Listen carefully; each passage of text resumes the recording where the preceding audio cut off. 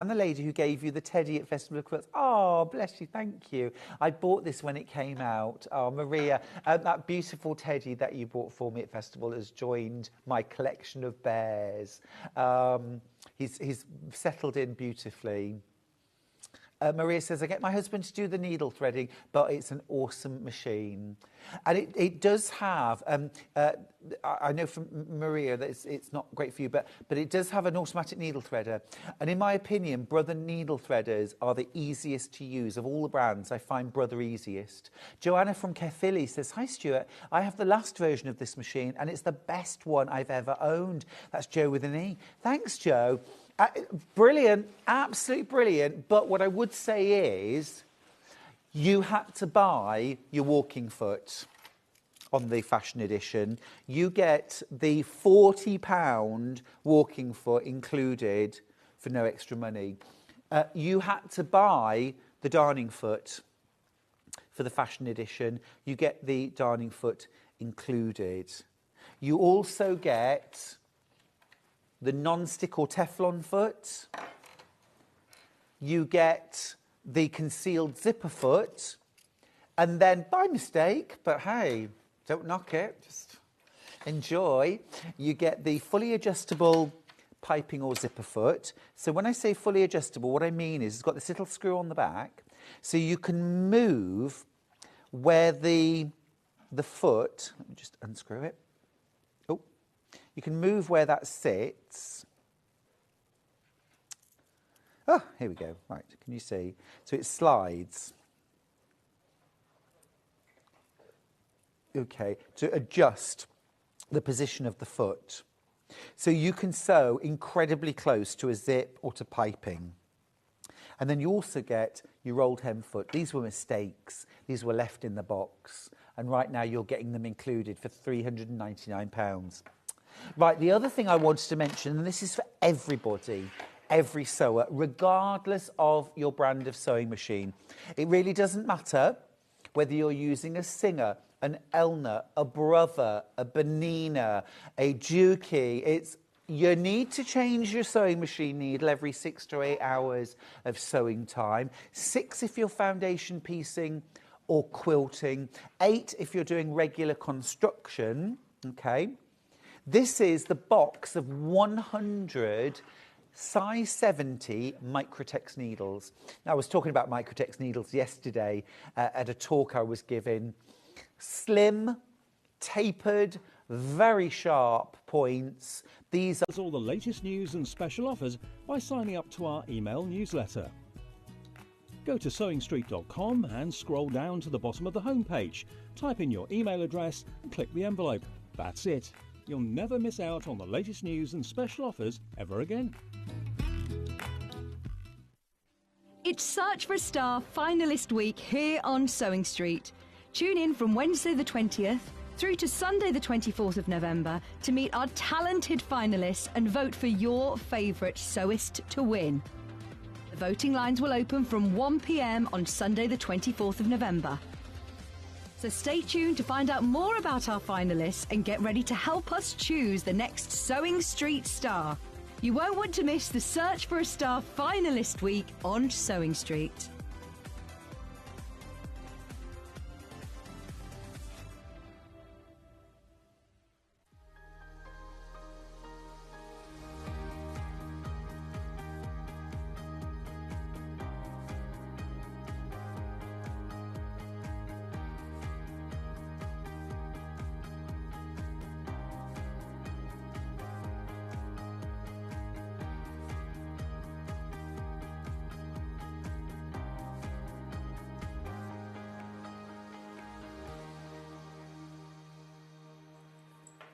Good morning, my lovely friends. Welcome to Monday Sewing Street. It's the start of a fabulous week. How are you?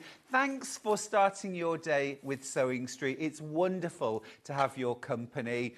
My producer just said to me, Stuart, you match the quilt behind you. I thought to myself, this doesn't just happen, you know. I think about it.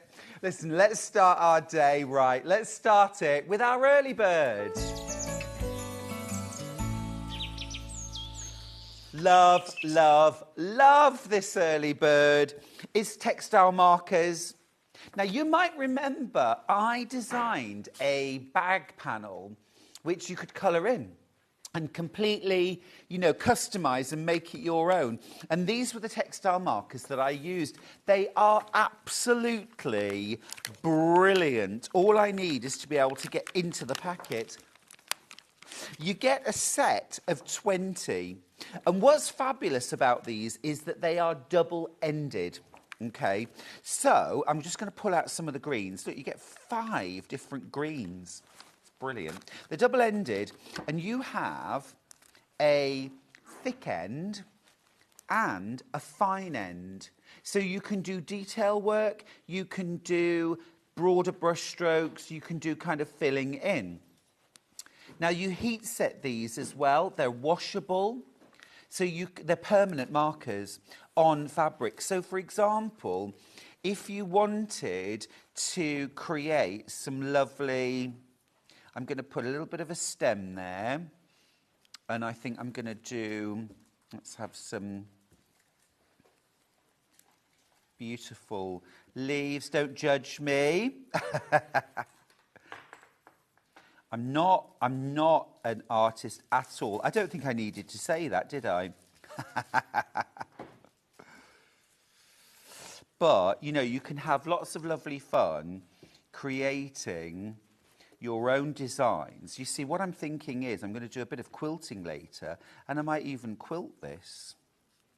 So you could draw, ever so easy to use, great fun as well if you're crafting with children. So I'm going to use one side now to create. You can also work over the top of these as well, so you can blend colours.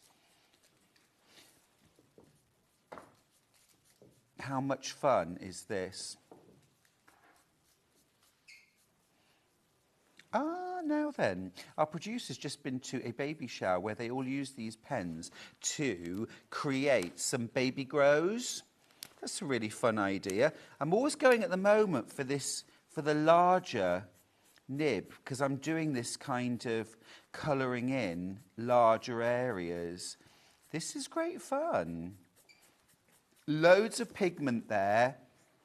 I'm not having to go over the same area lots and lots of times to get really good coverage. Ooh, I'm happy with that already. What I'm going to do now as well is I'm just going to grab some reds, because I just love a bit of red berry. I mean, I haven't done holly, but I'm going to put some little berries in.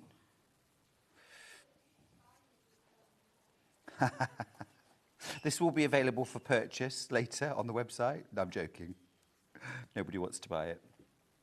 I'm just going to do a little bit of that, and then I'm going to go in with a slightly brighter, lighter, just to add a bit of...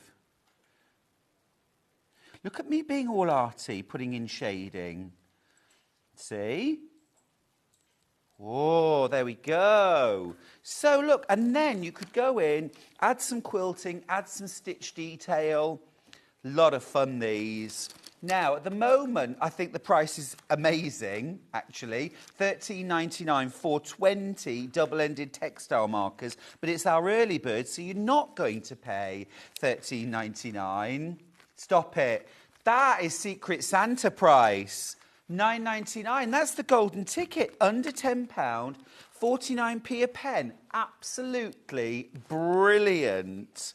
Lot of fun. If you're thinking about lovely projects to do with the kids or the grandchildren over Christmas, you could even do some little Calico Christmas stockings that you then colour in and hang on the tree, personalise them. How much fun would that be? Yvette says, good morning, Trouble, and everyone. Is that me, Trouble? Delia says, good morning, Stuart. No, morning, my love. How are you? These are great fun. $9.99 for these. Absolutely amazing.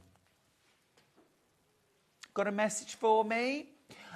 Good morning, Stuart. Lovely to see you on Sewing Street this Monday morning. Thanks, Sandra. Well, It's nothing without you. Thanks for joining me. Thanks for joining me. We've also got some FIFO reviews on this product. Good quality, lovely bright colours that work well on fabric. It's super easy, go on really smoothly. Thanks for that, Diana. Another one. Brilliant. Brilliant colours and a great price. Well, $13.99 is a great price, but you've just saved yourself £4 by buying it on early bird. Third of the stock's gone. Third of the stock. Absolutely brilliant. You've got oranges and yellows too. I'm just going to show you some of those. You've got your black, of course, and your grey. What shall I do? I don't know what to... An orange. I don't think I can... A clementine! A clementine. Do you know, I'm old enough to remember when clementines really did only come out at Christmas. They were only in the shops at Christmas. Now you can buy them all year round, can't you? But back in the day, it was, ooh, an orange. I mean, come on, it's true. I'm just going to do a little starlight, star bright. A little Christmas star.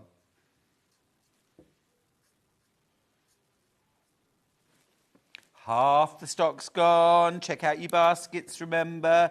I'm just going to go in with a second colour because you can really kind of blend these together. You can add highlights. Look, there we go. There's my second colour.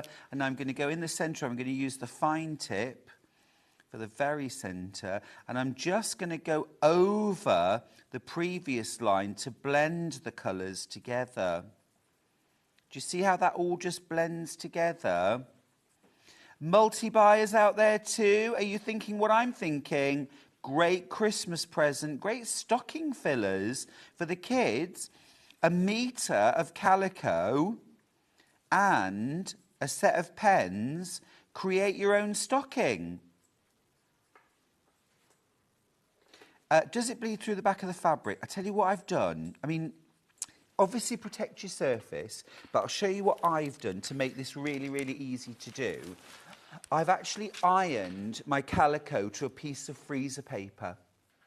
And that completely stabilises the fabric. It means that if I wanted to write, say, a quilt label, let's find the... So, you know, perhaps this quilt is called Star. And you can even draw lines on your freezer paper first so you can follow lines. Starlight, star, bright. Quilt made in 2024. You know, so you just put it on freezer paper and then it's as easy as just writing on paper. They're brill. They're going to sell out though. Don't let this slip away. Deborah says, morning, Stuart and team. Morning, my love. Jan says, good morning, Stuart. And all, you've just reminded me, I have a set of these pens somewhere. Get them out. Have a go. Another message. Another message. Happy Monday. It was lovely to meet Charlie yesterday, and I'm so sorry I missed the 3-in-1 gloves. I hope they will be back. Love, Glenys. Glenys, thank you so much, and thank you for all the love for Charlie yesterday. I'm sure we will get him back very soon. Morning, all. Can you heat set it to make it washable? Okay, absolutely. 40 degrees. Allow drying for 6 hours after decoration. Then iron inside out for 5 minutes. So from the back on the decorated area, use a cotton setting. And that's it. It's machine washable at 40 degrees. How cool is that? Absolutely brilliant. Claire says, morning, Stuart and all. I'm still feeling poorly. Oh, you poor thing. What's that all about? We don't like that. We don't like that. Get well soon, my love. Get well soon. Keep going through for those. They're going to sell out. Now, how to get in touch. Lots of you have got in touch already. It's easy. You can call our call centre, 0800 001 4433. UK based. They're in the building. It's a free phone number. And you can order that way. Ask questions. You can also go to our website, www.sewingstreet.com. And once you get there, click on Watch Live. You'll be able to watch us. You can send a message up to 150 characters. Hello. Oh, hell. Dear, is that a Freudian slip? And then if you scroll down, this is how you shop. There's our early bird. It is about to sell out, but there's still time if you're quick. Now our first hour is GloForce. We've got some amazing lighting combos. This time of year, it is getting dark. You don't need me to tell you that. It doesn't need to stop you crafting. It doesn't need to stop you sewing. And it means you've got directional, task-oriented lighting. Fabulous, fabulous bundles coming up in the next hour with Guy Carver. Moving on, look, there's that freezer paper that I was just using. Grab yourself a roll of that. We've got some wonderful tools, some wadding. In our tools out, I'm going to be demonstrating some free motion quilting skills using Calico and wadding. We've got some 505 on there as well. Stock up ready. And remember, you only pay 1p&p all day. It doesn't matter what you buy. It doesn't matter how many times you check out. Combine your shopping basket and you just pay £4.95 for the entire day. Now, I have some great news to share with you. Yesterday, I had the Brother FS250 Makers Edition on air, and we almost sold out. But I have a few left, and I'm talking teens. I've had a chat with my producer, and we're able to match the price from yesterday. Okay, it should be £799. Today, we're going to still keep that offer price of £399, okay? But I am literally down to my low teens, all right? It's 5 in baskets already. I've got low teens left. You get your walking foot, darning foot, you get your non-stick foot, you get your concealed zipper foot included for no extra charge. You get an extension table, a hard case, 250 stitches to play with. This is a machine you're really going to grow with and glow with. You can glow with this machine. I'm obsessed with GloForce. Let's do the menu. Let's do the menu. So first hour, Guy Carver's in the house. It's GloForce lighting. At 9 o'clock, we have got quilting tools. I'm going to be quilting. We're going to be looking at the FS250. I've got some wadding. I've got Calico bolts. Amazing deal on that. I've also got back in stock the comic board for wrapping and filing your fabrics. Always sells out. We've got 2 options, a pack of 25 and a pack of 100. So jump on the website, grab yours now. At 10 o'clock, my mate Lynn Goldsworthy is here with the first of 2 hours. Have a look at this quilt. How beautiful is this? It's the Irish Stars. The fabrics are so pretty, so classy. And as always, Lynn's bringing an amazing pattern for us.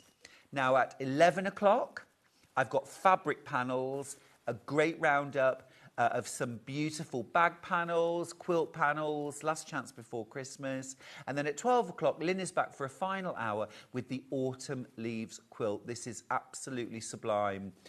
Excuse me. She's going to be teaching us so many great skills. Absolutely beautiful.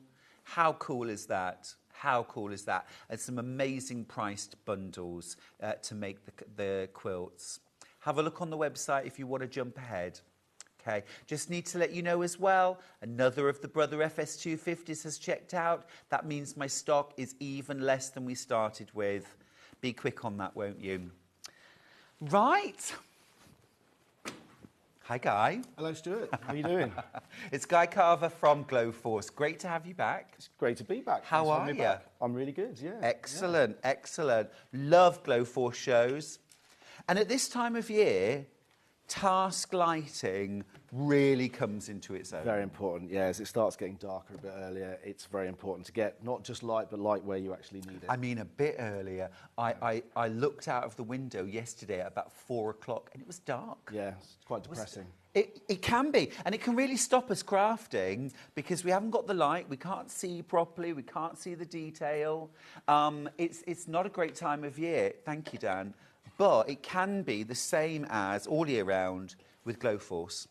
It is, yeah. So if anyone's not seen GloForce before or don't know what it's about, it's a kit, it's a modular kit that I originally designed just for making sure anyone can get lighting in the right spot, pretty much in any setting. So I've it's modular, but it's made out of different sized goosenecks. I do different magnets and different clamps. And this is a gooseneck, right? Yes. What's Your amazing? Swan neck or gooseneck. What's brilliant about these is they have, you know, like I don't know the technical term, a Threaded point? a third. Okay, I don't know if that's what you mean, An or innie yes. at one end, and An innie and an outie. outie. There's other ways you can put it, but yeah, that's an innie and an outie. Yeah, probably. and then you've got another which is an innie and an outie, which means that you can build very simply your own system Yes. of lighting. Yes. Genius. So yeah, I have a whole modular system, and today I'm showing 3 particular kits that are very, very well, my 3 most popular kits, and they're very new kits, and it's combining lighting and magnification. Yeah. Obviously, a lot of people need to get light where they need it, and that's what my kit's always been very popular for, because usually there's always some situation where somebody can't quite get the light where they need it. So it's either not reaching 100%. or it's creating shadow. Whereas I've developed this system where you can extend the goosenecks. Where if it's not happy on a stand, you can then magnetise it to something. Amazing. If that's not right, you can put it over your shoulders. Oh, the magnets are amazing, Guy. I remember these. The magnets are so cool. Now, we've got 3 kits for you to pick from, okay? So we've got like a kit 1, which we're going to show you first. Then we're going to show you kit 2, and then there's like a mega super duper... the ultra kit that combines the 2. So I'll start with it. So, yes, please. So first of all, we've got the lights, okay? So it's called the eye light, and this is what I originally designed the whole system about. It's a 1,000 lumen battery rechargeable light. What does that mean, 1,000 lumen? So it's, I suppose the technical term, it's very bright. Very. That's all I need to know. Yeah, if you want bright. to start saying amount of candle power, then you're talking in the millions and millions. But it's just very, very bright. Is that daylight? It is a light, daylight light. Daylight, okay. love, So love. so you just plug it in on USB. I've just updated it to USB-C actually now. So yeah, you plug it on USB. It takes 3 hours to charge. Yep. And it tells you on the back how much power it's actually got in there by a little 4-stage indicator. So Glow Man, Guy. Glow Guy. I'm associate Glow Guy. So this, I could literally pop in my pocket to go dog walking. Yeah, a lot of people do.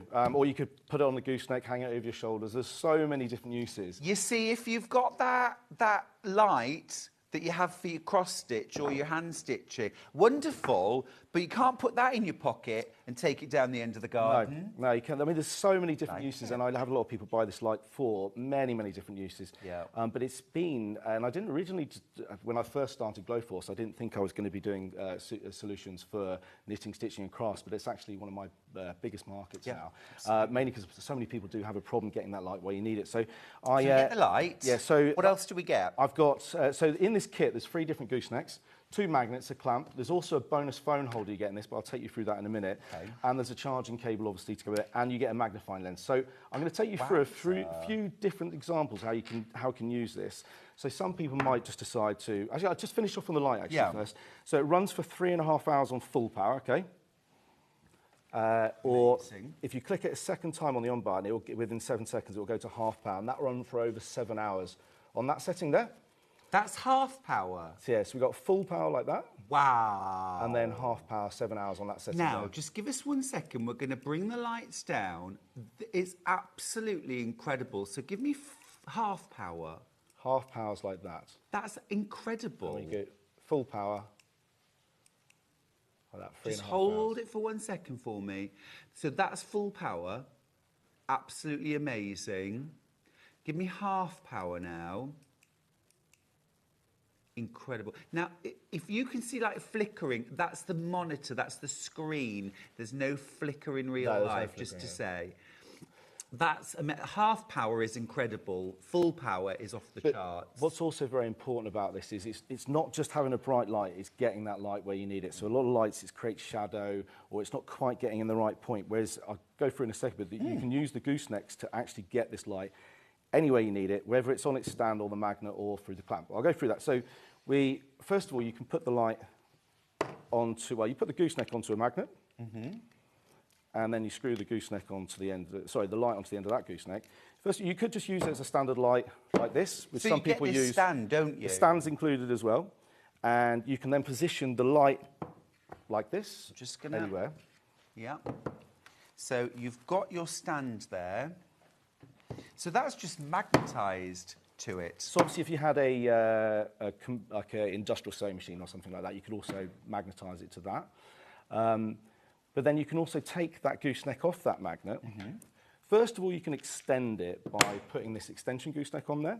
There's actually 3 different goosenecks included in the kit. So 2 slightly longer but thinner ones, and the other one's a thick one. It gives a strength at the bottom. So if you've ever used a gooseneck before and it doesn't quite hold, usually it's because it's not got the strength in there. So I've designed this so the base part has the strength there, and the top part has the flexibility. So if I put that magnet on there, first of all, then you've got an extra reach there from the stand, or from the magnet if you've got somewhere metal to put it on. Well, I'm thinking even like outside in the garden or maybe in the garage as well, being able to get loads and loads of use out of your... I mean, so many people use these in workshops, in sheds, as a DIY light. So many different uses. Just, well, anyone usually has a problem getting light where they need it. But also you can chuck it over your shoulders when you're working on something or you're reading. Puts a lot of light that. Amazing. But there's some extended uses on that I'll take you through in a minute. But now, just remind everyone as well, 4 hours light on full. 3.5 hours full 3.5 power. full power. And then you have 7 hours on the half power setting 7 hours. per charge. And 4 hours to charge. And then I've got this, what I call the dyno clamp. Now this clamp screws on instead of the magnet, and then that will clamp onto anything up to 65 millimetres. So you can clamp it onto a table or shelf, but also you can actually clamp that onto a sewing machine handle. And this gets all of that light exactly where you need it off the sewing machine handle there. Absolutely amazing. We'll just get a little bit of a close-up of this, I think. Do you want me to move this machine over or? Okay. That's so cool. So here I can see you're using a clamp and a gooseneck with a magnifier, which remember you get your magnifier included. You see, Guy, I like to burn the midnight oil, and also I like to sew very early mornings as well. This is giving me all the light I need to be able to sew accurately, to see exactly what I'm doing. It does. And then you can also, like you say, you can put a magnifier on the end, which also comes in the kit. Yeah. But there's also lots of other things this kit can do. Okay, tell me more. So we can also, if we take that gooseneck, take the clamp back off. So you could put it onto a shelf as well. And you can also, let's put that back on the magnet and put this back on the stand. Now this is actually one of the most popular situations of this kit, or examples of this kit. You can then put the other 2 goosenecks, because the 3 goosenecks comes in the kit in total. How many magnets do I get? You get 2 magnets, 1 clamp. Magnets, brilliant. You can buy additional clamps separately. You have an offer on them. So if you wanted to clamp the light and the magnifier to the sewing machine, that's what I was thinking. And that's called the C1 dyno clamp. So now, but if you put the 2 magnets onto the stand, and then if you put the magnifier onto there, so you've got 2 goosenecks holding the magnifier there, and the one holding the light, then you can get the light exactly where you need it when you're working on something on a tabletop, or on anything really. You're just working on anything on the on the table, on a workbench. You can then get your light exactly where you need it there, and then you independently get that magnifier in the right spot. Now, there's obviously lots of magnifying lights out there, but they usually have the light built into the actual magnifier. Yes, completely. So obviously they're great, but there's a situation there where if you want more light, you want to hold the magnifier closer, you actually lose the magnification. Yes. And then you hold it back, you lose the light. But what we're doing here is we're getting lots of light exactly where you need it, which is the most important thing. Yeah. And then you're independently getting the magnifier in the perfect spot for your eyes, because some people need a magnifier to be really close like that. Some people need it to be right back, depending on how their eyes are working with the magnifier. I think we've got a bit obsessed over the years, haven't we, of combining things into one. You know, I always remember my hairdresser years ago saying to me, don't use shampoo and conditioner, that 2 in 1, because they're doing opposite things. You need to do them as 2 separate things. You've separated out so that we can use each independently and combine them when and how we want to, rather than having it dictated to us by the system. Exactly. And then it's also one kit that does many different things. Yeah, absolutely right. And absolutely so right. if there's a few... Got a lovely message for you, Guy. Yes. Lovely message. Always here for the lovely messages. Love, love, love my GloForce lamp. It's so useful at the sewing machine. helping hugely with precision. That's Derek, who's in the Scottish Borders. Thank you, Derek. Thank you, Derek. Yeah, That, isn't it? It's that precision. It's things like colour matching as well. Exactly, Being yeah. able to see the colour, true colours. Yeah, and the daylight light's a very important part of that as well. So there's one extra little real bonus that this kit can do. Yeah. So you can actually take, if you take the magnets back off there, there's one extra little gizmo, other than it obviously comes with its charging cable, so you can charge it up. Right. You want to be able to do that. You want to have it one-time use like. So what we can do now, this little part here, this is what you'd call your outie. So this, when you go, you can actually join these goosenecks in one long run. Right. Okay. So you put this little gizmo. Is that light going in your eyes? So sorry. Really bright. Just testing you on that one there.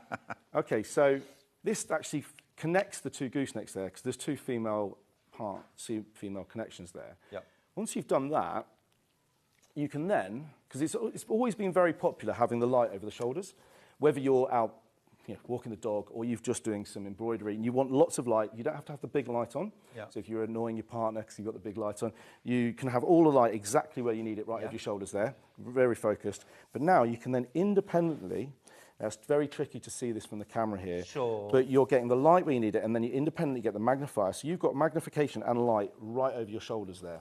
And that has been a very, very popular feature. Yes. Yeah, absolutely. I love the fact that you can, it's modular, and why isn't everyone doing this? You can take bits apart, you can recombine, you can reconfigure. Do you know roughly how many different ways there are to...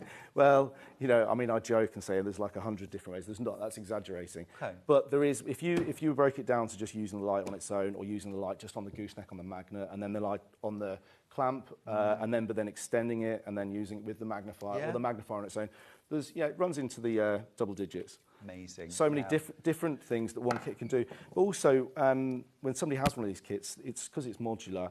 I'm always bringing out new parts, so you'll see me in the future. And like some people buy one kit and then later they adapt to it and they put because there are other things that you can get to add on to this. This is a brilliant way to start. Now let's talk about the price. £110. But there are two split pays. So split pay works like this. When you come to check out your basket, you'll be offered split pay on this item. It's literally tick a box and you've got it. No forms to fill in. You don't pay any interest. You don't pay any additional money for using this. You don't have to fill in a form or anything else. £55 today, and in 3 to 5 working days, you'll have this home. Next month, a second payment of £55 and you're done.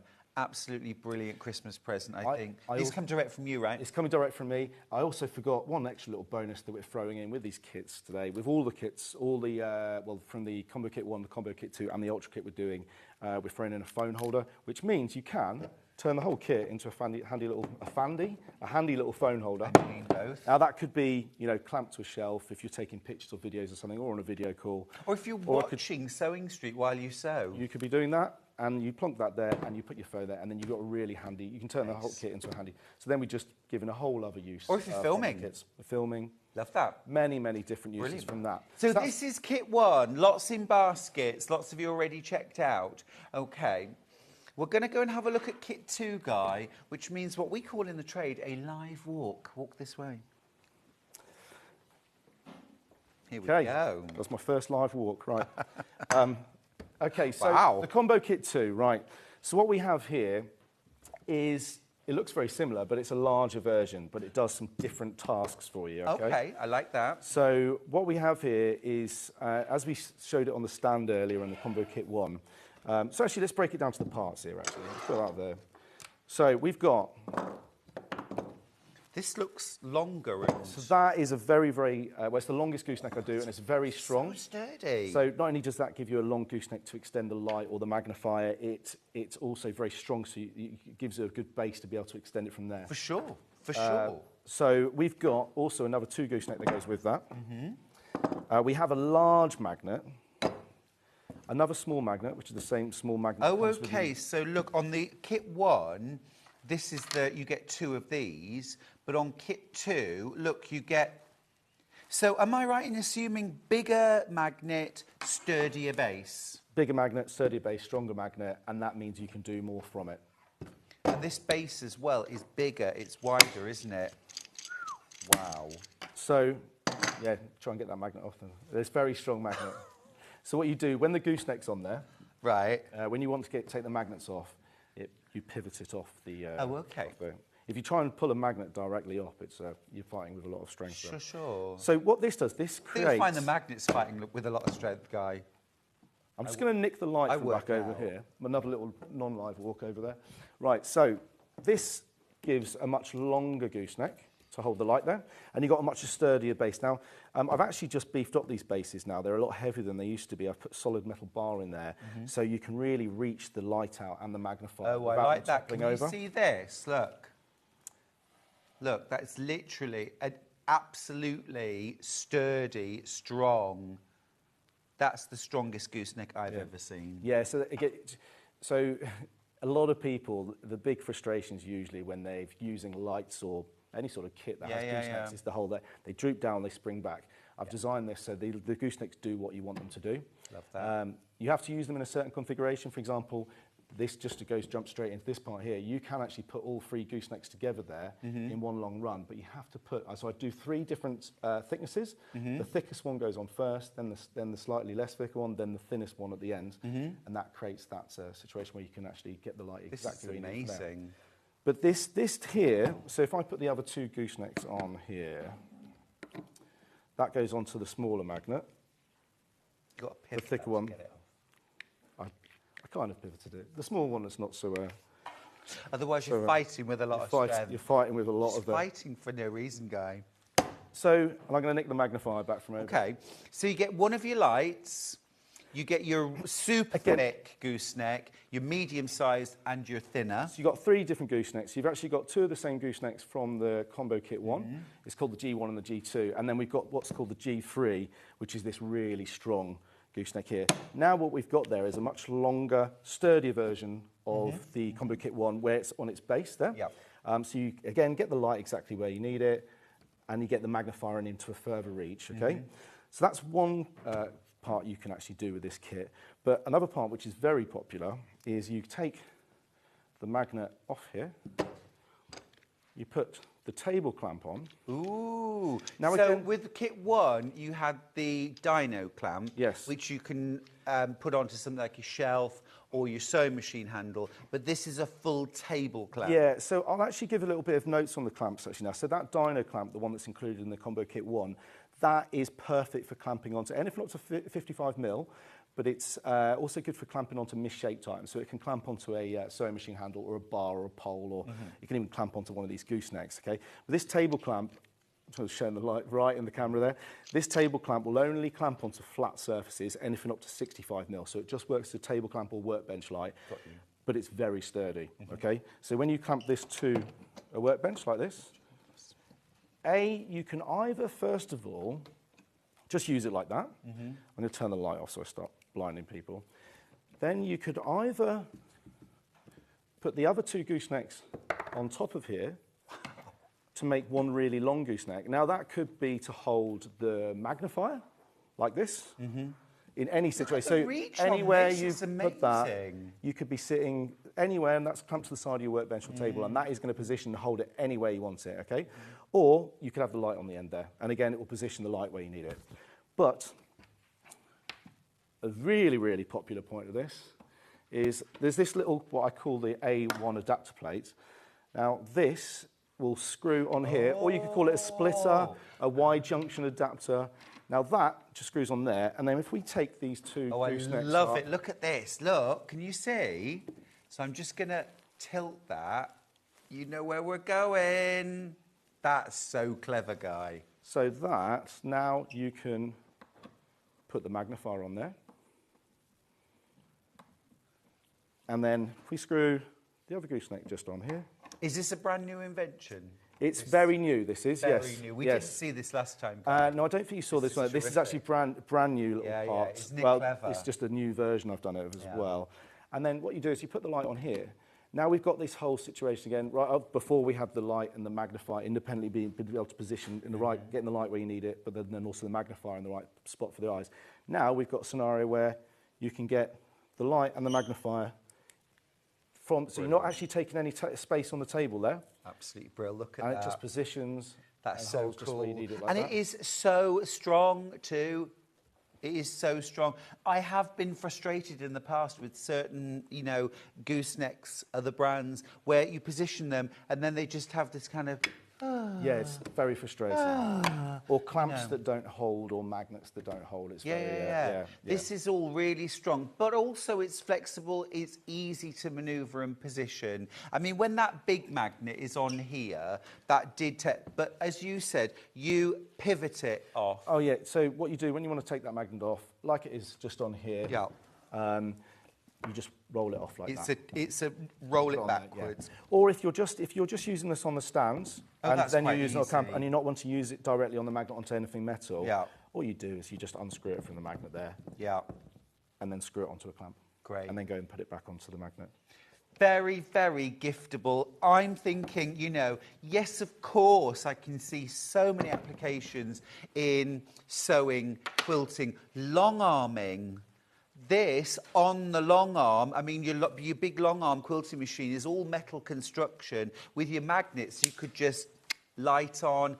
Very difficult to light when you're quilting. Actually quilting, that is the most difficult thing to light for me, I think.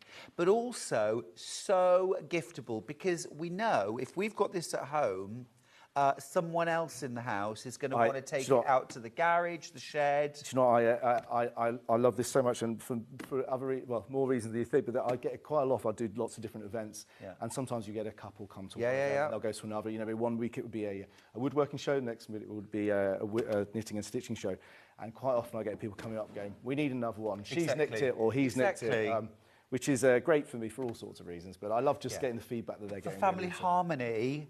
Get one each.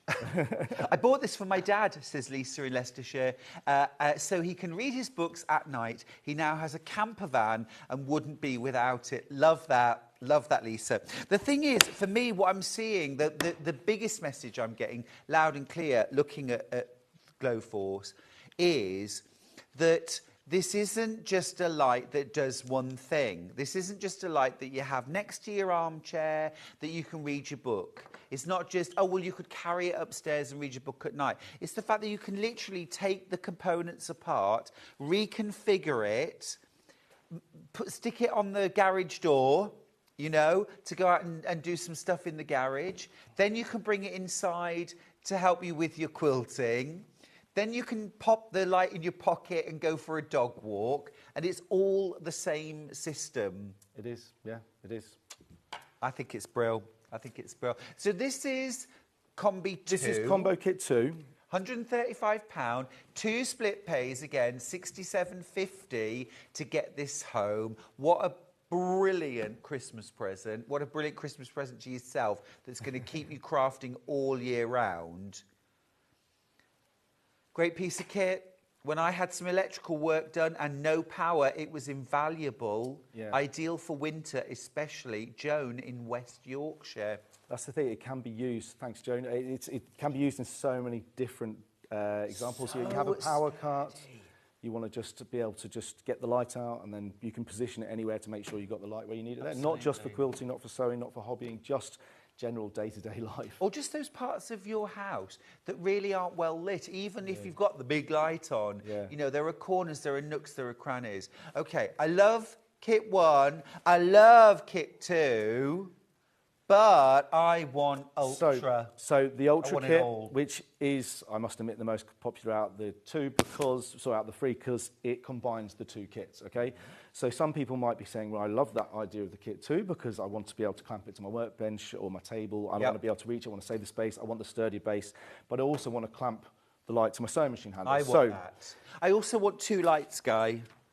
So you can also buy additional lights as well. You can get additional. So in your Ultra, do you get 1 light? You still get 1 light? In each kit, Combo Kit 1, Combo Kit 2, Ultra Kit, you get 1 light. And you also get the phone holders as well. So the Combo Kit 2, you get the phone holder. But you get 1 light, but you can buy additional lights. And that's very popular because if you've got all these goosenecks and magnets... Have we got the lights on their own? Amazing. You have, yes. Amazing, yes. We have. Good. And then you can just buy additional lights. So sometimes, you know, a couple might have the light and say, well, I'm going to use my light clamped to my sewing machine handle, and the other person's got the other light down the shed on the stand on the magnet on the other gooseneck. So because I'm thinking as well, if you've got the Ultra, how many magnets do you get in total? Right, so the Ultra kit, I'll tell you what you get in the Ultra kit. So you get in the Ultra kit, you get everything. I'll just go recap actually what you get in the combo kit 2, and then I'll say what you actually get in the Ultra kit. So if I break this down, we've got the big magnet. So this is not detailed. Can we just have the kit 2 back on screen, please? Yeah, sorry to confuse you. But so the combo kit 2 has the large magnet, the small magnet. We've then got 3 goosenecks. We've got the G3, the G2, and the G1. And they also both come with the combo kit 1, combo kit 2, come with what's called the MF1 magnifier that I've been showing here. Okay, you get the light and its charging cable. Okay, and you get the splitter Y-junction adapter. Love that. And you get the table clamp, okay? So that's all the things you get included in Combo Kit 2. So what we add in as additional to this on the Ultra Kit, you get 1 extra gooseneck and the little adapter to put in over shoulders. So to the over the shoulders set, you need 3 of the small goosenecks and you need this little adapter, then a lens and the light, okay? Yep. So by adding the extra gooseneck, also you can do extra things with the especially if you have an extra light, you can actually do more things from the magnets, from the clamps with the light or the magnifier. But the really good thing is you can do the over the shoulders thing then, okay? And we chuck in one of the dyno clamps. Brilliant. Okay, which means you can then clamp either your light or the magnifier, to the sewing machine handle, or to shelves, or misshaped items. And we also throw in an extra lens, which is called the MF2. Ooh. Now, this lens here is very, very popular because it blocks out one big area of, magnified space without distorting to the edges. It's a Fresnel lens, a very clear Fresnel. Fresnel lens, if you're a bit of a history in Fresnel. He's the guy who invented the lighthouse lenses many years ago. It's the technology behind that. And now this, I don't know if we can actually get the cameras on this, but this means you've got one big area. So you don't have to, some lenses you have to move them around to get the actual focal point. I'm going to just move things over, Guy, so that we can get this shot. With these... Is our overhead here. Okay, should we just try it? Yeah, I can move things around. So there is our... It's tricky to get it from the camera, but it blocks out one big area. Yeah. And you don't have to keep on moving the lens around to get the point, so it's very easy to work under. Yep. And it's a 4 times magnification on that. Fantastic. Such a bright light as well, isn't it? So you go from there. Okay, so that's... Oh, wow. Yes. You're better at positioning these things than me. So that's called the MF2, and that comes included in the the Ultra Kit. It's also available to buy as an accessory as well. Got you. Fantastic. So that's 4 times magnification. Yes. Now that's £175 with those extras. So you get your extra gooseneck, you get your dyno clamp, you get your adapter thread, you also get your Fresnel lens. Absolutely fantastic. Now I think I would be adding in an extra light because wouldn't that be useful? So we will go to that in just a second. 175, and there are actually 3 split pays. The first split pay on the Ultra is actually less than your first split pay on Combi 2. So this you're getting more for a lower split pay, 58.33.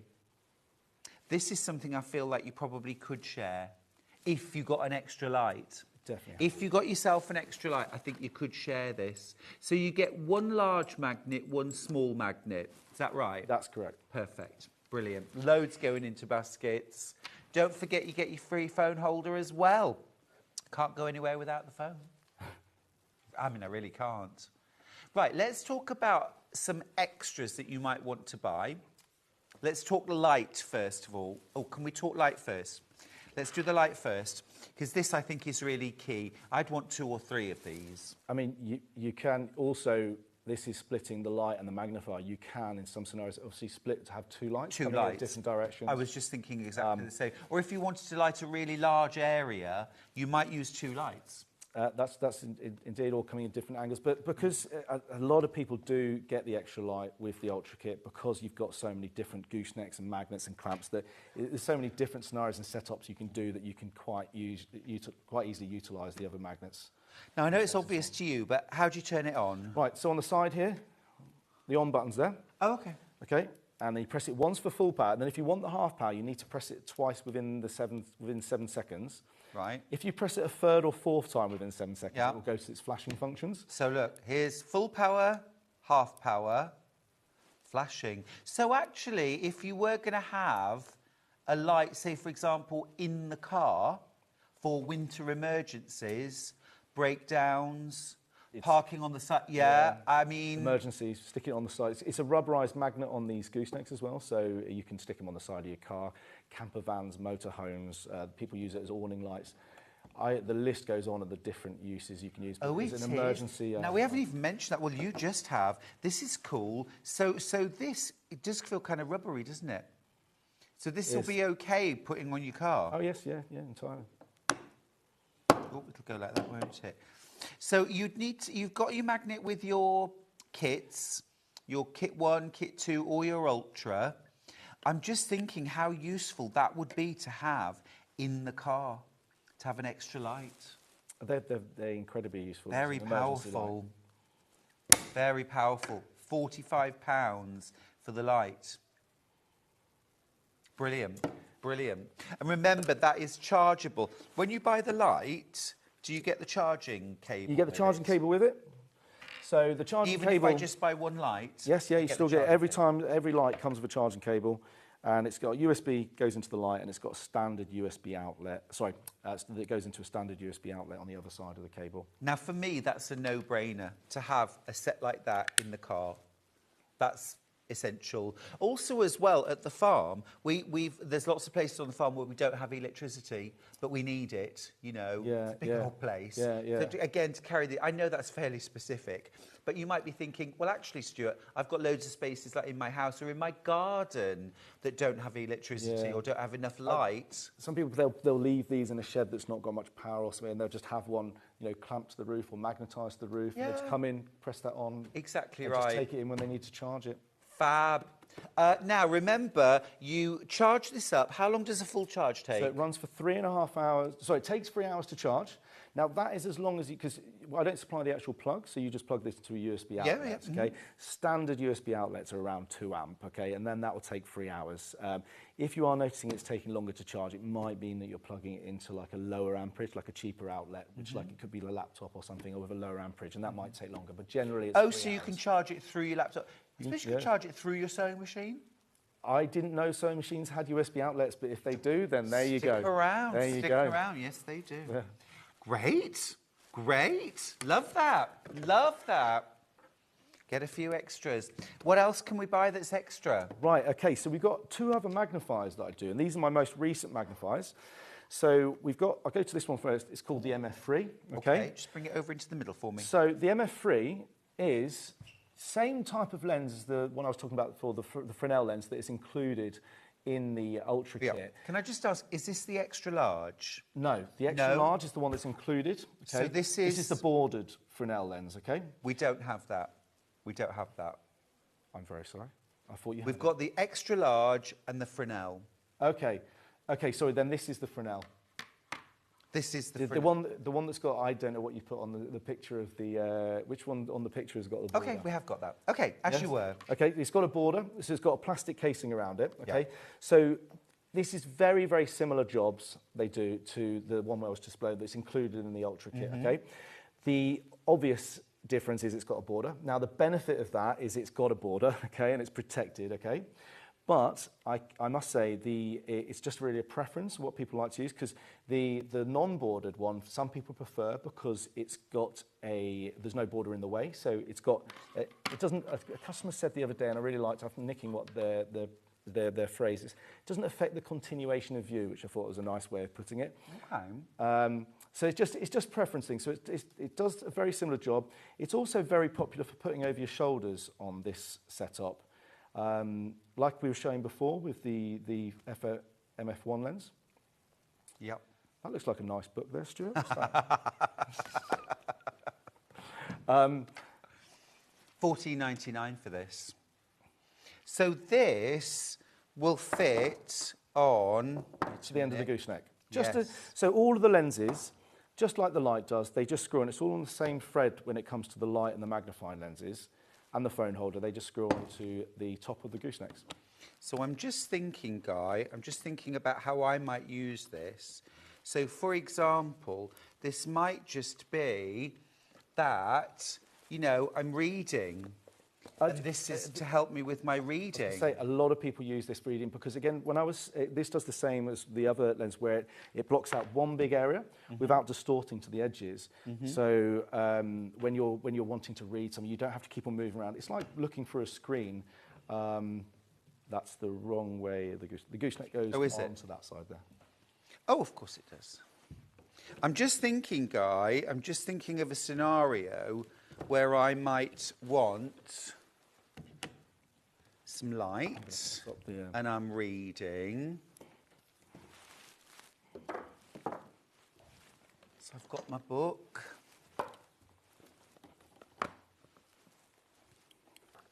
Fab. Makes such a difference. Terrific.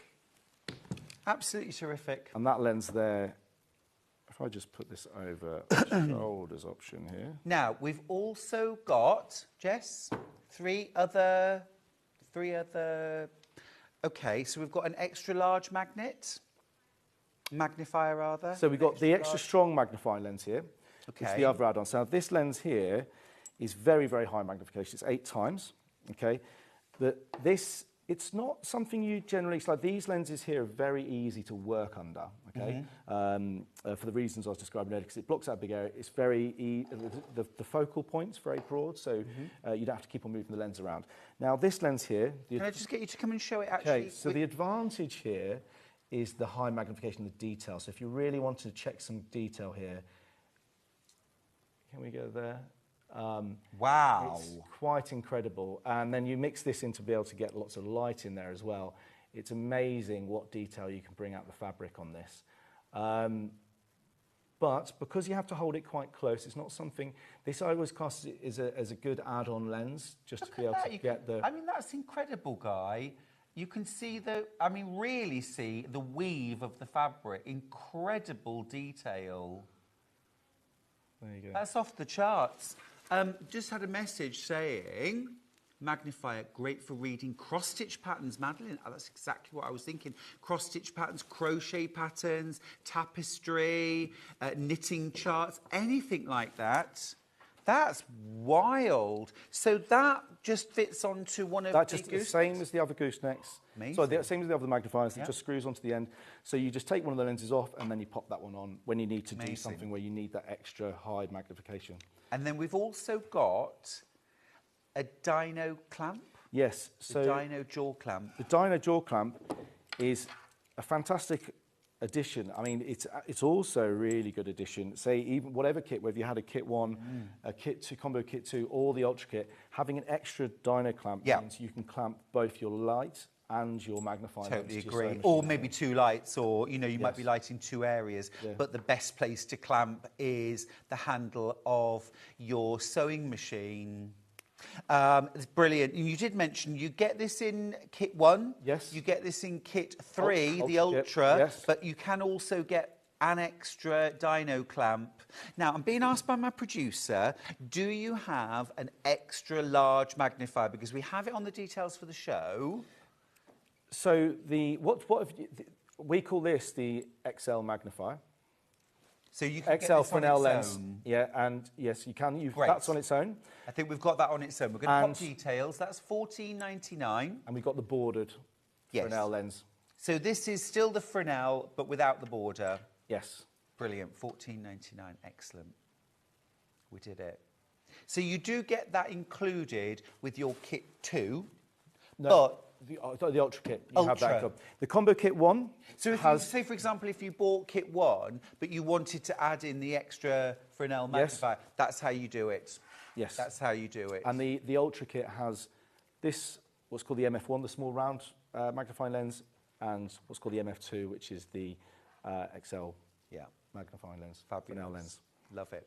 Right, we're going to head back over and we're just going to do a little bit of a recap, a quick recap of kit 1. Okay, so in kit 1, we have the small metal base, heavy base, 2 small magnets, 3 goosenecks. So we've got 2 of these thin goosenecks here. Yep. There. And the one I was talking about, a thicker one, to create that strength there. So when you're using the 2 together, you always put the thicker one on first, okay? Very important. And then we get 1 dyno clamp, and we get the little adapter so you can do the over-the-shoulder thing. And this one includes the small 2.5 times MF1 magnifying lens. Fabulous. That's in the kit 1. Fabulous. And then that's, because you've got 1 clamp, you can clamp either the magnifier to your sewing machine handle or the light to your sewing machine handle. And you can obviously use it on its stand like that. You can put it over your shoulders, light or magnifier or both. And that stand as well, so sturdy and strong. And it means that you can take your lighting wherever you want it, either on the base, around your neck, or on the magnets. You can adapt it. You can just make it work for you. This is a great beginner bundle if you haven't tried GloForce before, or if you already have GloForce and you want to expand the possibilities. I guess it's a bit like Lego, isn't it? This is, you know, you can use any of these as expansion packs. I've had quite a few people call it like Meccano. You make it into what you need it to do. It's a brilliant way of making a few components into almost infinite possibilities. So that's kit 1. We'll head back over for kit 2. So kit 2, our most popular guy. So kit 2, I'm not surprised, is so you get the larger magnet and the smaller magnet. You've got the big table clamp. Let's take it this way. Let's do it from this side. So we've got the big table clamp. We've got this big G3 450mm gooseneck. We've got the splitter, which is the wide junction adapter. We've got the other 2 goosenecks, so then you can have one holding the light, one holding the lens. I'll take this lens off for a minute because this is not included in the kit 2. Right, do you want me to take that? This one, you've got the MF1, which is the 2.5 times lens. The 2.5 times lens, actually, I haven't mentioned, also has a little inset part which has got a 5 times magnification inside there. So if you wanted to thread a needle and you need to use that lens for that, it's a popular little feature for there. That's cool. So you have everything here in its entirety, but you also have the base, the big magnet and the small magnet and the phone holder, which means you can then take this apart and then you can put it onto the base and use it on the stand as well. Yeah, absolutely amazing. And then the Ultra kit is everything that we described that's included in the kit 2. But you're getting 1 extra gooseneck and the little adapter part, so you can do the over-the-shoulders thing. So you've got the light and the magnifier over your shoulders. You also get this lens here, which is the non-bordered Fresnel lens, really good for reading, working on big areas without having to move the magnifier around or adjust it. And you get the dyno clamp as well. And you get the little dyno clamp, which means you can also clamp the light to your sewing machine handle. I think that's really useful. This is my favourite configuration. I would definitely get the extra light as well. Grab yourself an extra light because that's going to bring... you know, you add 1 extra component and suddenly you've got all these extra configurations, haven't you? Remember, you only pay 1 P&P. Even though this is all coming direct from Guy, it's the same P&P. This covers all of your purchases from Sewing Street as well. Absolutely amazing. Thank you so much, Guy. Thank you, Stuart. Thanks for having me on. Incredible. And I hope you have a bright and light Christmas. Sure I will. And you. Cheers. Thanks, guys. All right, we will see you after the break. We've got quilting tools. I'm going to fire up the sewing machine. I'm going to get my Calico ready, and let's do some sewing. See you after this. It's Search for a Star finalist week here on Sewing Street. Tune in from Wednesday the 20th through to Sunday the 24th of November to meet our talented finalists and vote for your favourite sewist to win. The voting lines will open from 1 p.m. on Sunday the 24th of November. So stay tuned to find out more about our finalists and get ready to help us choose the next Sewing Street star. You won't want to miss the Search for a Star Finalist Week on Sewing Street.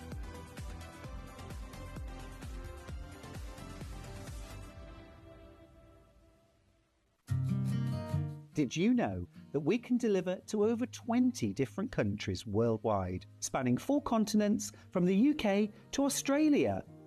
Check out our website for the list of countries and delivery costs. Sewing Street, stitching the world together.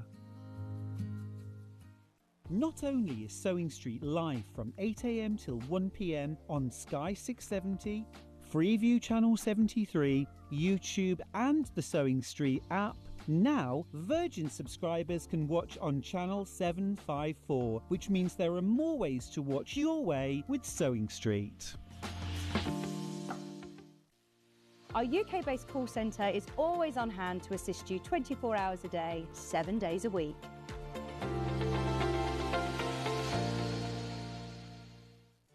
Did you know at Sewing Street that on various products we offer split pay?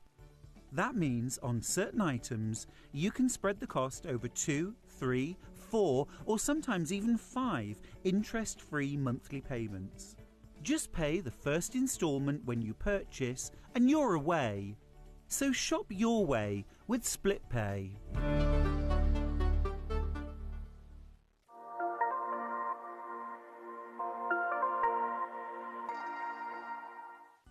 Never miss a show by watching on the go with the Sewing Street app. Head over to your app store now and search Sewing Street and simply download to your smartphone or tablet. You can watch the shows live and see your favourite presenters and guests. Click on the Today button to shop all of the products that are featured in today's show. Want to know what's hot? Then click here to see today's bestsellers and highlights. Have you missed a show or want to watch one back? Then click the schedule button and you can go back 7 days to watch and shop, and you can also see what's coming up over the next 7 days. Want to say hello or ask a question to our guests? Then send a message to the studio. You can also keep in touch with all the latest news, events, product launches and much more by clicking here for our social media pages. Never miss a show by watching on the go with Sewing Street. Here at Sewing Street, we only charge 1 P&P throughout the day. You can add as many items to your basket and check out and still only be charged once.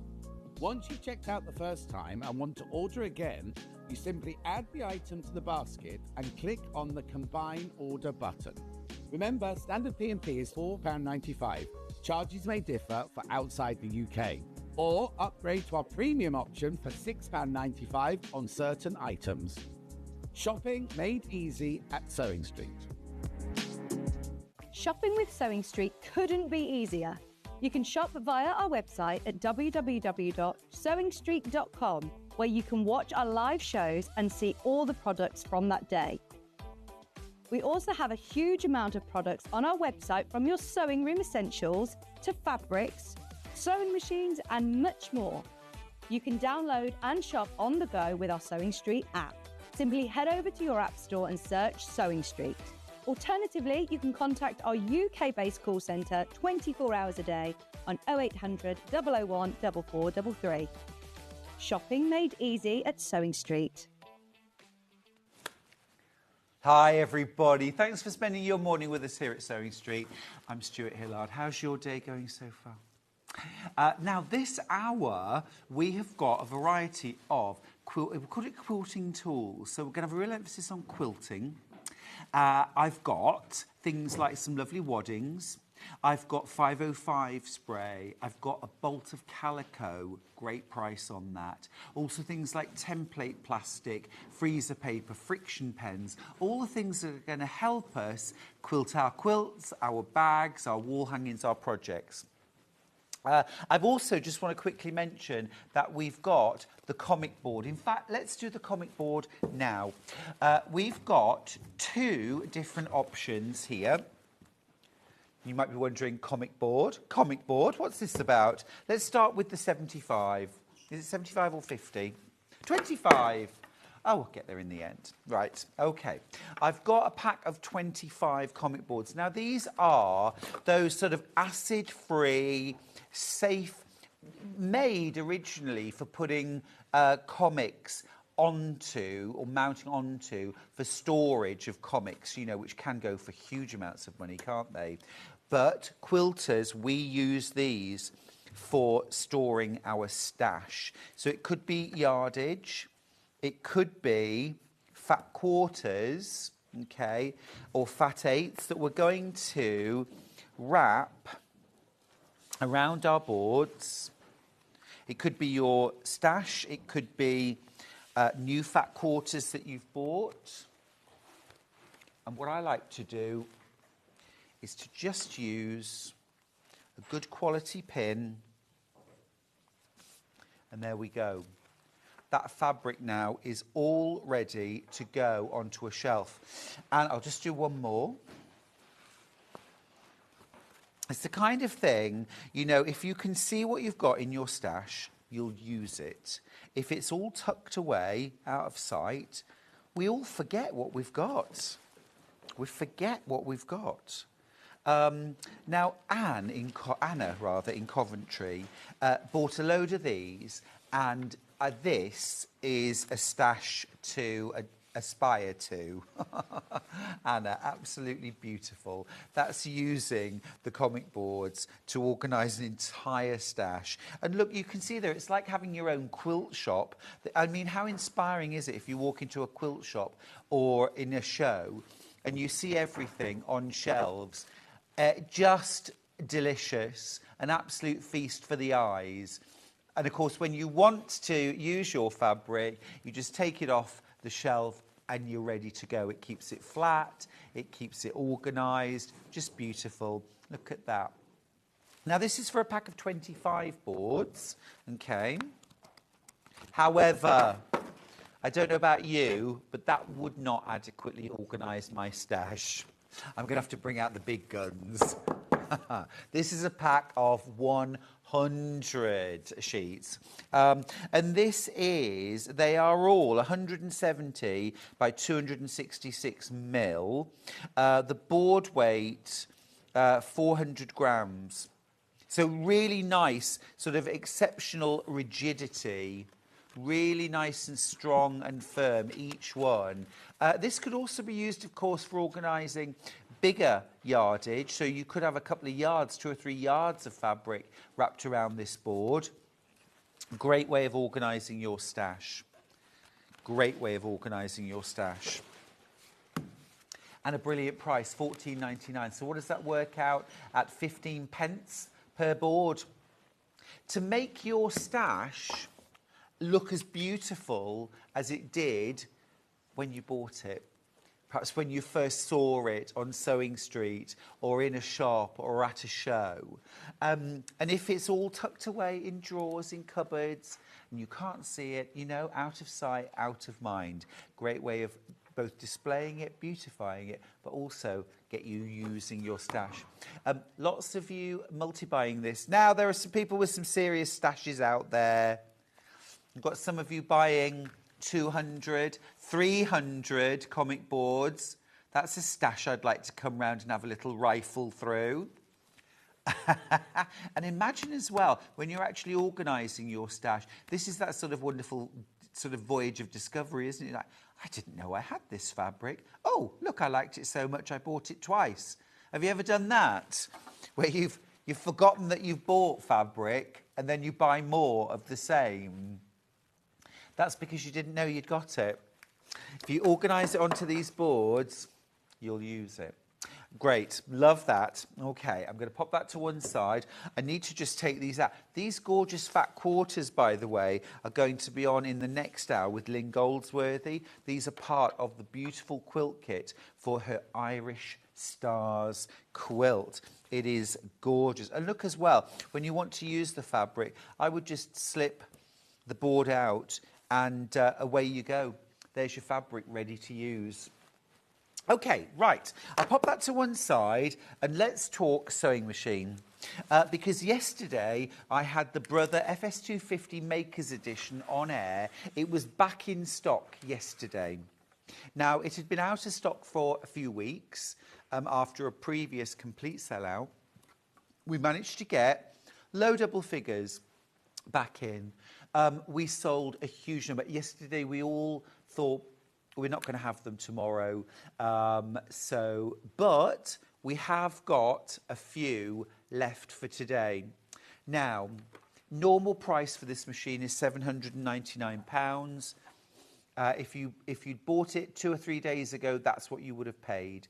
Yesterday's offer was £399. We're honouring that today. That means your first split pay of £133. There's 3 split pays on this machine. £133 today gets it home. There's 0 interest, 0 forms, 0 credit checks. It's just a box that you tick to say, yes, I'd like to have split pay. And you'll pay £133. Now, straight out of the box, this machine is an absolute cinch to use. It is super, super easy. Don't think that because it's got 250 stitches, 3 alphabets, a whole accessory box full of feet, and an additional bag of feet included, that this is going to be a difficult machine to use, because it absolutely isn't. Far from it. It's a beautiful machine and very, very simple. You've got your LCD display at the front. When you switch the machine on, this is what comes up. 0, 0. You see that J? That refers to the J foot. So all of the feet that you get with your Brother machine are debossed with a letter, so it can't wear off. It's really easy to see. You don't have to know what the feet are. You just find the foot that's got a J on it. Put that on. That's the right foot. So that tells you which foot to select, okay? So make sure you put the right foot on. You've also got there the number of the stitch. So at the moment it's 0, 0. So all you're going to do is use plus, minus in tens, and plus and minus in units. And depending on which stitch you pick, let's see. Can you see there? The letter of the foot now has changed to N. So that tells me I need to go into my accessory box at the front. I need to get foot N, which is this foot here. Can you see the letter N debossed? I need to put that foot on, and then I can use that stitch. So it's so easy to use, exactly. I love that. Now, you've also got there your stitch length and stitch width adjustment, okay? And again, it is as simple as plus means longer and minus means shorter or wider or less wide. Now, moving across the screen, do you see this little button here? So this is our stitch selection, and this is, at the moment, on the screen it says 1. That's because at the moment we're on stitch selection 1. So that's our first 100 stitches. Now, I've got a little handy flip chart. There's 250 stitches. And the way you choose those is, over here, we're in stitch selection 1, that's the first 100. Press it again, see it change to 2. Now we're on stitch selection 2, the second lot of stitches. There's the third lot of stitches. And if you press it one more time, you're back to the start. Now underneath, you've got an A. What do you think that's for? Alphabet. Alphabet. All right, so if you press that, now we're on alphabet. Now, if I lift the lid at the top, you can see your alphabets. You've got 3 of them.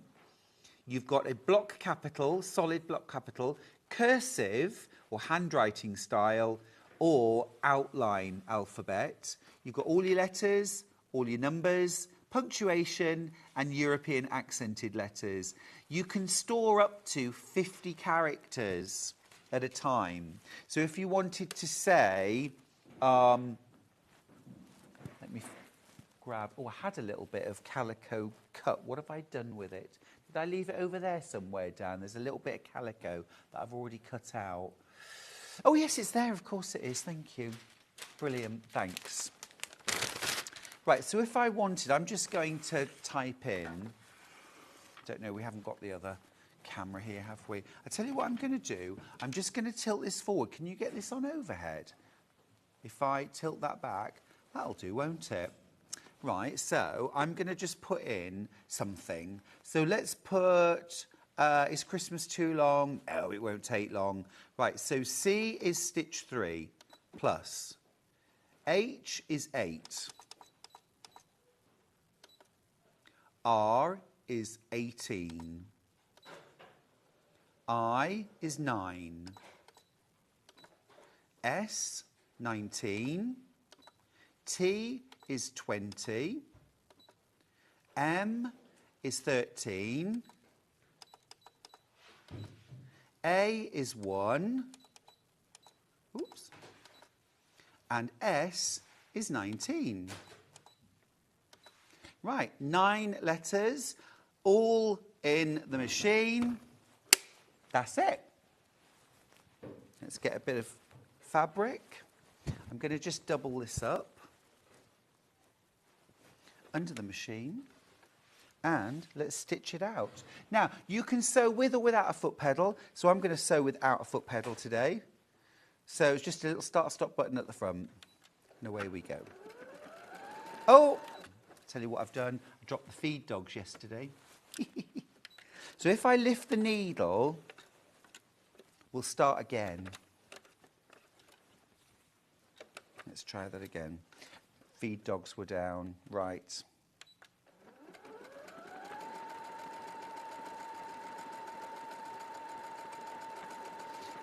And it'll stitch out Christmas.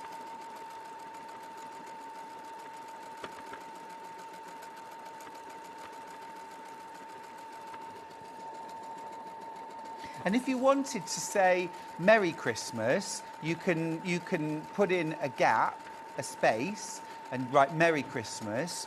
And then when you get to the end, all you do is take your foot off the pedal and then put your foot back on the pedal and you can sew it again. Or press the start button again and it'll sew the whole thing again. At the end of whatever you've programmed in, it'll sew some locking stitches. Lift the needle, cut your thread, and there is Christmas. How cool is that? That's the little bit where I started wrong. These little threads I need to just snip away. So if you wanted to sew that again, literally back under the machine, and it's going to sew the whole thing again. So easy. And then when you want to take that out and put something else in, it's just minus, minus, minus, minus. You just get rid of the letters one at a time. It's really, really simple to use. Great for things like wedding napkins, quilt labels, name tapes for clothing. Super easy to use. You can personalise things with it. And what I think is really key about this machine, it's called the ME, which is the Maker's Edition. And what that means is you've got a special package of feet selected by me, which are designed to work for all makers. Quilters, dressmakers, home decor. And there you go. There's your full Christmas. And it's really quick too, and really good size. And you would just snip out these jump threads that are between the letters. How cool is that? Okay, so it's the Maker's Edition, which means that you get some really, really important feet included. Normally, you'd have to buy all of these. So £399 for your machine. You get your regular package of feet in the accessory box. So that's things like your regular zigzag utility foot, your end foot, which is your monogramming foot. You also get a blind hem foot, your zipper foot, your overcasting foot, a automatic one-step buttonhole foot. You've 8 different buttonholes to choose from. You even get a button sewing foot, so no more sewing buttons on by hand. But then you get the Maker's Edition foot package included as well, which was selected by me. These are the 4 feet you get. You get a walking foot. Now, that's a brother walking foot. You'd normally pay £40 for that. You get a darning foot or free motion quilting foot. You'd normally pay £17.49 for that. You also get a Teflon or non-stick foot. That's about £15–20. You also get a concealed zipper foot. So dressmakers always ask me for a concealed zipper foot. Can I buy a concealed zipper foot for this machine? Is there one available? Well, you get this one included for nothing. So absolutely fantastic. Nicole's just said, could you show a demonstration on the letters? I hope that did the job, writing out Christmas. Yep. Morning, Stuart. Can you save the embroidery design to a memory? So, Carol, if you typed in, say, Merry Christmas, turn the machine off, turn the machine back on again, Merry Christmas will still be there. Okay, if you delete it and then put something different on, that will be, so it has a sort of current memory, a working memory. There isn't long-term storage, so you can't store phrases for future use on this machine. Good question, though. Another question. Good morning, lovely Stuart. Does the side cutter foot fit this machine? Brother machines are my favourite. Love Gillian Leeds. Well, Jill, absolutely, I hear that. My studio machines are brother. I love them. The side cutter foot that we sell on Sewing Street is absolutely 100% compatible with your brother FS250. If you don't know what a side cutter foot is, it's an additional foot. It costs £40. It goes on the machine and it has a cutter, okay, like a knife. You put that on your machine, you use the one of your overedge stitches, one of your overcasting stitches, and then your machine effectively like turns into an overlocker. It's almost the job of an overlocker. So it cuts the fabric and then it stitches over that cut edge, giving you a beautiful finish for dressmaking, for home decor. So for an extra £40, you've got the function. I mean, of course, an overlocker uses 3 or 4 threads. It doesn't do that. But you know what? It's pretty close. It's pretty close. Absolutely fab. I'm going to change the foot to a darning foot. Got another message. Thank you. Hi, Stuart. Does the FS250 have a 1/4-inch foot, please? No, it doesn't. No, it doesn't. It doesn't need one. And I'm going to show you why. I'm going to show you why. I'm just going to put that foot back on for a second. Just pop the screwdriver. Right, it doesn't need a 1/4-inch foot because stitch number 46, you've got patchwork and quilting stitches on your machine. They're all marked with either a P or a Q. And stitch number 46 is a 1/4 inch stitch, 1/4 inch seam allowance with the needle on the, or lining your fabric up with the left-hand side. So, if I grab some fabric, if I put my fabric underneath, okay, my needle is now a 1/4 inch away from the right-hand side of the fabric. So, if I choose a straight stitch, oops, there we go, centre needle position, and so this is a 1/4 inch seam allowance. Now, what's really useful about this machine is sometimes we want a 1/4 inch seam allowance from the right-hand side of the foot. So, for example, we might be sewing either side of a seam. Well, if you go onto your machine and you go to stitch 47, stitch 47 is a 1/4 inch from the left-hand side of your foot. Now that you can't get with a 1/4 inch foot. So this is amazing. It's absolutely amazing. It's so cool for £399. For me, this is our absolute hero machine at Sewing Street, because although we have a real wide range of sewing machines with a real wide range of prices and functionality, for £399, we can't match this machine. for 250 stitches, 8 buttonholes, 3 alphabets, an extension table, a walking foot, a darning foot, a Teflon non-stick foot, a fully concealed zipper foot as well for £399. It's unmatched. It's unmatched. Although we've got other machines which are amazing machines. Nicole says, is this machine okay for a beginner? I've been using an old brother machine that has a bobbin underneath and not on top. How easy is it to put the bobbin in? I'm going to show you, Nicole. I'm going to show you. I'll tell you what I'm going to do first off. I'm going to thread the machine. All right? I'm going to thread the machine and I'm going to put the bobbin in to show you how easy it is. So we'll thread the top first of all. So you've got your spool pin here. It clicks. This is so neat. It clicks into place. It's got a little holder. How cool is that? So you click that out, your thread goes on with your thread coming off the bottom, put one of the 3 spool caps on. There's a small, medium, large. It just needs to be as big or bigger than your spool of thread. Then you're going to take your thread, you're going to pop it under and follow the threading path. It's all numbered, down and up. And £399, no compromise, you've got a needle threader. And for me, this is the easiest needle threader I have ever used, ever in my life. The Brother needle threaders are amazing. So that's done. That's done. Now, your bobbin. When you put your bobbin in on a top loader, you want the bobbin to look like a letter P. What does that mean? When I hold it up, I've got that circle for the bobbin, and then I want the tail hanging off the left. So it's like a letter P, not a letter Q. Does that make sense? All right. So here's the open space for the bobbin. Whoa, can you see there? There's your open space for your bobbin. And I'm just literally going to drop the bobbin in. Okay. Whoops. Trying to show you this. Okay, drop the bobbin in. And then there's a little thread path that you just wind the thread through. It's even got a little cutter at the end.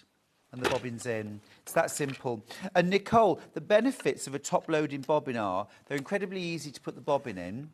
You don't need to lift your bobbin to the surface before you can start sewing. You can just start sewing now. And also as well, when you're working, you can see how much thread's in the bobbin and what colour it is without taking off the front of your machine, lifting, pulling out the bobbin case, having a look. They're absolutely brilliant. Now, you also ask in your question, is this machine okay for a beginner? It's not okay for a beginner, Nicole. It's brilliant for a beginner. It's brilliant for an intermediate sewer. It's brilliant for an advanced sewer. I have never seen a machine at this price that an advanced sewer could take to their class, use at home, and still get all the functionality, all the performance that they'd expect from a much higher price machine. It's fab. It's fab. Right, I'm going to put the darning foot on this machine. Okay, remember, normally you'd have to pay £17.50 for this. You're getting it included. All right, you get it included. And you get your walking foot as well included. Right, I've made up a little calico sandwich.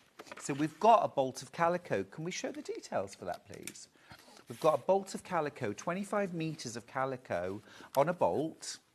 This is what you do at home. This is how you become a better quilter. You practice, not on quilts. Don't practice on quilts. The stakes are too high, aren't they, on a quilt? We don't want to be practicing on our quilt. That's a place for us to show off our skills, not to develop them.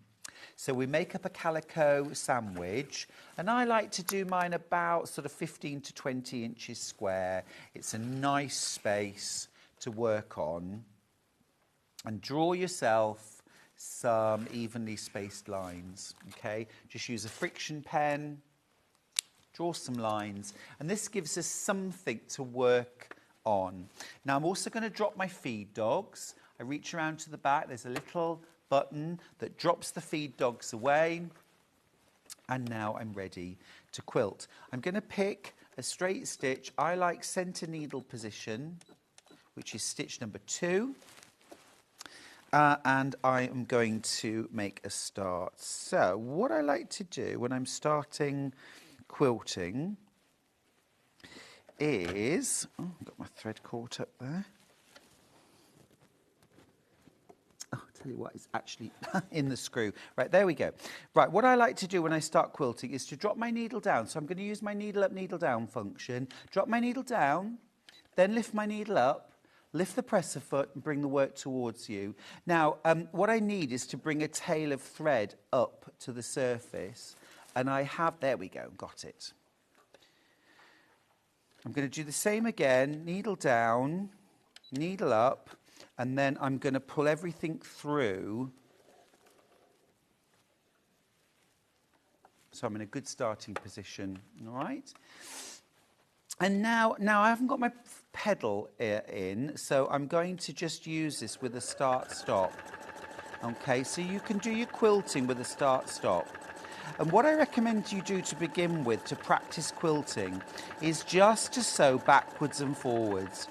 Because we've spent our lives only sewing in one direction.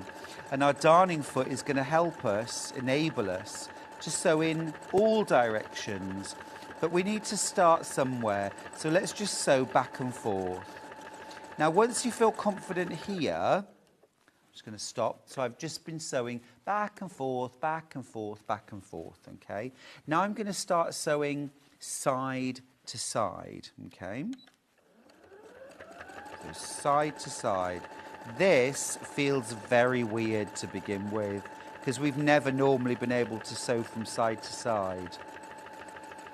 Okay? And now let's do a bit of forward and back. So you've got to get comfortable sewing in all directions. So we're sewing forwards and back. And now we're going to sew from side to side.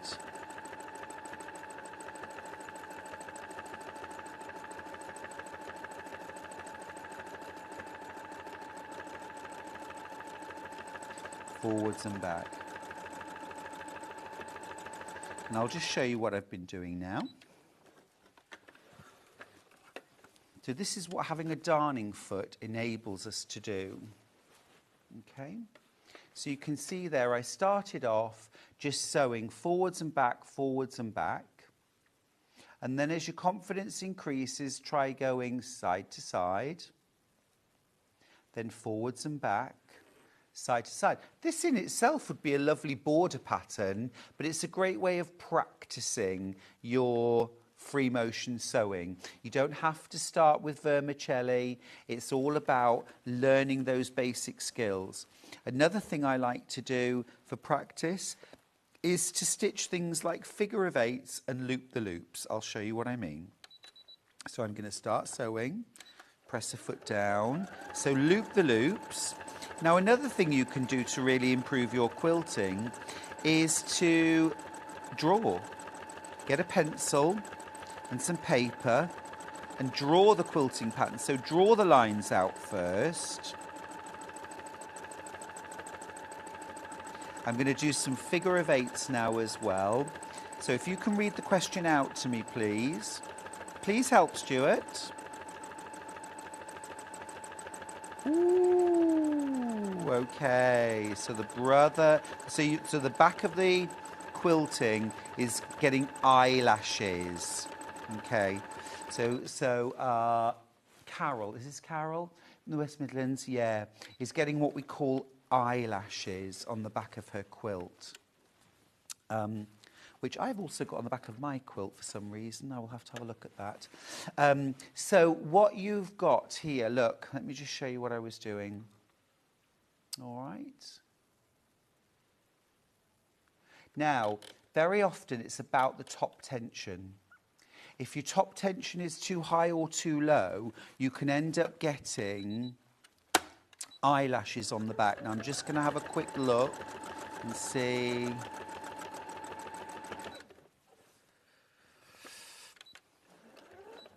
It's often about the tension and playing with the tension on the top and the bottom of your machine. Okay, on a top loading bobbin, you're best off just altering the top tension on your machine, having a little play with that tension. The other thing as well is to make sure that you're using the same thread in the top and the bobbin at the same time. That will also help as well. Try it with the feed dogs down. Try also quilting, free motion quilting with the feed dogs up, because some machines just sew better when they are up. And look, you can still free motion quilt with the feed dogs up. I am quilting with the feed dogs up. The thing that means that you can free motion quilt is not dropping your feed dogs, it is having a darning foot. That's what makes the difference. All right? And I just want to show you the difference. This is the back. Now, I need to have a look at why that was happening. But that's with the feed dogs down. That's with the feed dogs up. So already a massive improvement. And you might be thinking, what? What? I've never heard that. Quilting with the feed dogs up? You absolutely can. Right, okay. We're going to have a look at Calico, yes? Okay. Right, we've got a bolt of Calico. Ugh. It is a lot. You get 25 metres on the bolt, 25 metres. Now, this Calico is 60 inches wide. It is quilter's Calico, and it's pre-washed, pre-shrunk, so it is good to go.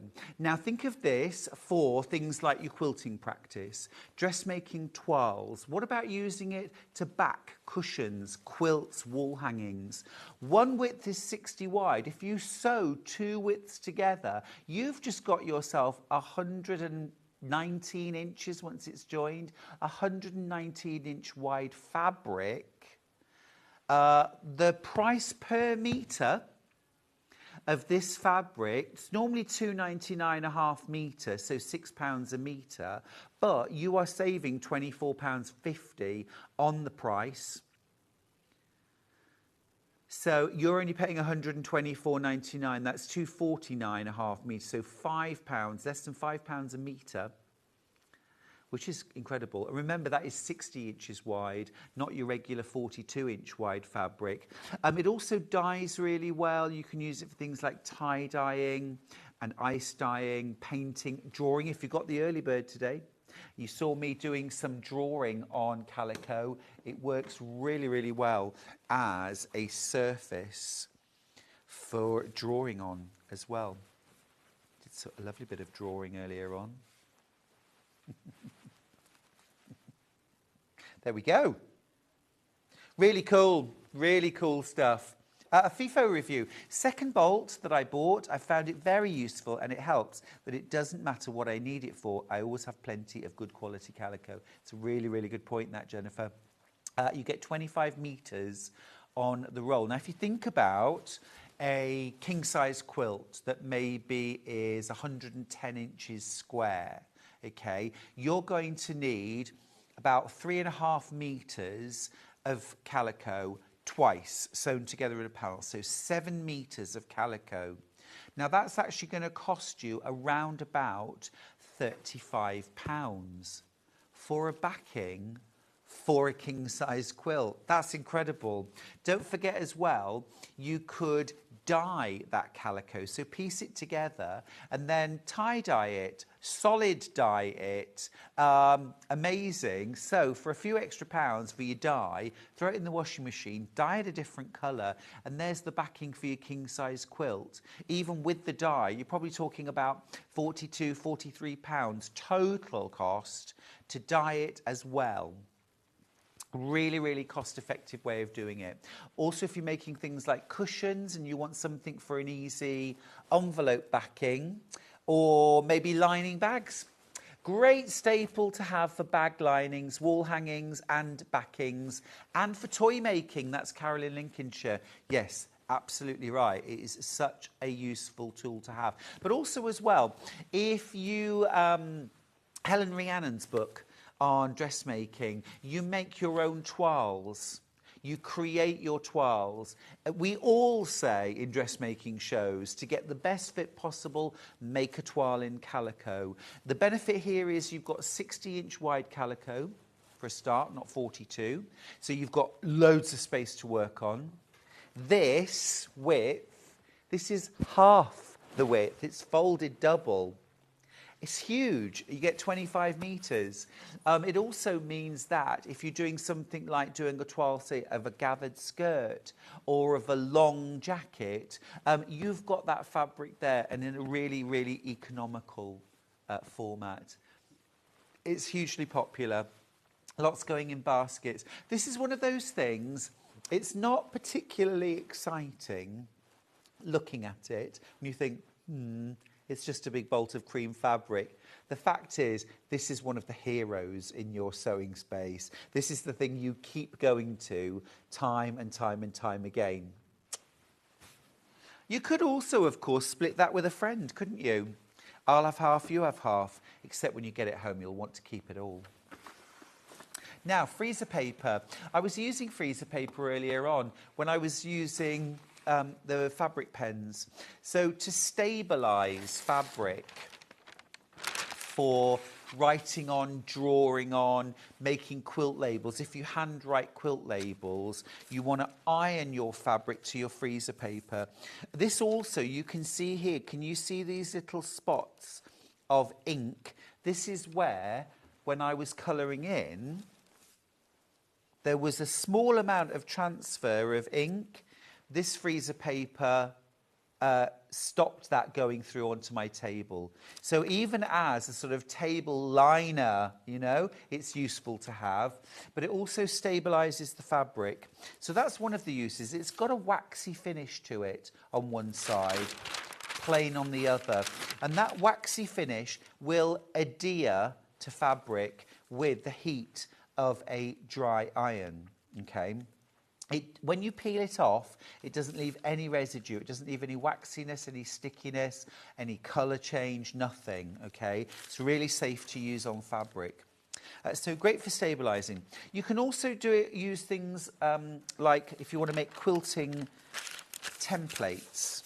So I'm just going to freehand cut a heart, okay? So let's say, for example, I'm making a baby quilt and I want to quilt hearts onto that quilt, okay? This is what I'm going to do. Here's my quilt, all right? I'm going to iron, there's my heart template. I'm going to iron that template onto my quilt sandwich, okay? It's going to hold flat. I'm going to go to my machine and I'm going to quilt around the edge. Okay, all the way around the edge. Then I can just peel the heart off. I can do some wiggly stitching. I can iron this somewhere else, maybe at a different angle. I can wiggly stitch. Then I can stitch around the heart. Peel this off, iron it down somewhere else, wiggly stitch. And this is how I can quilt my quilt. I don't have to mark my quilt. I don't have to draw on my quilt. Because even a friction pen, it's time, it's energy. You've got to put it on, then you've got to remove it. It's a brilliant product. Also really useful for applique. So you can cut out your applique shapes, okay?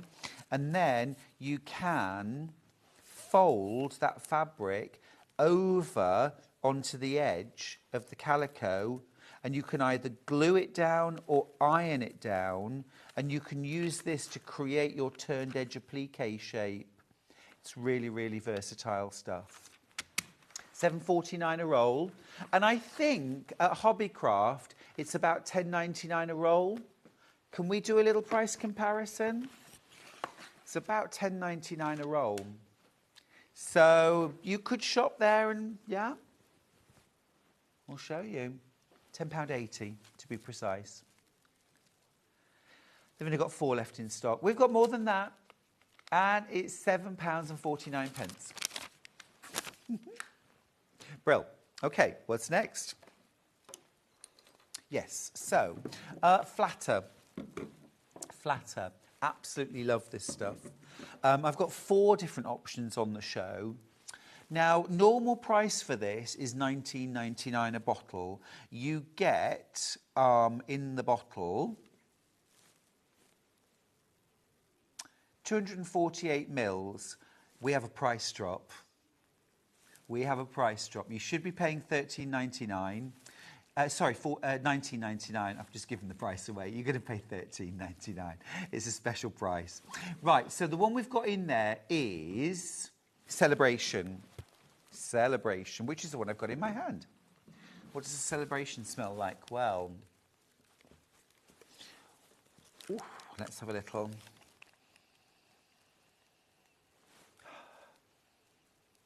Expensive perfume. A sort of a light, floral, expensive, complex floral. Beautiful, yeah. Slight bit of fruit in there as well. Absolutely beautiful. What this actually does, it's not just about scenting your fabric. It's a spray starch alternative. So it's going to give your fabric more body, a better handle. It's going to feel firmer, but not stiff. So if you're doing things like foundation piecing, regular piecing, piecing half square triangles, sewing on the bias, things like that, it's going to give you a really crisp finish. If you're doing something like dressmaking and maybe you're sewing pleats, this could be home decor, couldn't it? If you're making gathers and you want to have really crisp gathers, if you're doing something like collars, cuffs, a placket where you want a really, really flat, neat finish, a little light spritz, 1 spray is enough. Iron, you will get a lovely crisp finish. It's absolutely super stuff. That's Celebration. What's next? I've got Yuzu. I've got Yuzu. This, a Yuzu is a Japanese grapefruit. But actually, to me, that smells of the Intercontinental Hotel in Hong Kong. And I'll tell you why. Because they had these beautiful, like, oil warmers, burners in the hallways. And they were obviously burning like a yuzu essential oil because it's exactly that smell. It's not very citrusy. It has got a citrus notes, but it just really sort of clean, fresh, sparkling. Yeah, beautiful, beautiful smell. Next up, I've got Fig. I think this one is John's favourite. I've also got the Fig at home. Now this is kind of richer, deeper, bit more complex. I feel like Gilly Goulden here. Is it a little bit more masculine? Maybe a touch. It smells like expensive candles, you know? Those like really gorgeous, slightly autumny, slightly fruity, but that deep, like a roasted fig. You know, where it's not just the freshness, it's not the fresh fruit smell, it's kind of the roasted, the richer, the more caramelly kind of smell.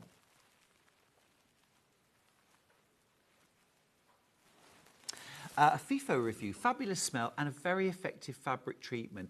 I've used Flatter for many years. That's from Kath on the Isle of Man. Fabulous, fabulous. And then the last one that I've got is called Lacy. Absolutely love Lacy. Just going to unscrew the top. They're all crashing, by the way, $13.99. Lacy, just a really pretty, soft, feminine, floral, you know, almost like a wedding day candle, you know, that lovely, bright, fresh, gentle scent. They're all gorgeous, to be fair. They're all gorgeous.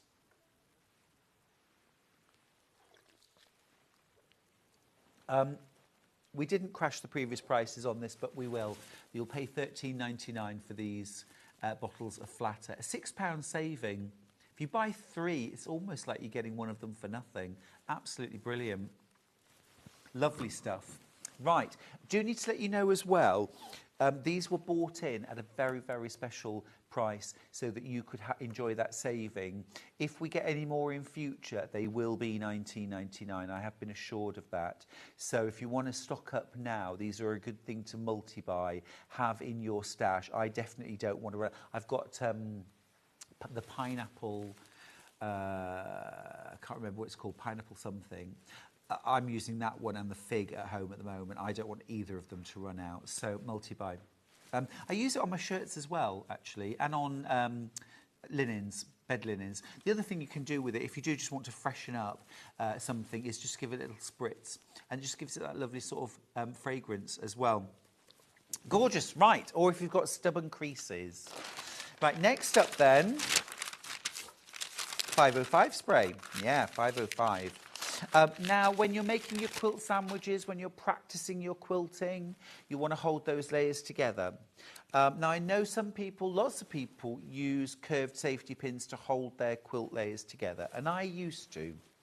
But I find that those, first of all, those safety pins take a long time to put in.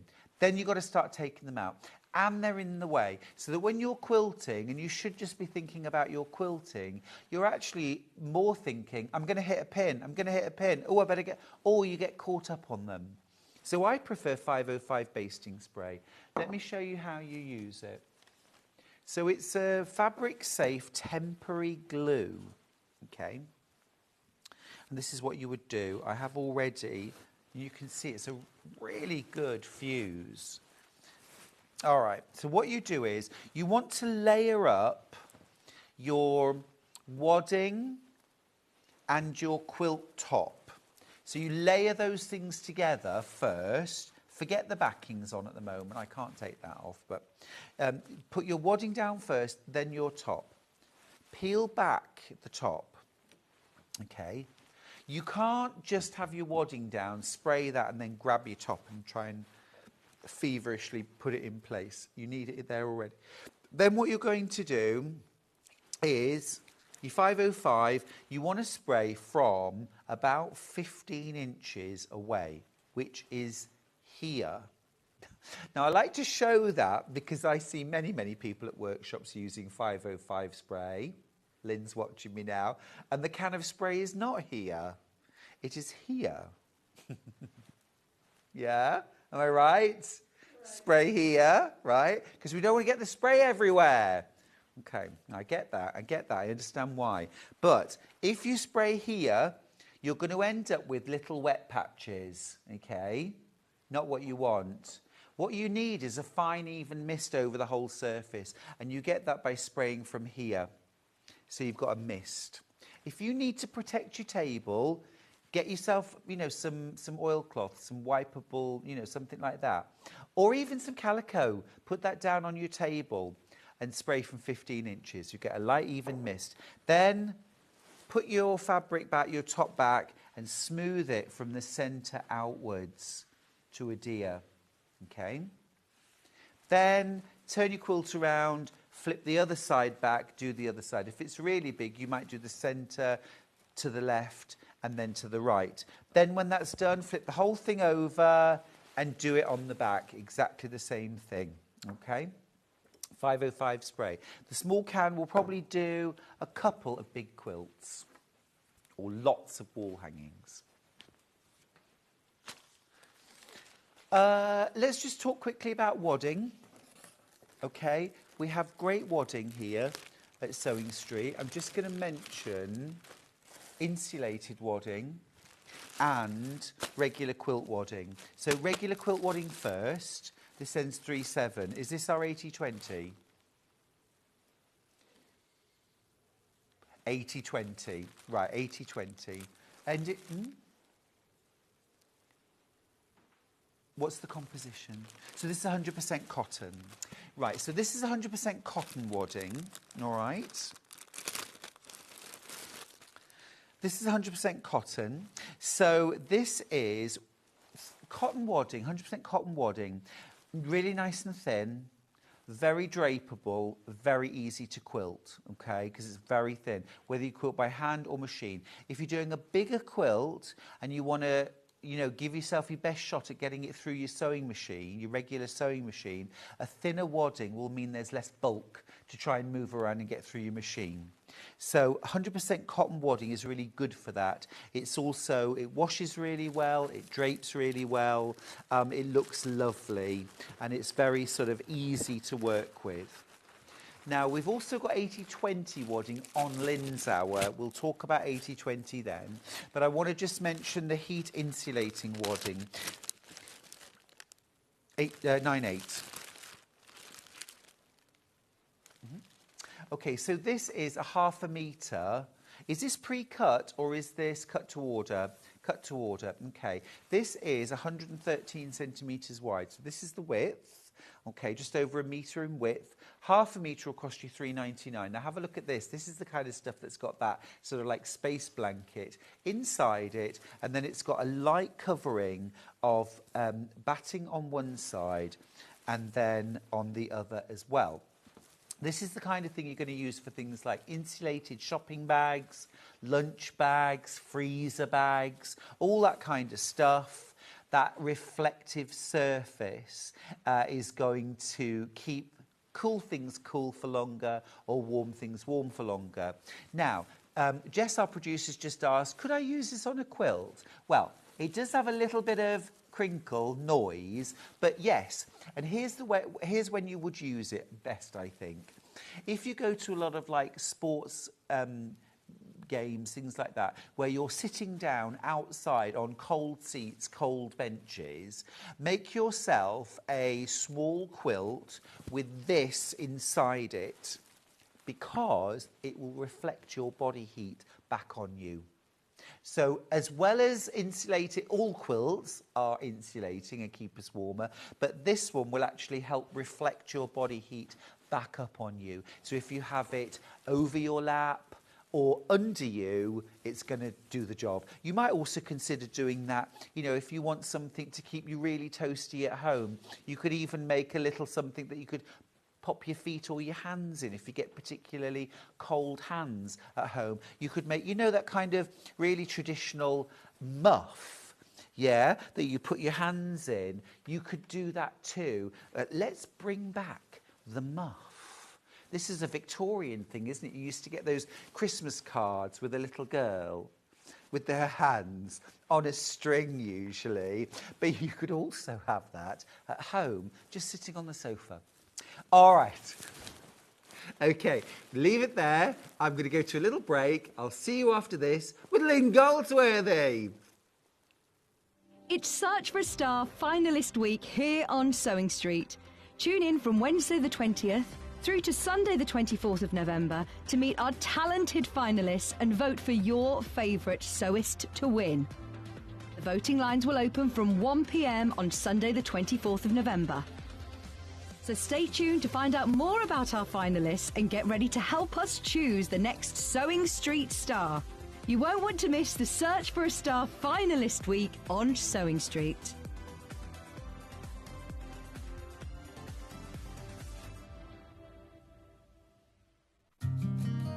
Did you know that we can deliver to over 20 different countries worldwide, spanning 4 continents from the UK to Australia? Check out our website for the list of countries and delivery costs. Sewing Street, stitching the world together. Not only is Sewing Street live from 8 a.m. till 1 p.m. on Sky 670, Freeview Channel 73, YouTube and the Sewing Street app, now Virgin subscribers can watch on Channel 754, which means there are more ways to watch your way with Sewing Street. Our UK-based call centre is always on hand to assist you 24 hours a day, 7 days a week.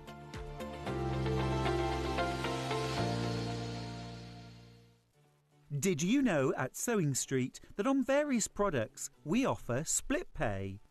That means on certain items you can spread the cost over 2, 3, 4 or sometimes even 5 interest-free monthly payments. Just pay the first instalment when you purchase and you're away. So shop your way with Split Pay.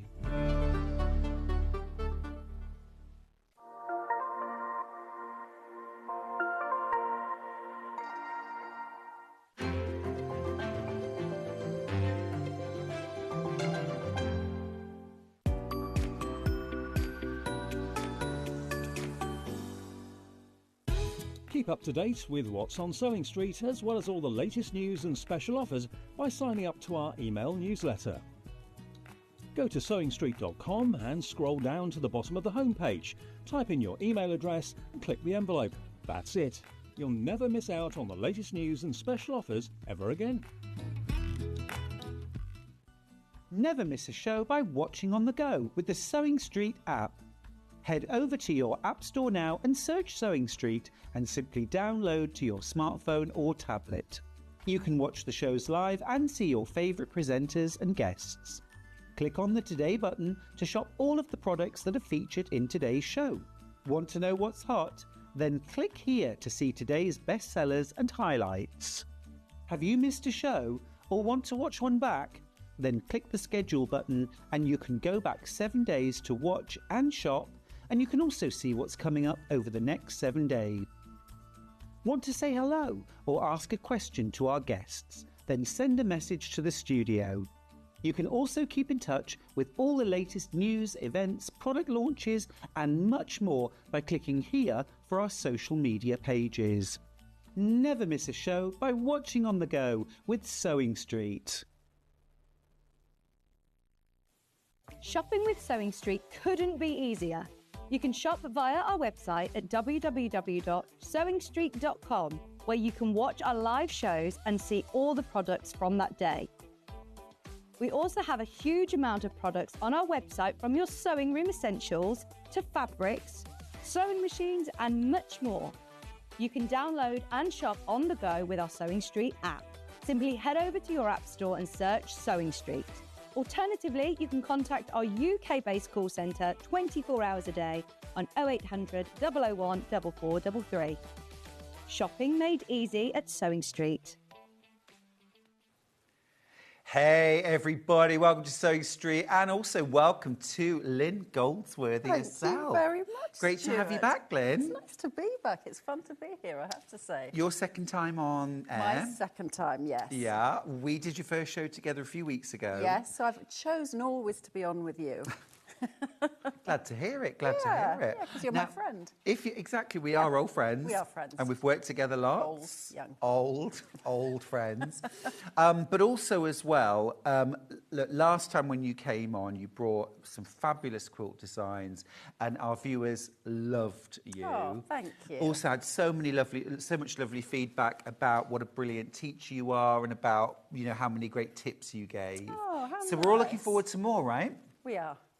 So, if you didn't meet Lynn before, Lynn Goldsworthy, who are you and what do you do? Oh, golly, I make quilts and I'm very narrow-minded. I don't make pouches. I don't make anything 3D. I'm sort of a bit of a one-trick pony. So I make quilts for magazines, for books, for you guys, for anything and everything, really. Yeah, and you have written a few books. Yes. You write for a lot of magazines. I love doing magazine work. I mean, literally open any quilting magazine now or in the last 10 years and you will find a Lynn Goldsworthy pattern in there. I do like doing magazines because you can kind of make what you want. So it's, you know, it's playtime really for me. Yeah, absolutely fab. And you design for beginners, intermediate and advanced sewers. Totally. It just depends on whatever. Sometimes it's the fabric that prompts whatever the quilt is that I make. But I try to make them makeable. I try not to make anything that I make too difficult. I don't like impossible quilts. Right, absolutely. Same here. Yeah. Well, talking of beautiful, very makeable quilts, have a look at this.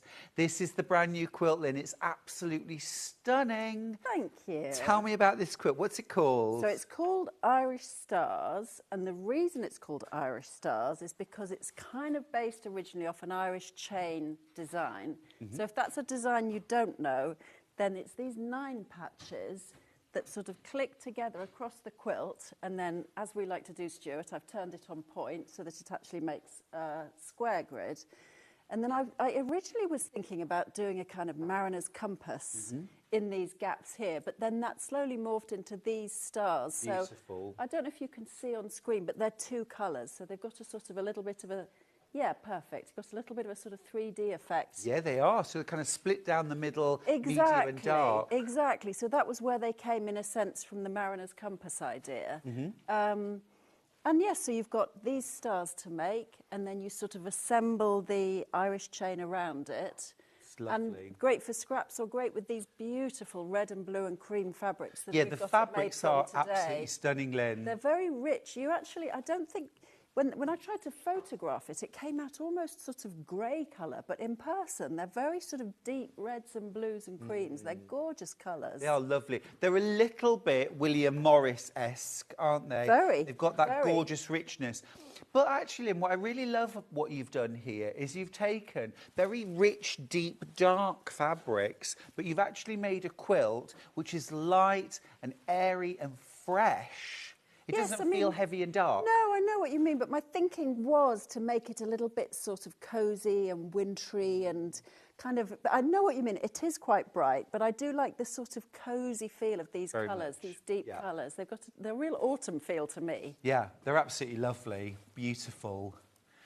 And if you're thinking, I still can't see the block, I still can't see the block. Yeah. Where are the blocks? Do you mean the Irish chain block or the star blocks? Both. Both. OK, so the star blocks sit in here. So this is the block here. This is the star block here, yes. So that's foundation paper pieced in 8 sections. Yep. Then you add triangles onto the corners to make it square. And we're going to be talking as well about how you make these 8 points join each other, hopefully meet in the middle. Yep. And then to see the Irish chain blocks, you almost have to sort of tilt your head onto 45 degrees because the whole thing is done on point. So exactly, so you've got that block there. It's a sort of a series, really, of interlocking blocks. So the block is this square here. Yep. So a 9 patch in the middle and then squares at the corners. And then when you get to the edges of the quilts, you'll have those blocks as kind of half blocks. Yeah. And there are detailed, within the pattern, there are detailed sections on how to put those together because those are the kind of things you can lose track of. Yes. So I've got But you've in made here- it really easy for us. Well, what I've done is I've talked about these are the strip sets you make. I can hold that up if you like. We so can that do overhead. We can do Sure. overhead. Yeah. So I'll have a section where it tells you exactly what strip sets to make, and then over leaf, a section that tells you how to cut those up, and then how to reassemble those to make all the blocks that you've got here, because you have some blocks in the centre, some on the side, some on the corners. So you're just really keeping track of where your squares are because the whole thing is put on point. And you'll see here that I've then got an assembly diagram. So you really just follow it step by Very step by easy. step to put it together. Gorgeous. Yes. How big is the quilt, Lynn? That's a very good question. It's in the region of 60 inches square. Brilliant. We love a square quilt, Lynn. I love a square We love quilt, a and I square like quilt. one about this size Me because too. it's not impossible to quilt because it's not so big that it's dominating. Because I know a lot of people, I do all my quilting on a domestic machine, Just about to ask but a you lot that. of people find that intimidating, Yeah. whereas something this size is actually a lot more manageable. And also, Lynn, it is absolutely fair to say you love your walking foot and straight line quilting. I do, and we were talking about this Very just before, achievable. actually. Stuart is an amazing free motion quilter. I don't really have that skill, so when I've got a grid, some kind of pattern on my quilt that I can follow, I'll almost always do straight lines this way or diagonal lines with my walking foot because I think it gives just a nice overall simple finish to the quilt. I would love to be great at free motion quilting, but you have that brain or you don't. But you don't need to be to make No. a gorgeous quilt. No, and I love the simplicity of this kind of quilting. Absolutely fabulous. Should we dive into the quilt? Let's dive into the kit. All right, so here's the kit. Now, in total, you're getting 5.5 meters of fabric. So let me break that down for you. You're getting 4.5 meters of this absolutely stunning linen texture from Macawa. Now, you can see there's that gorgeous variation in colour. The closer you look at this, you can see this printed texture. So it's 100% cotton, but it has this gorgeous printed linen texture. So it's not textured, it's that look, okay? So you get 4.5 metres of that. That is your background fabric.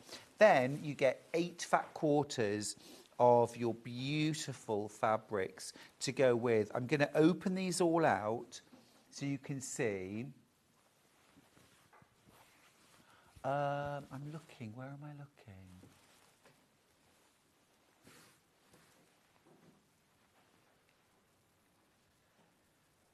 Ooh.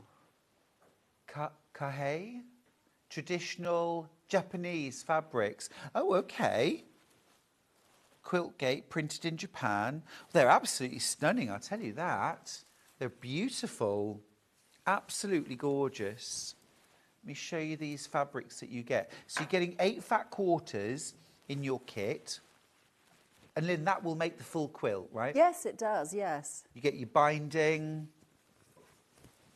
Yes, I think the binding comes out of the linen because texture. yes, exactly. I use the same for the binding because it was a lovely disappearing binding.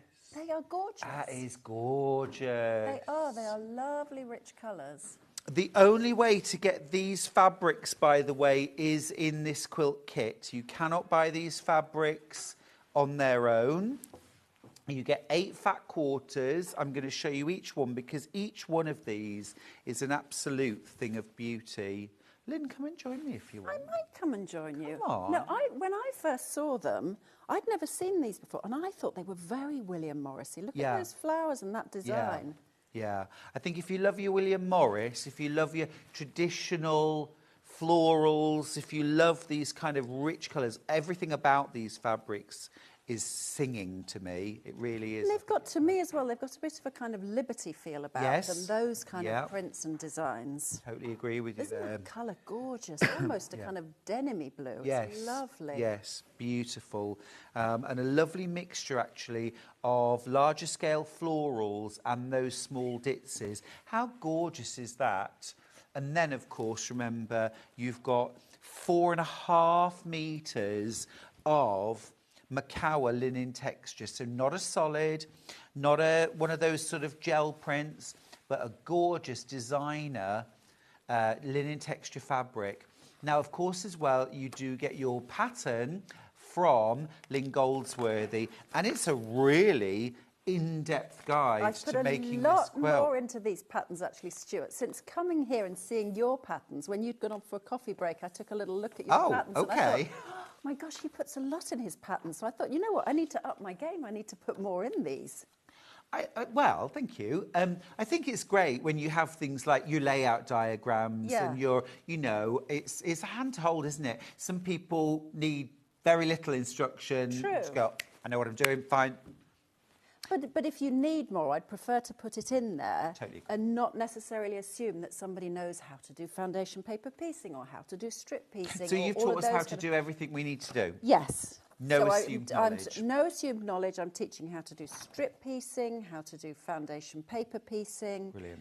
And there was one more. Oh, I know, how to make those 8 points join in the star. And you're going to teach us all of that today as well? Yes, as long as everything I've got time for, I will do. I sincerely hope so. So to get the full kit, $96.99. That's a really good price. This is 5.5 metres of fabric in total. 5.5.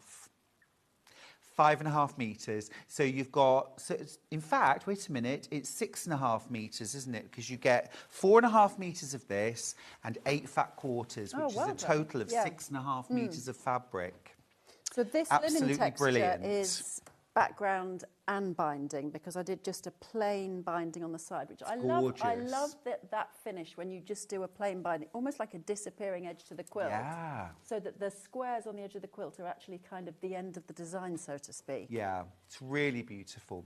Now, we do also have the pattern by itself. If you've got scraps, this would be beautiful done scrappy version, wouldn't it? Very easy for scraps. It's a quilt that's made for scraps, really. I mean, it works very well in these, because these pull all the colours together. But you can always pull your scraps together in colours. You can always do a quilt in, say, reds and blues or lovely, whatever you've got, whatever you fancy. Yeah, it's gorgeous. So this is for the physical pattern. So you get the paper pattern all printed out, posted out to you. This, obviously, if you buy this on its own and nothing else today, it's £9.99 for your pattern, plus your £4.95 postage. Remember, if you buy anything else on today's show, or at all from Sewing Street, in fact, you pay £4.95 postage all day, okay? £9.99 for that. Now, the reason why I'm explaining all of that is that we are now doing digital downloads on some of our patterns, and this is one example. So, if you want the digital download of this pattern, use this code, AC4L49, okay? You won't get the physical pattern. It will come as a PDF download. Right. Direct to your inbox, okay? You don't pay postage and packing. Unless, of course, you buy something else on the show today or from Sewing Street today, and then you're paying P&P for that. But if the only thing you buy today is a digital download, then you pay £9.99 and nothing else. If you get a digital Oh, download... hang on just one second. Go on. Lynn, sorry. Go on. Right, okay, yeah. So just the producer's just explaining to me. If you buy the pattern as a digital download, you can't get a refund. Makes sense. Okay. So that's £9.99. Also, when does it arrive? Okay. It's not an instant download. Okay. You get the download once the money's been taken. Now, pretty much, I think our standard thing is that the money's taken at midnight tonight. All the cards check out. Okay. So it should be that it downloads at midnight, or you could download it from midnight tonight. Some customers have been getting theirs earlier, almost straight away. That's a bonus. But let's set our limitations. Midnight tonight, okay? Under or promise. Midnight from where? Yeah, yeah, there you go. Absolutely, absolutely. All right, so that's that. I'm so sorry, Lynn. What were you going to say? I was going to say two things. If you are working from a digital... I've got two things to say. From a digital download, make sure you print your templates at 100%. So you can set your printer to 100% or no scaling, but you want to make sure you do that so the templates come out at the right size. Right. And the 100%. advantage for me of a digital download is you can print from the pattern. Yes. So if you need to print a lot of templates, you just print them straight off rather than having to copy them. So and of course, as a bonus in that sense. In the back, you have got 3 of the foundations that you're going to use. It's the same foundation printed 3 times, right? Exactly, it is, just so that if you were copying it or printing it, you can print on fewer sheets. That's a really good idea. Now, Yeah. actually, what I have here, and this would go brilliantly, actually, whether you're getting the digital download or the physical pattern, Carol Doak's foundation paper. Now, here you're getting 100 sheets. This will run through any computer printer. They're A4, standard A4 sheets, but the paper itself is special. It's designed for foundation piecing. It's lightweight. It won't create bulk when you're joining your 8 sections together. That's a boon. good, That's a yes. boon. It's absorbent, so you don't get that kind of ink transfer or blurring or smudging. It's non-coated, so fabric won't slip and slide on it.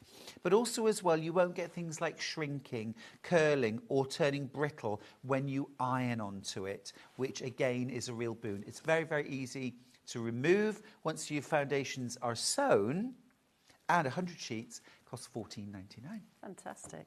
It's really useful stuff. Yeah, excellent. Thanks, Lynn.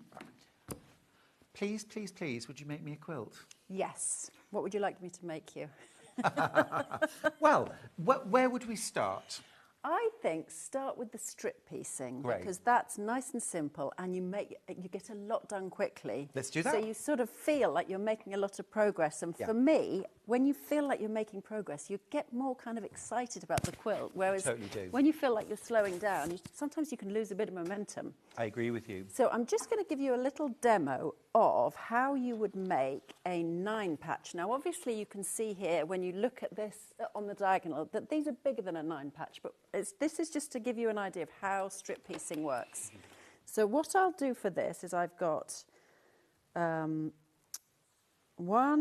2 print strips, and then another print strip there. So what I'll have is 2 print strips and a background strip.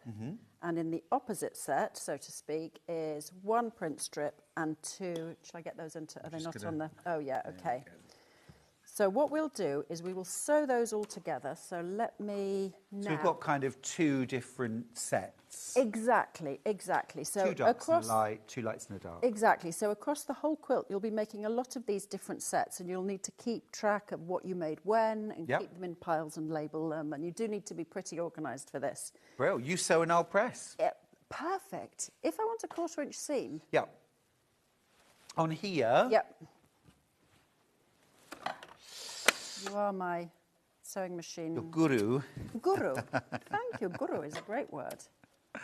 So what I would do to get a 1/4 inch seam, if you don't have a 1/4 inch stitch or foot, is I would put the rotary ruler under the presser foot, and then I would use the stitch width adjustment to nudge the needle over to the right until... That is so clever. You know so many... You knew that already. No, I didn't. Didn't you? So it's a 1/4 inch now. No, I did not know Right, that. brilliant, okay. I learned so Cool. much from you. I'm sort of stubbornly Press the foot down. Press the foot down. Sorry, this is embarrassing. You'd think I'd never used a sewing machine before. So, okay. Oh, yeah, here we go.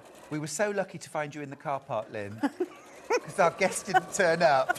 Boom, boom. It's like one of those news shows where they have somebody on who clearly wasn't the person. I do remember. I do remember. There was that guy who was as a janitor, I think, and they were talking to him about... Are you here for the interview? Yes. Next thing he's on news at 10. And the good thing was he went for it, didn't he? He didn't... I tell you. He gave it a go. I'd have given that man any job he wanted. Any job. He was brilliant. Right, so I'm just sewing these bits together with your clever... Oh, I need to put the foot down, don't I? I'm guessing here that your sewing machine at home automatically puts the presser foot down. It does. Lazy Lynn. I'm such a princess. It threads the needle. Now, you know, it's funny you should say that. Did you know it's International Princess Day today? That's my Truly. day. I should have worn my tiara. Truly, it is Princess Day. No, my machine does start... so I've just got out of the habit of putting the foot down, but I can relearn, I'm sure. This can't be beyond me. Oh, no. Done. Well, I don't know. That's the trouble when it's... a bit caught up. I've got a bit caught up. Let's just pull it out and see if we can start again from the other end. Okay. And hope that we don't need to do some kind of rethreading. Although I do have you here, so hopefully... You do. You do. Could, oh, foot down. Oh, great. It's working this time. Remember last time we had that... Is it actually Not sewing? threaded. Am I hot? Oh, no. no. Come here. Sorry about this, everybody. You'd think we'd... No, I'm not threaded. Oh, thank you. It's all right. I think you had to thread my needle last time, didn't you?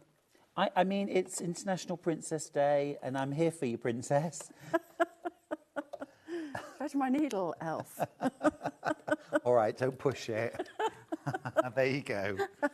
Wouldn't you love, though, as a sewer, to be able to, like, go to bed overnight and then, like, you know in The Elves and the Shoemaker? Yes, favourite children's book. All right, let me have a little look at this machine, Lynn. Sorry about this, everybody. I suspect it's user error, but nice pressing, thank you. Yeah, you're welcome. Yeah. You're welcome. I can cut this into strips while we're trying to get the machine working. So here you've got some 2.5 inch strips. Yeah. So for this set here, I'm going to cut these into, and again, in the pattern, it'll tell you... Oh, hello. Did we have a little power cut, do you think? Oh. Oh. Oh, we've got a little blackout. Have we still got... Are we still talking to the nation? We are. Don't worry, we just lost a bit of vision. We're going to have to go to a break. It's Search for a Star finalist week here on Sewing Street.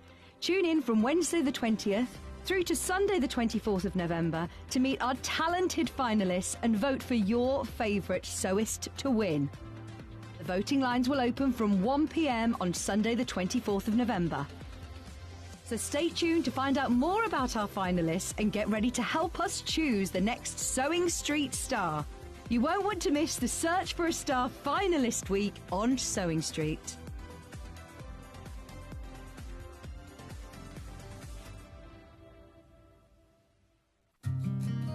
Did you know that we can deliver to over 20 different countries worldwide, spanning 4 continents from the UK to Australia?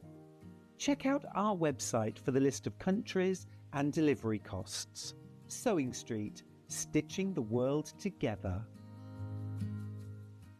Not only is Sewing Street live from 8 a.m. till 1 p.m. on Sky 670, Freeview Channel 73, YouTube and the Sewing Street app, now Virgin subscribers can watch on Channel 754, which means there are more ways to watch your way with Sewing Street. Our UK-based call centre is always on hand to assist you 24 hours a day, 7 days a week.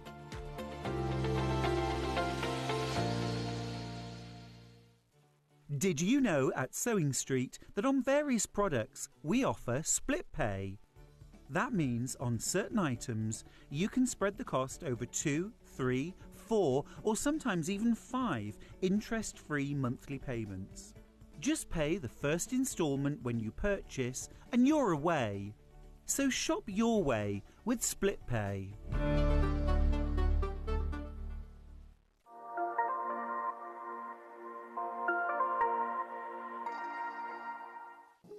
Here at Sewing Street, we only charge 1 P&P throughout the day. You can add as many items to your basket and check out and still only be charged once.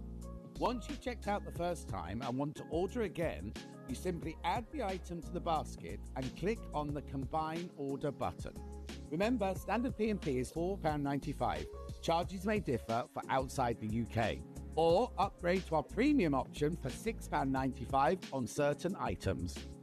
Shopping made easy at Sewing Street.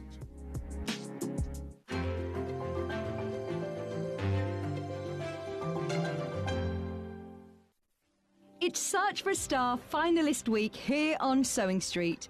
Tune in from Wednesday the 20th through to Sunday the 24th of November to meet our talented finalists and vote for your favourite sewist to win.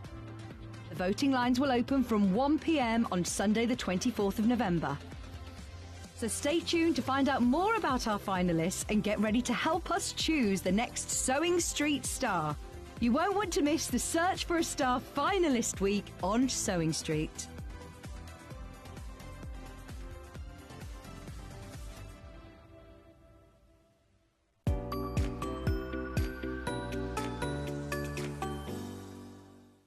Not only is Sewing Street live from 8 a.m. till 1 p.m. on Sky 670, Freeview Channel 73, YouTube and the Sewing Street app, now Virgin subscribers can watch on Channel 754, which means there are more ways to watch your way with Sewing Street.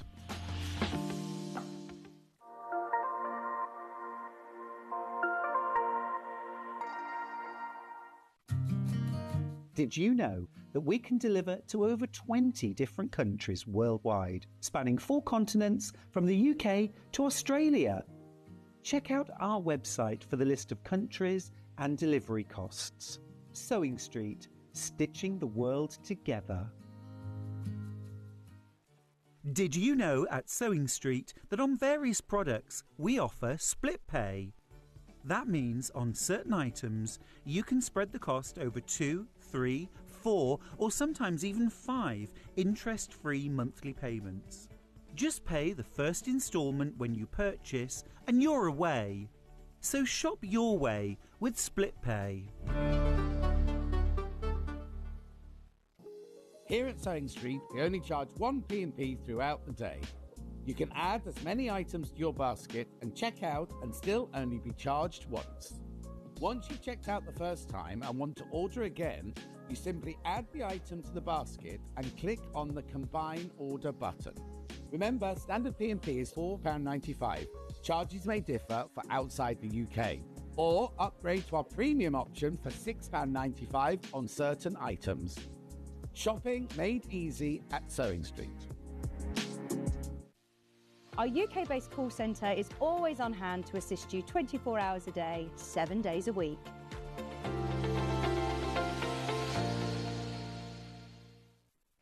It's Search for a Star finalist week here on Sewing Street. Tune in from Wednesday the 20th through to Sunday the 24th of November to meet our talented finalists and vote for your favourite sewist to win. The voting lines will open from 1 p.m. on Sunday the 24th of November. So stay tuned to find out more about our finalists and get ready to help us choose the next Sewing Street star. You won't want to miss the Search for a Star Finalist Week on Sewing Street.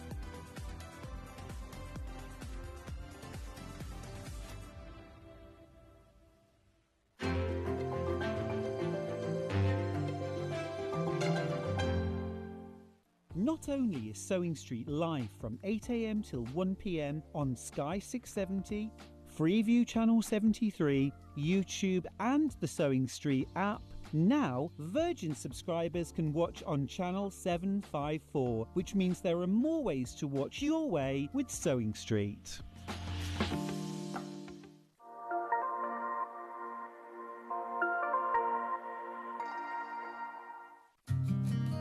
Did you know that we can deliver to over 20 different countries worldwide, spanning 4 continents from the UK to Australia? Check out our website for the list of countries and delivery costs. Sewing Street, stitching the world together. Did you know at Sewing Street that on various products we offer split pay? That means on certain items you can spread the cost over 2, 3, 4 or sometimes even 5 interest-free monthly payments. Just pay the first instalment when you purchase and you're away. So shop your way with split pay. Here at Sewing Street, we only charge 1 P&P throughout the day. You can add as many items to your basket and check out and still only be charged once. Once you've checked out the first time and want to order again, you simply add the item to the basket and click on the Combine Order button. Remember, standard P&P is £4.95. Charges may differ for outside the UK. Or upgrade to our premium option for £6.95 on certain items. Shopping made easy at Sewing Street. Our UK-based call centre is always on hand to assist you 24 hours a day, 7 days a week.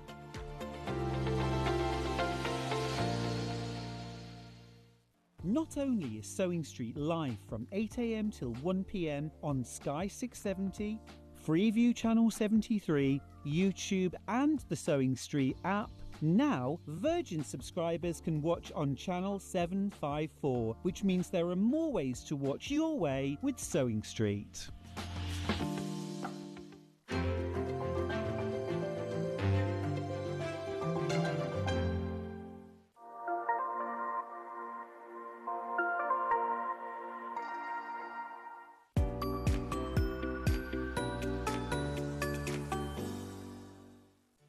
Did you know at Sewing Street that on various products we offer split pay? That means on certain items you can spread the cost over 2, 3, 4 or sometimes even 5 interest-free monthly payments. Just pay the first instalment when you purchase and you're away. So shop your way with split pay. Did you know that we can deliver to over 20 different countries worldwide, spanning 4 continents from the UK to Australia? Check out our website for the list of countries and delivery costs. Sewing Street, stitching the world together. Here at Sewing Street, we only charge 1 P&P throughout the day. You can add as many items to your basket and check out and still only be charged once. Once you've checked out the first time and want to order again, you simply add the item to the basket and click on the Combine Order button. Remember, standard P&P is £4.95. Charges may differ for outside the UK. Or upgrade to our premium option for £6.95 on certain items. Shopping made easy at Sewing Street. It's Search for a Star Finalist Week here on Sewing Street.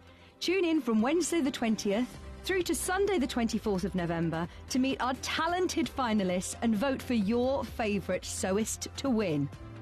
The voting lines will open from 1 p.m. on Sunday the 24th of November. So stay tuned to find out more about our finalists and get ready to help us choose the next Sewing Street star. You won't want to miss the Search for a Star finalist week on Sewing Street.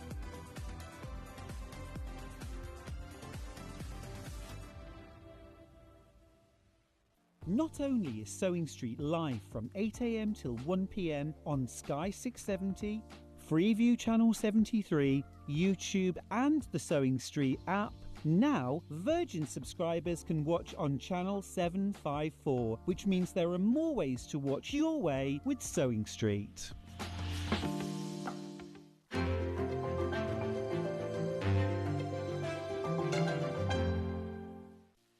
Our UK-based call centre is always on hand to assist you 24 hours a day, 7 days a week.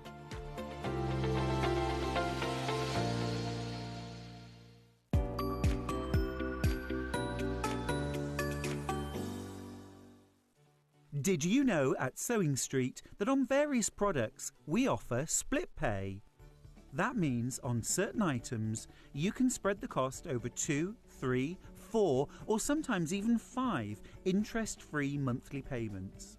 Just pay the first instalment when you purchase and you're away.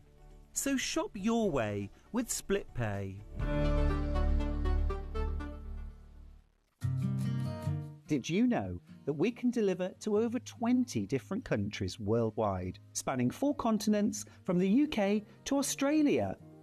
Check out our website for the list of countries and delivery costs. Sewing Street, stitching the world together. Here at Sewing Street, we only charge 1 P&P throughout the day. You can add as many items to your basket and check out and still only be charged once. Once you've checked out the first time and want to order again, you simply add the item to the basket and click on the Combine Order button. Remember, standard P&P is £4.95. Charges may differ for outside the UK. Or upgrade to our premium option for £6.95 on certain items. Shopping made easy at Sewing Street. It's Search for a Star finalist week here on Sewing Street.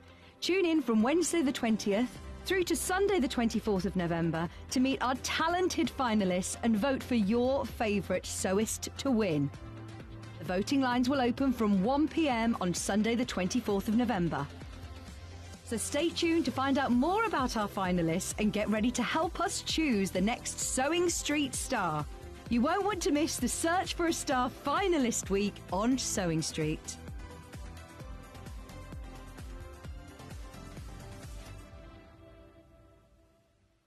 Not only is Sewing Street live from 8 a.m. till 1 p.m. on Sky 670, Freeview Channel 73, YouTube and the Sewing Street app, now Virgin subscribers can watch on Channel 754, which means there are more ways to watch your way with Sewing Street.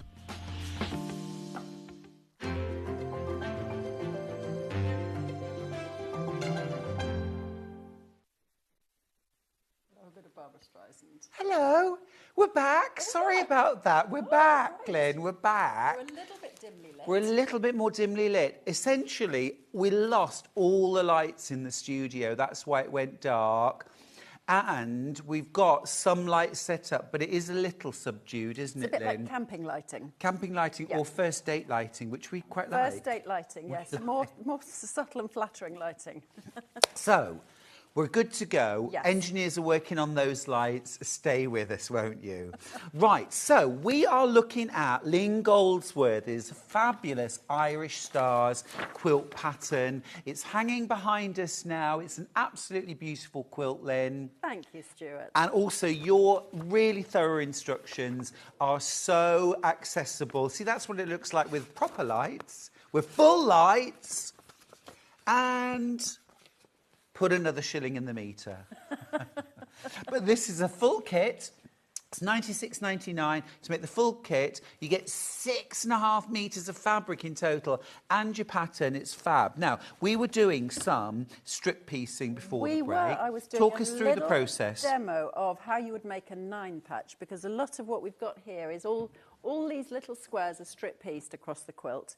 So you may think, you know, you piece one by one by one by one, but you don't. You piece them in strips. Yep. So what I've done is I've sewn together I don't know if I'm on, am I on the top one or the bottom one, Stuart? We're on the top one. So On the this is top one, overhead. okay, That's cool. it. So I've sewn together a print, a background and a print, and then the same in reverse.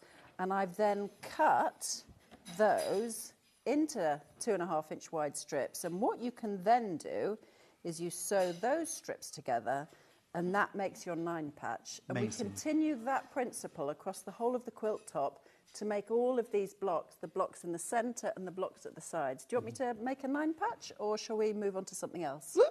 Should we move on? Sure, Let's move on. Yeah. Yeah, brilliant. So even if you're a complete beginner, the instructions take you right back to basics. You don't have to know anything. It's a real beginner-friendly quilt. Of course, as well, we're going to add some time on to the show That we so lost. that Lynn, yeah, exactly, when we were all in darkness, fumbling. Yeah. I started singing, Papa, can you hear me in the darkness? Which amused Lynn. It's lovely to have a bit of singing on the show. Every time, let's have a song. Where should we go to next? Shall we do a little bit of foundation paper I'd piecing? love to do some foundation Okay. piecing. So what we're talking about now is these star points. So as I said before, the idea was they're a little bit like sort of a mariner's compass star point. So they've got these 2 colours within each of the star points. I love that. It almost gives it a 3-dimensional look. Yeah, it just gives it a little more interest into the stars. And within the pattern, as well as having templates for foundation paper piecing, you're also going to get templates for cutting your pieces for foundation paper piecing. And the reason I do this is because it makes the foundation paper piecing, when you come to it, much easier, much quicker. You don't have to guess what size piece of fabric you're going to need, because you've already cut a piece to the perfect size. And I'm thinking a lot less wasteful. So much less wasteful, yes, because you could waste a lot on this. When you've got triangles, if you cut a rectangle, you're losing about half of each rectangle. Yeah. So it just makes the foundation paper piecing, once you get to that stage, a lot quicker and easier. So we use one of the templates, and I go through that in the pattern, what you use for which, but basically I'm holding that so that I've got a dark and a light together, and I'll cut them both in one go, and then you'll get one is the mirror of the other. So just cut that out. Oh, don't see, I can't work the rotary cutter. This is embarrassing. Oh, have we got lights coming on? We There was a little bit of flashing, wasn't there? There was a little. So you've got these 2 pieces, and these are your starter pieces. So these are going to start on your template, and then I'm going to cut out some of the pieces that go around the outside of the star, and these are all the same. So once you've got the background pieces, they are all exactly the same size and shape, so that you don't need to get confused with what you're working with. That makes it very easy to just have a big pile of fabrics ready to go. So Would you say, just very quickly, there is a bit of flashing lights. If you're at all sensitive to flashing lights, you might just want to turn the TV off for now and try us back again in 10 minutes if that is going to cause you a sensitivity, all right? just let me saw away at this. Why is it so much harder to use a rotary cutter when you're doing a demo? I know. It's almost like you lose the ability to cut. Yeah, or just a rotary cutter that you're not used to. True. I haven't used one of these squeezy ones before. So I've cut out my triangles, and those will make up all the triangles in the template after the first one. This is a very smart addition to the pattern, isn't it? Having the templates to cut out your fabric so there's no guesswork. It makes Love it that. so much easier. And in the pattern itself, what I've done is I've put onto them, I don't know if you can see that, I've put onto each of the templates, every single piecing line is a different colour. And what I do in the pattern is I take you through, firstly, you're going to sew along the red line, then you're going to sew along the orange line, then the green, then this final one here. So that I can't remember the order, I might have the order wrong there, but it tells you in the pattern what order to sew them, and you sew exactly on the line. And that means that when you're cutting away seam allowances and when you're tearing your papers away at the end, it'll make it a lot easier to do that. So that's a little extra. That's terrific. I've never seen that on a pattern. That's terrific too. That's so if you've never foundation piece, this is the one. That'll make it makes it a lot easier. That's a Lynn Goldsworthy invention. Love that. Yeah, first time I've done it, actually. You're just copywriting that here on TV, aren't you? Yes, So copyright one- Lynn Goldsworthy. So you're going to put these 2 little triangles that you've cut right sides together, and you place them on the back of the template, and you want when you hold it up to the light, and that's a bit difficult to demonstrate, but you want them to cover all of section 1 and then kind of a 1/4 inch all round. And then you can sew along your first line, which on the template will be the line between 1 and 2 and will be the red coloured line. And you sew just the length of that line. Now, how long do you do your stitch for foundation paper piecing? Usually about 1.6. Oh, you go quite long. I go Yeah. about You do 1.2? 1.2. Okay. Just because I think it makes it so much easier. Yeah. Let's go down to 1.5. That's a good compromise. It makes it easier to tear the papers away at the end, although it is frustrating if you have to unpick a seam, because then the template starts to fall apart. But if that does happen, Absolutely. you can sellotape it back together again. Oh, Viv, now this is the kind of lovely positivity we so enjoy here. She says, I'm loving the quilt, and can I say, the lower light shows the colours truer. Oh, yes, Doesn't it does. just? Oh, you've got a Doesn't good it point, just? because I did find it hard to photograph this, because the colours kind of, you lost the colours a little bit, but when you see it in person, they're rich, aren't they? They're really rich beautiful. colours. Thanks for that, Viv. So I'm going to sew along this red line with a short stitch, and the reason, if you've not done foundation paper piecing before, the reason for the short stitch is so that it makes it easy to tear the paper away at the end. Gotcha. And that's a job, I don't know about you, Stuart, but I like to sit in front of the telly tearing my papers away. I just hand mine to my assistant. I'm kidding, I wish I had an assistant.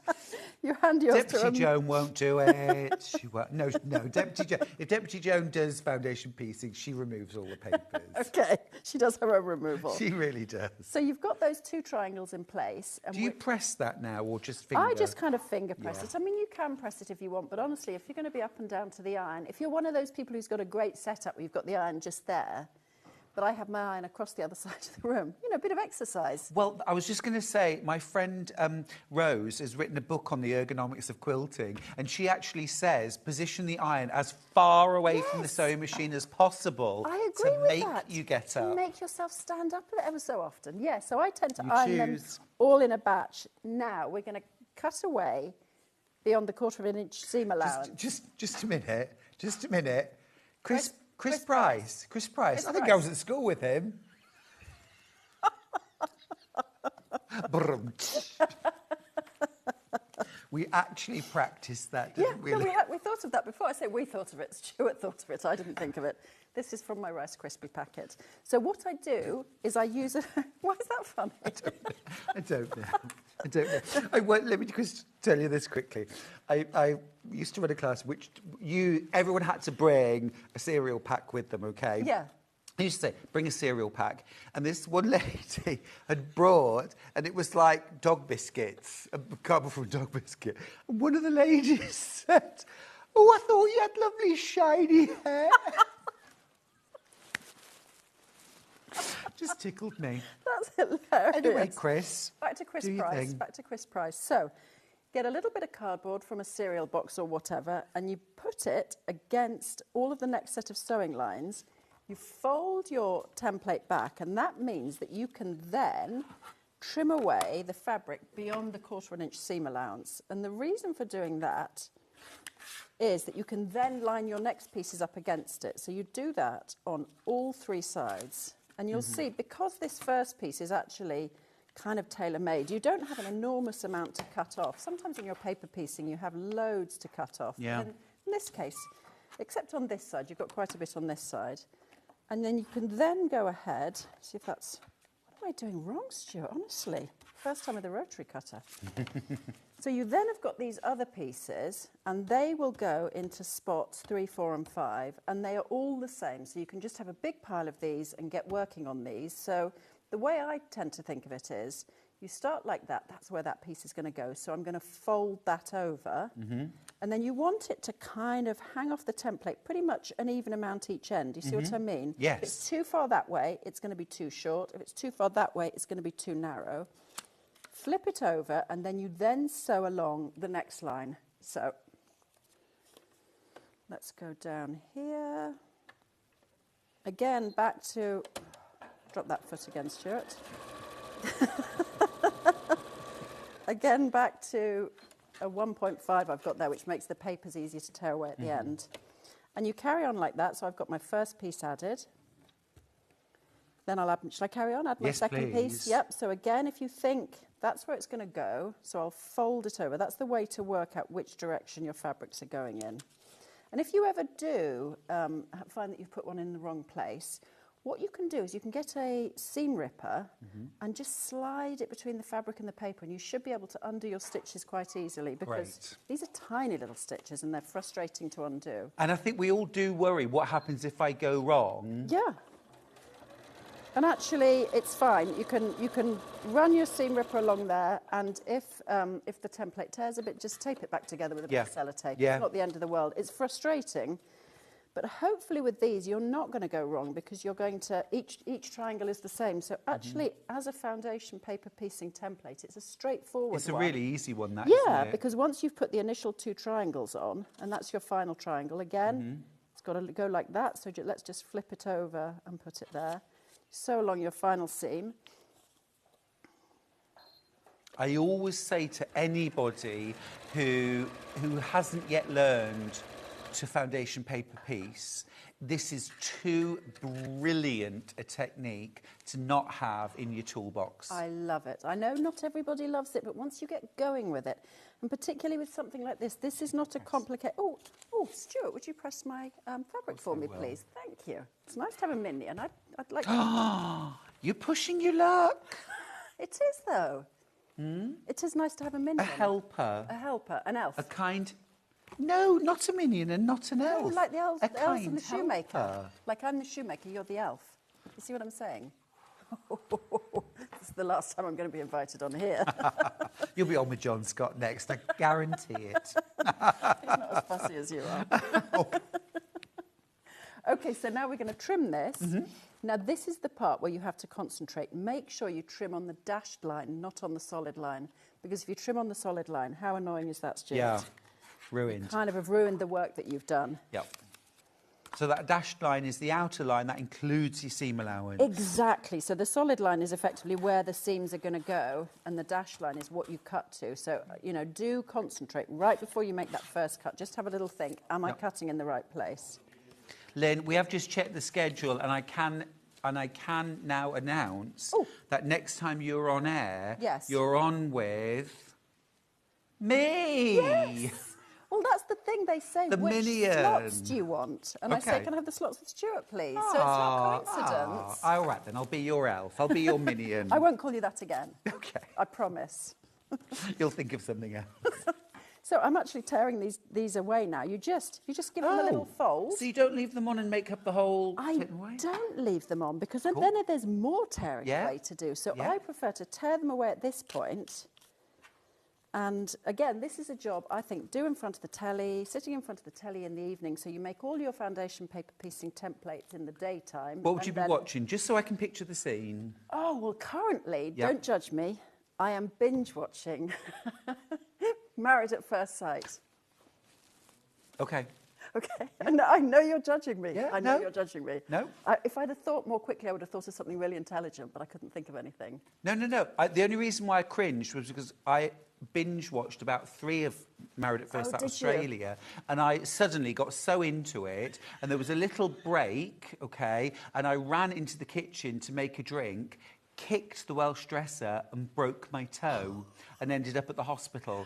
So I can't hear those words without going, oh. You So I just wasn't think of your judging. broken toe. I know. Yes. I mean, it we've is got a very comment. binge-worthy. Stuart, don't be offended. Elves are cute. Yes. You're a cute elf in a snazzy shirt. Shant, I'm going to take that. Thank you, Shant. Thank you. Elves are cute. You are cute, Stuart. I'll bring an elf hat next time. You don't mind that, do you? No. Another message. Morning, Stuart and Lynn. Finally, I can understand foundation piecing. Brilliant. Thanks, Lynn.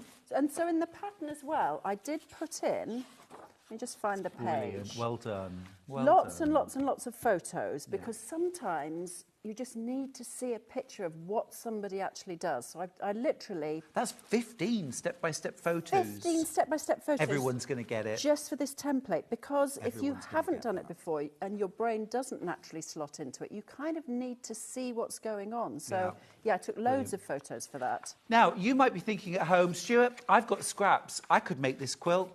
I just need the pattern. Yes, you do. This is a fabulous pattern. Here it is, £9.99. This is the physical printed pattern with foundations at the back, your templates even for cutting out your fabrics to minimise, really minimise your waste. We're talking little slithers, okay?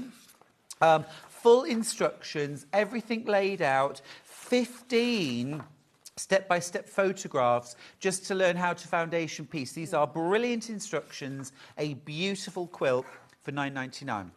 Physical pattern. Now, we've also got a digital download option available. It's also £9.99. It is going to get to you a little faster because it should all be available to download from midnight of the day that you purchase it, okay? That means anywhere in the world, if this is the only thing you're buying today, no P&P, okay? And you'll be able to download your instructions from midnight tonight. So, super easy.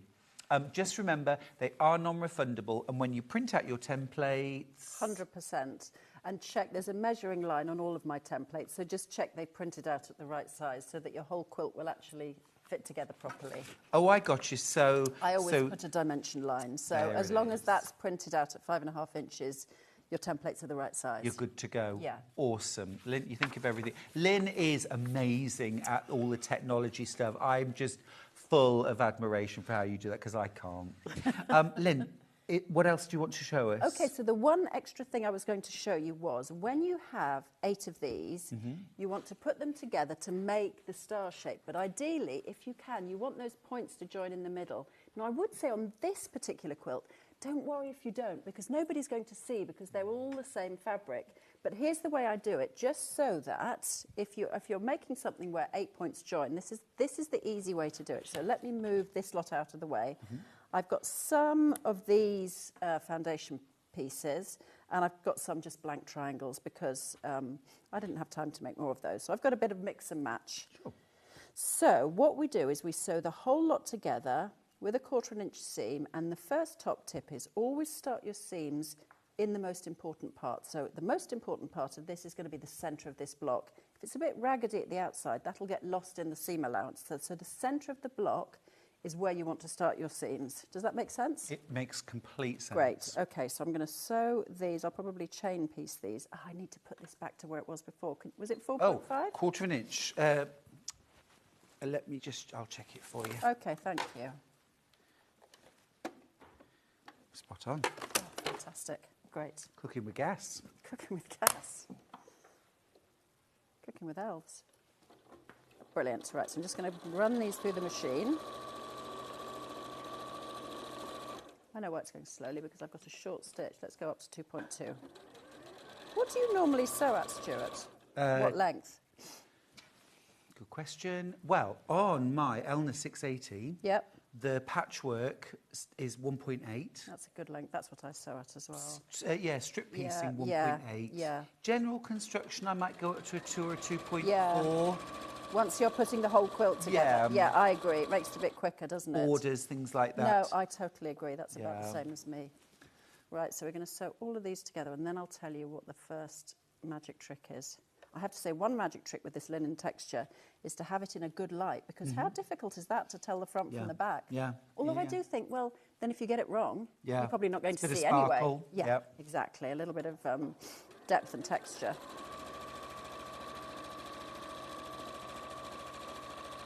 Do you ever sew standing up? Apart from here? Yeah. No, not at home. No, some people do, don't they? Yeah, they do. They do. I mean, I do a lot of quilting standing up. Of course, because you're long-arming. Yeah, of course. But, no, sorry, what about you? No, never. Never. And I don't have a long arm, so... right, we now... need to change that, Lynn. I mean, I would love to. I don't have room in my house, honestly. Just bought in May this lovely little house. But yeah, definitely not room. Unless, I suppose I could get rid of the kids. Get rid of the kids and maybe get rid of the kitchen. You've only got a kitchen because it came with the house. Yes, not something I use. I mean... Yeah, no, that's a really good idea. I hadn't thought of getting rid of the kitchen. Right, so what I want you to do now, here's the top tip, is I want you to press them all the same way. So in other words... All towards the... Let's say all towards that fabric. And that's, if you do that, when you're piecing this together, then at each stage, the seams will nest so that your centre will come together perfectly. So at this stage, you press them all in the same direction. Love and then that. at the next stage, you also press them in the same direction. And then there's a final top tip when you get to the final seam. Okay. Seam? Seam. Seam. Seam, yeah. So there's a couple of top tips already. So you see, I'm going to put these right sides together, and they nest beautifully. They do that lovely little clicking in place thing. Mm-hmm. Let me just take that off so I don't bump over that. And again, start from the centre, because that's where you want your block. That's the most important part of this block, is the centre of the block. Yeah. So if you have messy edges, that doesn't matter. They'll get lost in the seam allowance. But it's nice. It's a kind of nice, satisfying little thing if you're not needed. Oh, not needed. I should have been a teacher. I should have been a Bossy Boots. You could have looked over the top of your glasses and frowned. That's Stuart Hillard, Chris Price. Oh. Stop talking. Chris Price. The imaginary Chris Price. You know, it's funny, isn't it? When you talk about... have I got this the right way around? Yes. When you talk about kids from school, it's always first name and second name, isn't it? Yes. It's never like, oh, Stuart, I was at school with it. It would always be Stuart Hillard. Come unthreaded. Oh, not again. Right. It's an unfamiliar machine, isn't it? Maybe, yes. That's what it is. Yeah, no, that both of those seams have been without thread. Yeah. Yeah. Sorry about the lighting and the noise and things like that at the moment. The engineers are working super hard to get everything back to normal. But of course, you know, they've got big ladders in the studio, and you can't do that quietly. Oh, you're doing a great job. Don't worry, make as much noise as you like. Oh, come on. Andy did. Andy did. OK, let's hope I can do this without dropping this seam this time, dropping the thread this time. I'm going to start slightly... Yeah, I think that's OK. I think that's working. We'll make a sewer out of you yet then. What's that song from Mulan? I'll make a man out of you. You don't know Mulan? Mulan? Oh, yes. Yes, Donny Osmond. Yeah. Is it? Yeah. Donny Osmond? Yeah, Donny Osmond sings in Mulan. Stop it. Seriously. It's hard to believe, isn't it? See, I never knew that. Did you like Donny That's when Osmond Mulan you were... dresses up as a man and joins the army. That's it, yes. Oh. Yeah. Right, so let's, again, if you wouldn't mind, pressing these both in the same direction. You don't have to say if you didn't mind. I'm your minion. That's what I'm here for. That's why I breathe. Now, this time we're still going in the same direction. Any direction you want, as long as it's the same on ech piece. So whatever you want to do. Okay, yeah. Oh, no. I did see Donny Osmond in Joseph. Oh, was he good? Many, many years. He was good. Yeah. And my eldest sister was so completely in love with Donny Osmond, and so when she was about 17, and so convinced was she that they would eventually get married, that she spent hours and hours practicing her signature as Mrs. Michelle Osmond. We found her old scrapbook, and there were just pages. Isn't it adorable? I loved the Osmonds. Yeah. I thought they were amazing. Like, I liked Donny Osmond. Do you remember the Donny and Marie song? Yeah. That was my first single. Did you like Marie? Did you know, rather, that Marie Osmond is a huge quilter? I did not know that. Did you not? No. Marie Osmond, I'm sure she's done books. Really? She did a TV show about quilting. Wow. She's done fabric ranges. I had no idea. She's like super obsessed quilter. I knew that there was somebody from, is it the Brady Bunch who's a quilter? And she's done fabric. She did a fabric line for Moda. Oh, really? Yeah, it was a kind of sort of, a bit like, you know when you had 90s in the 70s? No, Lynn, those rumours are untrue. I never had a 90s. OK, well, Chris Price had 90s in the 70s. Well, it was the kind of fabric, the fabric she designed was kind of like sheets or 90s from the 70s. OK. I can put the foot down. I'm sure I can put the foot down. They've hidden it on this machine. This is the slickest demo anyone's ever seen, isn't it? I mean, it's just... You've taught us loads. I've done loads. I just wish you'd learned to put the foot down. Oh, and I forgot to say the final top tip. Okay. So the final top tip Yeah. is when you put the two halves of the block together, Yeah. start your seam in the centre of the block. So start it right where everything is joined, because if you start it at the edge, the fabric might just push along a little bit, and these might not join perfectly. What, But so if you- start here and sew you out? Start here and sew out, flip it, start here and sew out, and that means that your centre That's has a much better hot. chance of all meeting together like absolutely brilliant. And then, do I press that? that. Oh, we've got light. Gosh, look at how bright we look. It's like coming out of a coal We need mine. sunglasses. Wow. You can press it open or you can press it to one side. I mean, I think on the quilt I pressed it open just because I do like how it looks when it's pressed Yeah, open. It's a me bit of a too. fiddle, isn't it? But I think it's worth it. Yeah, absolutely gorgeous. I'm going to recap the quilt kit. Yep. You'll have to iron that one yourself. Wow, that's a shocker. Look at that light. I know, we're so bright now. I think we're brighter than we were I feel like before. I'm too bright now. We've got all the additional lights and the normal ones. Anyway, thank goodness I put sunscreen on this morning. Right, let me show you this gorgeous quilt kit from Lynn Goldsworthy. Let's start off with those amazing 8 fat quarters that you get. These are all Japanese, actually. They're made in Japan. Printed Don't the in Japanese Japan. do lovely fabrics? They do absolutely really exquisite do. fabric, yeah. They do. You get 8 fat quarters, and they're all in this really beautiful, rich, sort of denim-y blue, chambray blue, this beautiful deep plum, this puce. Gorgeous, gorgeous colour. Love these kind of damson shades. They're really rich, really decadent and cosy. But I think the genius of Lynn's design is then pairing those really warm, rich colours then with this beautiful, subtle linen texture from Makawa, which just keeps everything cosy but bright and light and delicate. Just stunning. You get 4.5 meters of your linen texture. You get 8 fat quarters of your beautiful Japanese florals. And then you get your pattern as well, of course, a physical pattern from Lynn Goldsworthy. And a really, I mean, I think beautifully detailed, Lynn. Thank you. I just, inspired by your patterns, I put a lot more in this time. Because I loved seeing what you'd done. I had a little sneaky look when you were out last time. Just And makes so I put a everything lot so more clear. diagrams, a lot more like the layout diagram, and these in particular, because you can get very lost when you're getting to the sort of edges. So you just have to follow these almost as like a paint by numbers. Sure. I mean, with experience, you do these things without thinking about it. But you've Not made for it me, crystal no. clear. With those, I had to look. I've got to make 6 of those. You know, you can kind of lose track of everything you're doing. All these little bits and pieces. True enough. True enough. Absolutely. Yeah. It's brilliant. Well, it's a gorgeous, gorgeous quilt.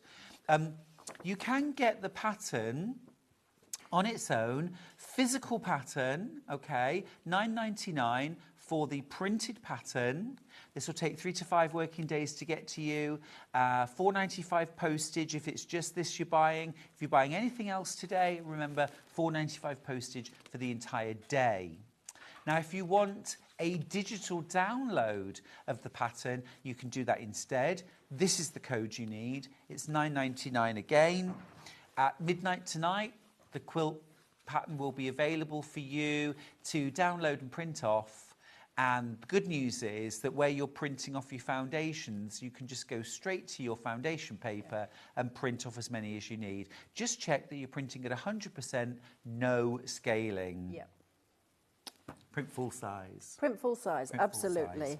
Amazing. Always important when you're printing Thank you, Lynn. That was templates. absolutely Thank you, amazing. thank you. Thank you as well for soldiering on through the lighting issues, and thank you for staying with us too.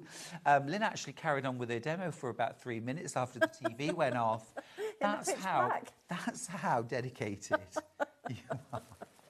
Lynn's going to be back in less than an hour. Yep. Lynn, what quilt are you going to show for us next? Okay, so shall I go and grab it or shall I just say Tell me what it it's is? called. It's called Autumn Leaves, and it is very autumnal, gorgeous oranges and browns and reds and yellows. It's this quilt right here. It's absolutely stunning. And that twisted ribbon border is sublime. I know what you're thinking. That looks hard, Lynn. No, it's all quarter square triangle units, and I've even got, I think this might be another Lynn Goldsworthy invention. I don't know if anybody else has ever done it before, but I've got papers for those. And that means that you don't have to do that awful trimming that you do with quarter square triangle units. So you make them in kind of bulk and cut them apart, and they're then the size. They're all the right size. They're all the right size. I love it. I love it. So okay. It's much more straightforward than it looks. Stick around, stick around. We're going to go to a short break. When we come back, I'm going to have a panel roundup. Don't go anywhere. Our UK-based call centre is always on hand to assist you 24 hours a day, 7 days a week.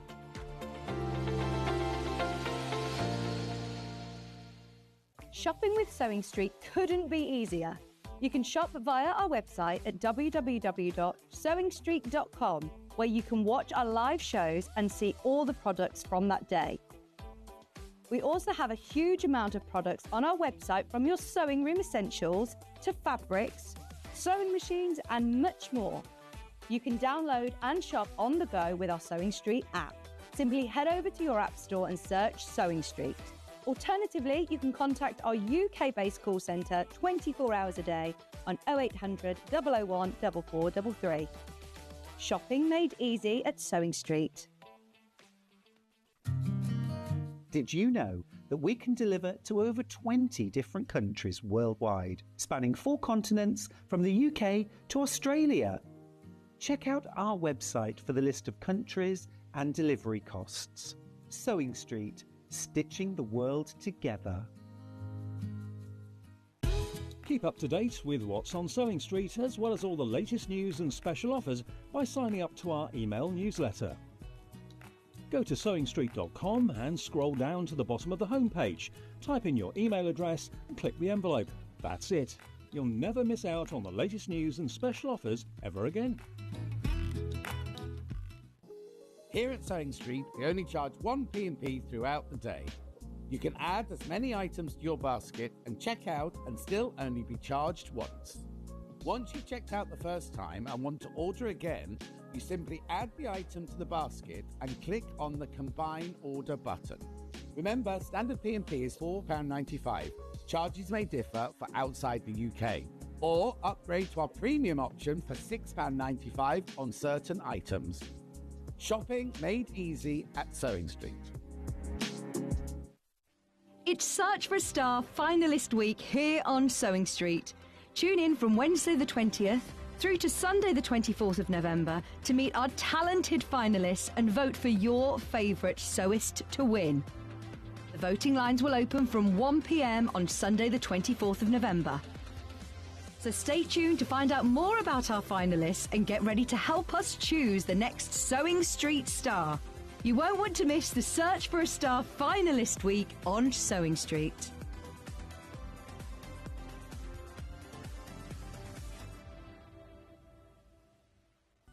Never miss a show by watching on the go with the Sewing Street app.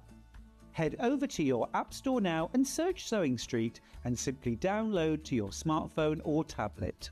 You can watch the shows live and see your favourite presenters and guests. Click on the Today button to shop all of the products that are featured in today's show. Want to know what's hot? Then click here to see today's bestsellers and highlights.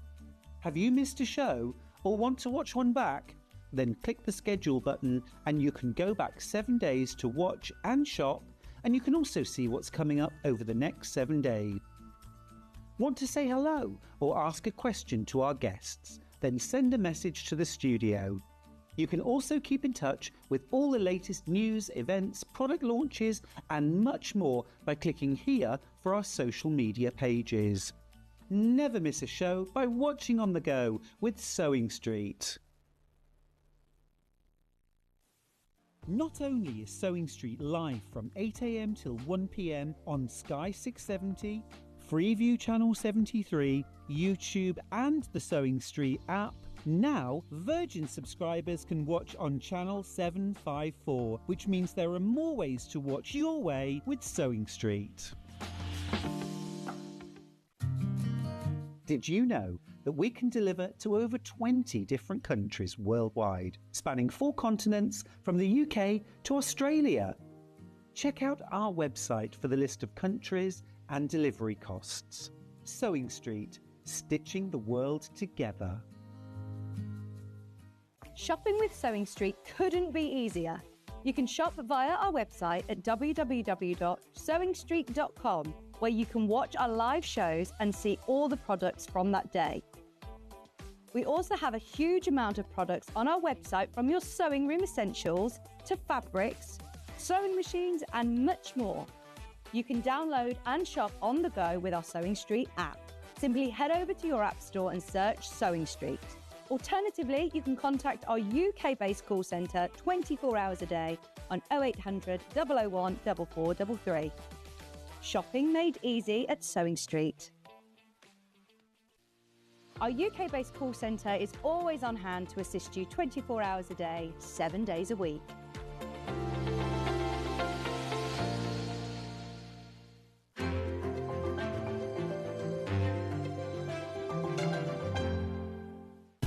Keep up to date with what's on Sewing Street, as well as all the latest news and special offers by signing up to our email newsletter.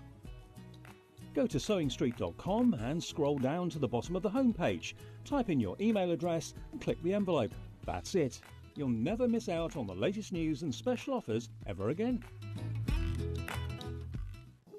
Here at Sewing Street, we only charge 1 P&P throughout the day. You can add as many items to your basket and check out and still only be charged once. Once you've checked out the first time and want to order again, you simply add the item to the basket and click on the Combine Order button. Remember, standard P&P is £4.95. Charges may differ for outside the UK. Or upgrade to our premium option for £6.95 on certain items. Shopping made easy at Sewing Street. Hi everybody, the gremlins have been shown the door, we have thrown them out, and we should be back to normal now. Thank you for your patience, we really appreciate that. Now, this hour, I've got loads of gorgeous panels. We're going to start with a couple from Riley Blake. This one is called Silent Night. Now, for a start, that is mine and my mum's favourite Christmas carol. And this is a nativity activity book, and there's a bag to go over the top of it. It's absolutely gorgeous from right a bit. The whole thing's made in felt, and it's beautifully, beautifully printed. You have the really important scenes from the nativity. You've got the 3 wise men, the Magi, following the star to Bethlehem. You've got Mary and Joseph travelling to Bethlehem on the donkey as well. You've got the angel, you've got the birth. And then you've got this gorgeous scene here of the manger in the stable. And there's the little donkey finally having a rest. But then look, this is absolutely incredible. Look at all of these beautiful characters. So you're going to make these characters up so that you can actually tell the story of the first Christmas, the Nativity. You've got all of the animals, you've got the angels. This is a lovely activity, isn't it? Even the gifts that the 3 kings brought: gold, frankincense and myrrh. Is there a dog? Oh, there's a dog. Look, a little sheepdog. That's probably a bit of artistic license, if I'm being fair. But even so, it's lovely. Also the mouse, of course. Not sure I remember that from the Nativity, but I wasn't there. Isn't there the very famous lobster? Where's the lobster? Gorgeous, absolutely beautiful. I do love the cow. Look, the cow's gorgeous. It's a big cow. Well, some cows are absolutely enormous, absolutely enormous. Now, you do get full instructions here. You've got your felt dolls, you've got your play mat, your bag. It's really lovely and a great way of teaching the story of the Nativity. Really lovely. Also, you can get free, fully illustrated step-by-step instructions by following the link. There's a link here. All right. That's gorgeous. $28.99. That's the kind of thing that you can bring out year after year. It would also be really lovely to make this to donate to your local primary school or nursery, wouldn't it? That would have been absolutely lovely when I was teaching reception year 1, year 2, to have had this to bring out to teach the story. That would have been absolutely gorgeous. So grab yours, $28.99. When they're gone, they are gone. Now I've got another Riley Blake felt panel. This one is called Santa's Workshop. Now, I've never seen the inside of Santa's workshop, so very few have. But we're all going to get to see it now. Oh, look. Is that a raccoon? Who knew? Penguin, a koala. Love koalas. This is gorgeous. Look, you've got all your characters. So you've got your felt dolls, you've got your playmat and bag, you've got Christmas tree ornaments and gift tags as well. Oh, it's lovely. Oh, there's a narwhal. Gosh, the Christmas narwhal. Oh, an owl, a reindeer, obviously. There's the outside of Santa's workshop. Oh, it's adorable. Do people still take children to see Santa Claus?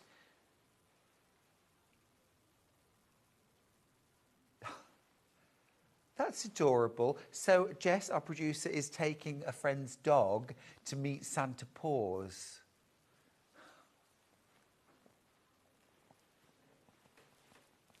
Of course, you've paid for the deluxe package. I love it. Look, there's even a letter to Santa at the top. To Santa from me. Oh, that's really cute. Really cute. Again, $28.99. It's the kind of thing to bring out every single year. It's lovely. Oh, and look, there's even a VW Beetle with a Christmas tree strapped to the roof. Oh, and the Christmas sea lion. Cute. Really cute. I think I might have to see Santa this year. Because that's when you say what you want for Christmas, isn't it? What do I want for Christmas? Oh gosh, I haven't really thought yet. I haven't really thought. I don't need a new sewing machine, but that doesn't mean I won't. We've got some gorgeous panels. I want to start with this. It's Mia Caro. This is so beautiful. I'm going to hold it up so you can see it held up. It is gorgeous. Look, it's like a woodland Christmas tree. I think that's absolutely stunning. It's really painterly. Now, there's no coordinating fabrics to go with this. I don't need any coordinating fabrics to go with this because I would just quilt this and bind the edge. A solid would be absolutely perfect. Something like hot tomato. If you have a look here, this colour, that is about as exact a hot tomato solid that we have at Sewing Street. Just a binding, that's all you need.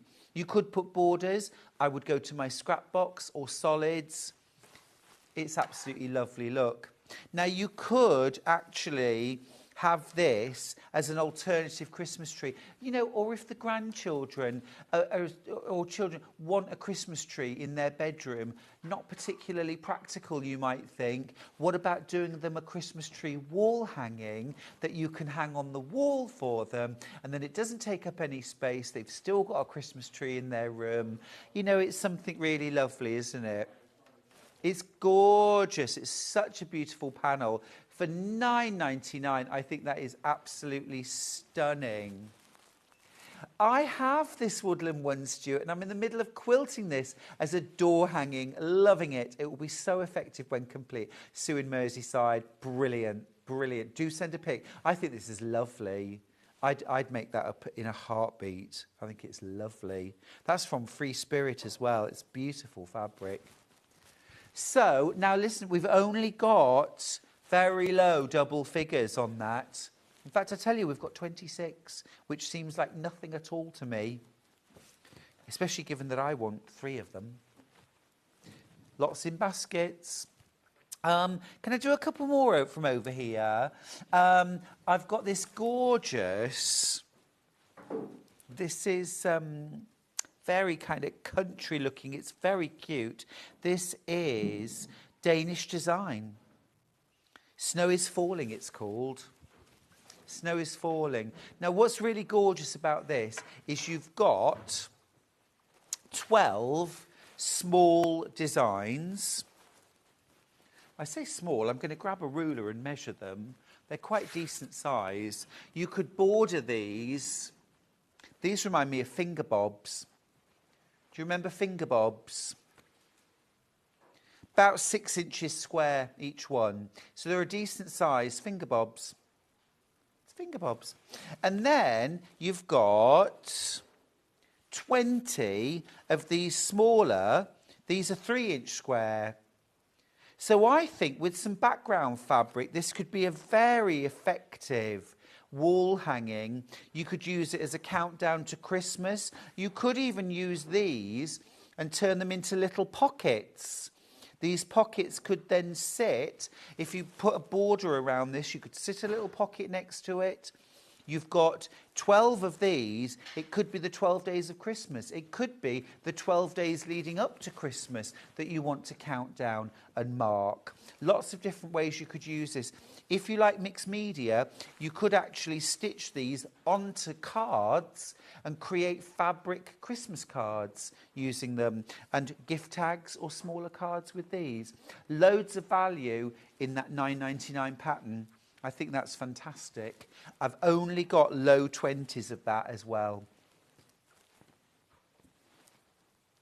Wow, okay, so once everyone's checked out their baskets, I'm down to low teens. Now, super cute. I showed this to Lynn in the break, and she and I have both fallen in love. This is called Woodland Babes, animal wreaths in cream.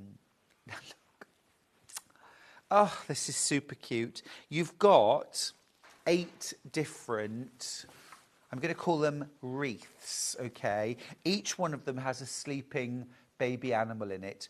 Now, size-wise, the wreath itself, about 7.5 to 7 3/4. You're going to want to cut this to an 8.5-inch square, okay? An 8.5-inch square will give you, even with seam allowances taken off, you'll keep the wreath and you've got enough for the whole thing. So we've got a fawn, a hedgehog, gorgeous.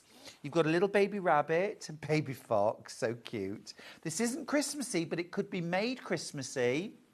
There's the fawn, again, another little fawn, squirrel, a grey squirrel, a red squirrel, and a little grey rabbit. Absolutely gorgeous. You've even got a little border at the bottom. So if you wanted to make a cushion out of these, you could use that on the envelope back. Now, these are pre-cut, so if you multi-buy, they will come as separate panels, okay? But 2 of these would give you 16 wreaths, which would give you a 4x4 arrangement with some piecing or some sashing in between, maybe a little pieced border. And Lynn's going to be showing us how to do a twisted ribbon border in the next hour. So maybe something like that, if you get her pattern, you'd be able to use it on this as well. I think that's absolutely gorgeous. Woodland Babes. The other thing that you could potentially do with this, if you have a look on my YouTube channel, Stuart Hillard Makes, there's a pattern on there, free pattern on there, to make a Japanese rice bag, which has square sides. Each 4 of these would make 1 rice bag. So you could do that with them, and that would be absolutely gorgeous. All right, that's Woodland Babes. Very low figures, actually, and they are dwindling as we speak. Now then, I have got I Love You to the Moon and Back. Now, I've got a gorgeous pink and I've got a gorgeous blue version. I'm going to show you the pink version first of all. So there is a very, very famous children's book, Guess How Much I Love You. And it is the most beautiful children's book. It's really lovely. And this is fabric licensed from the author, from the publisher. So this is the real McCoy. You've got this beautiful piece at the bottom, Guess How Much I Love You. Then you've got 4 of these. Now, they're rectangular. They're about 12 inches by 11 inches. Okay, you've got 4, Sleeping Under the Big Bright Moon, I Love You Right Up to the Moon and Back, I Love You As High As I Can Reach, I Love You As High As I Can Hop. And then at the top again, Guess How Much I Love You. Now, you could quite easily just put a border around that, something even like Calico or cream, quilt weight cotton, a border around it, and then a little binding, gorgeous wall hanging. Or you could cut this down and you could actually make 2 pillows. I would add a border around and then an envelope back. Reading pillow, gorgeous. You could do 2 of those. Again, for just £9.99. It's fabulous value. Not too pink either. It's more of a sort of salmon peachy pink. Very, very pretty. Now, I've also got the same thing in blue. This is exactly the same designs, but look in blue. This is fab. So lovely. Yeah, it's gorgeous. It's gorgeous. Now, just to give you a little warning at home, our engineers are still working on the lighting in the studio. There is going to be just a little bit of maybe on-off or even flickering. I'll keep you updated, but I just want to give you a little bit of a heads up there. How much I love you. How gorgeous is that? Really beautiful.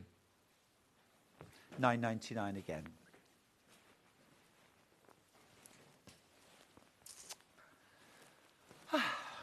I just need one of my friends now to have a baby, because I've run out of friends with young children that I can make these gorgeous, cute projects for. I could always do it for Project Liners, couldn't I? Or Quilts for Care Leavers.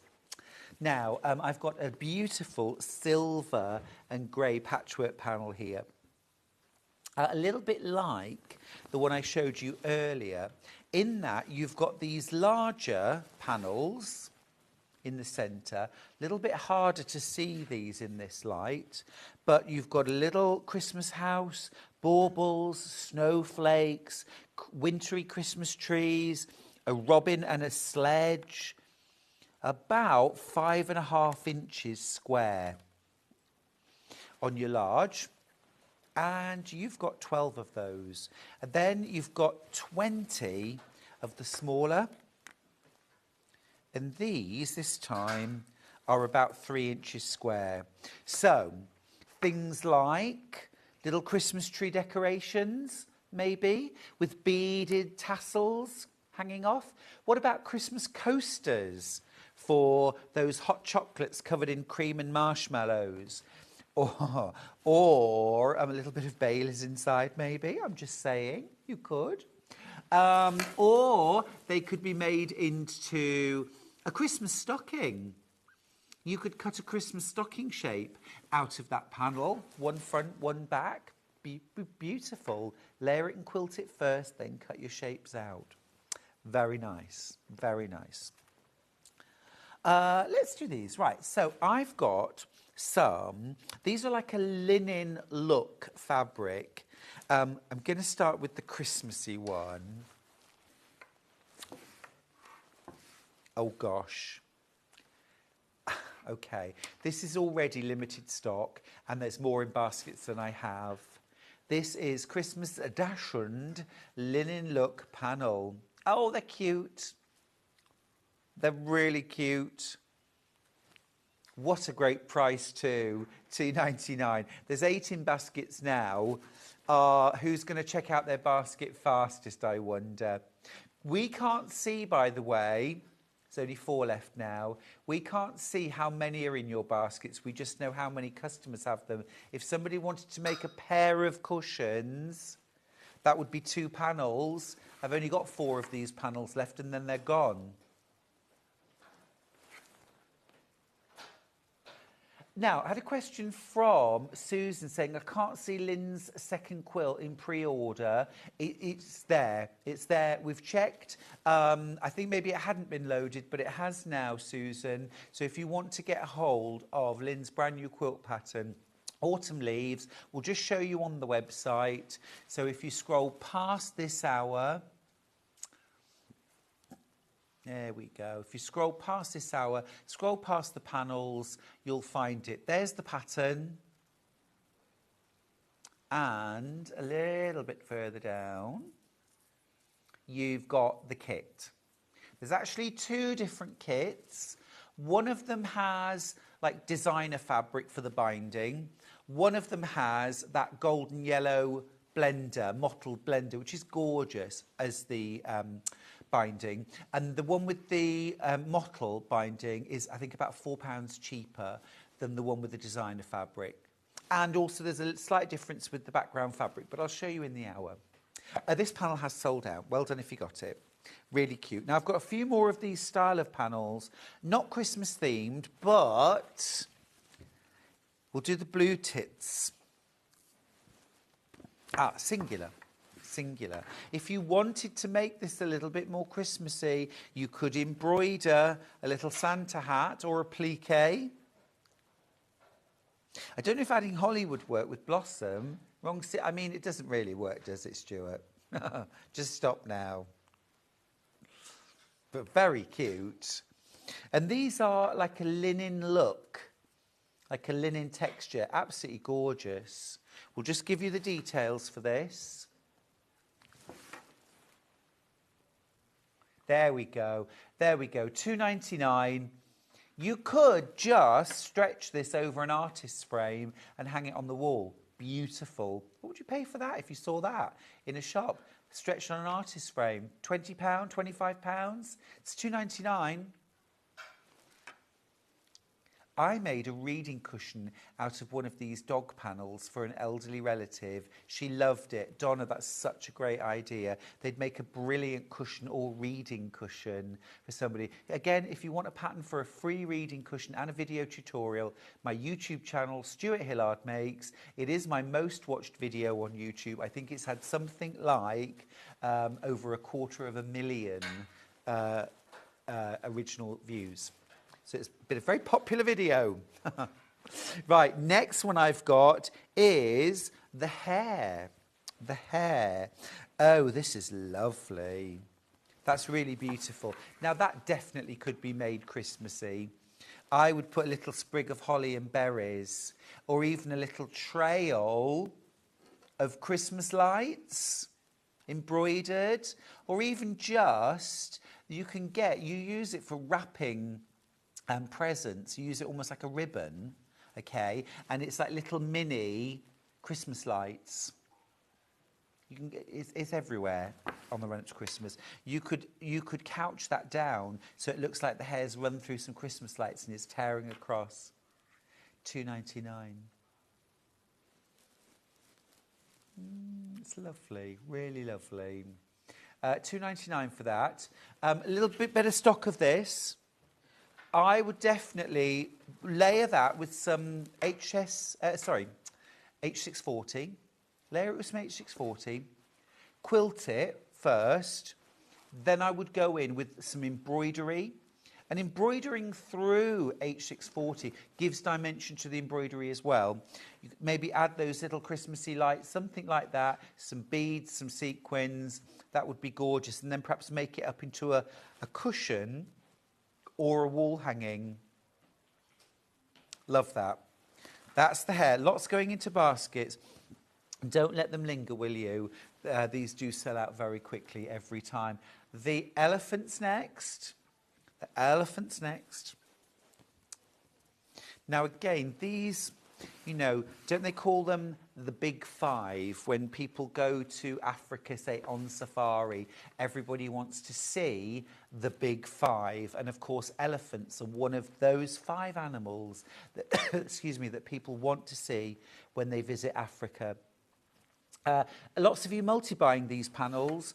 If you make and sell, $2.99. This is your price point, isn't it? Make it into a tote bag with Calico. Did you get yourself the bolt of Calico earlier? 60-inch wide, 25 metres on the bolt. You save $24.50. Use that with these panels to make cushions, tote bags. And you could, I reckon you could sell a tote bag made out of this. It's got to be at least £10, £15. Amazing, $2.99. And the Calico would probably be about £2.50 for your Calico. Lots and lots going into baskets. Again, it's the kind of thing you could also quilt really beautifully. Layer it with some wadding. Polyester wadding would give it a lot of loft, a lot of bounce. And if you used your polyester, then you could quilt around the elephant and perhaps just around the tusks. Don't worry about the lighting, by the way. I did mention we might lose the lighting. We're getting it fixed. Stay with us. And then what I would do is I would quilt really heavily in the background. Okay? Really close, maybe vermicelli or a very small grid, on-point grid. And then that elephant will really pop. It'll really pop. Gorgeous. Gorgeous. Okay, that's the elephant, $2.99 again. Next up, I've got 2 more. Oh, the horse. Oh, I've only got 14 of the horse left. This is wild horse. Oh, that is so atmospheric. That is so atmospheric, isn't it? Absolutely beautiful. Now, our director, Bruce, is loving this. He's just said, it looks like you just caught it doing something it shouldn't. It's like, oh, hello. I think actually what I'm seeing there, Bruce, is what are you doing here to us? That horse is thinking, why are you out here in the wild staring at me? This is my land. This is my place, isn't it?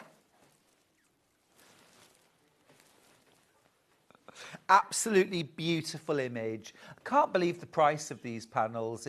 They're a bit of a steal, aren't they? Absolutely gorgeous. I'm down to 13 of these left. I can think of so many people who would love this made into a tote bag or a mini quilt. Would be lovely. You could just layer it, quilt it, bind it. Just have it as a mini quilt, stretch it over an art canvas.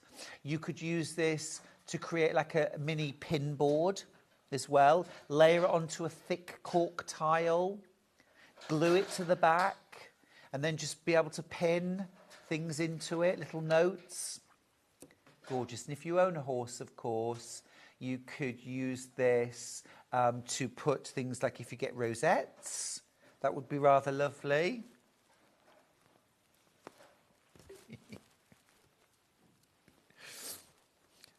Gorgeous. And then last of all from those, we've got the swan. The swan. In fact, the swans. Beautiful image. Now, they do say, don't they, that swans pair for life.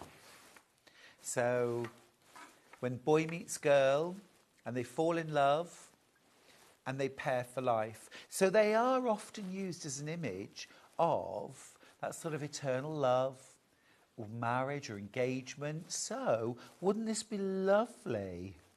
Wouldn't this be lovely to make for somebody who was getting engaged, getting married, having a civil partnership? Just lovely. Or somebody that's really into ballet. You know, this could be a ballet bag, Swan Lake, you know? That would be lovely too. So I know lots of children go to ballet class. This would be lovely for taking shoes to ballet class.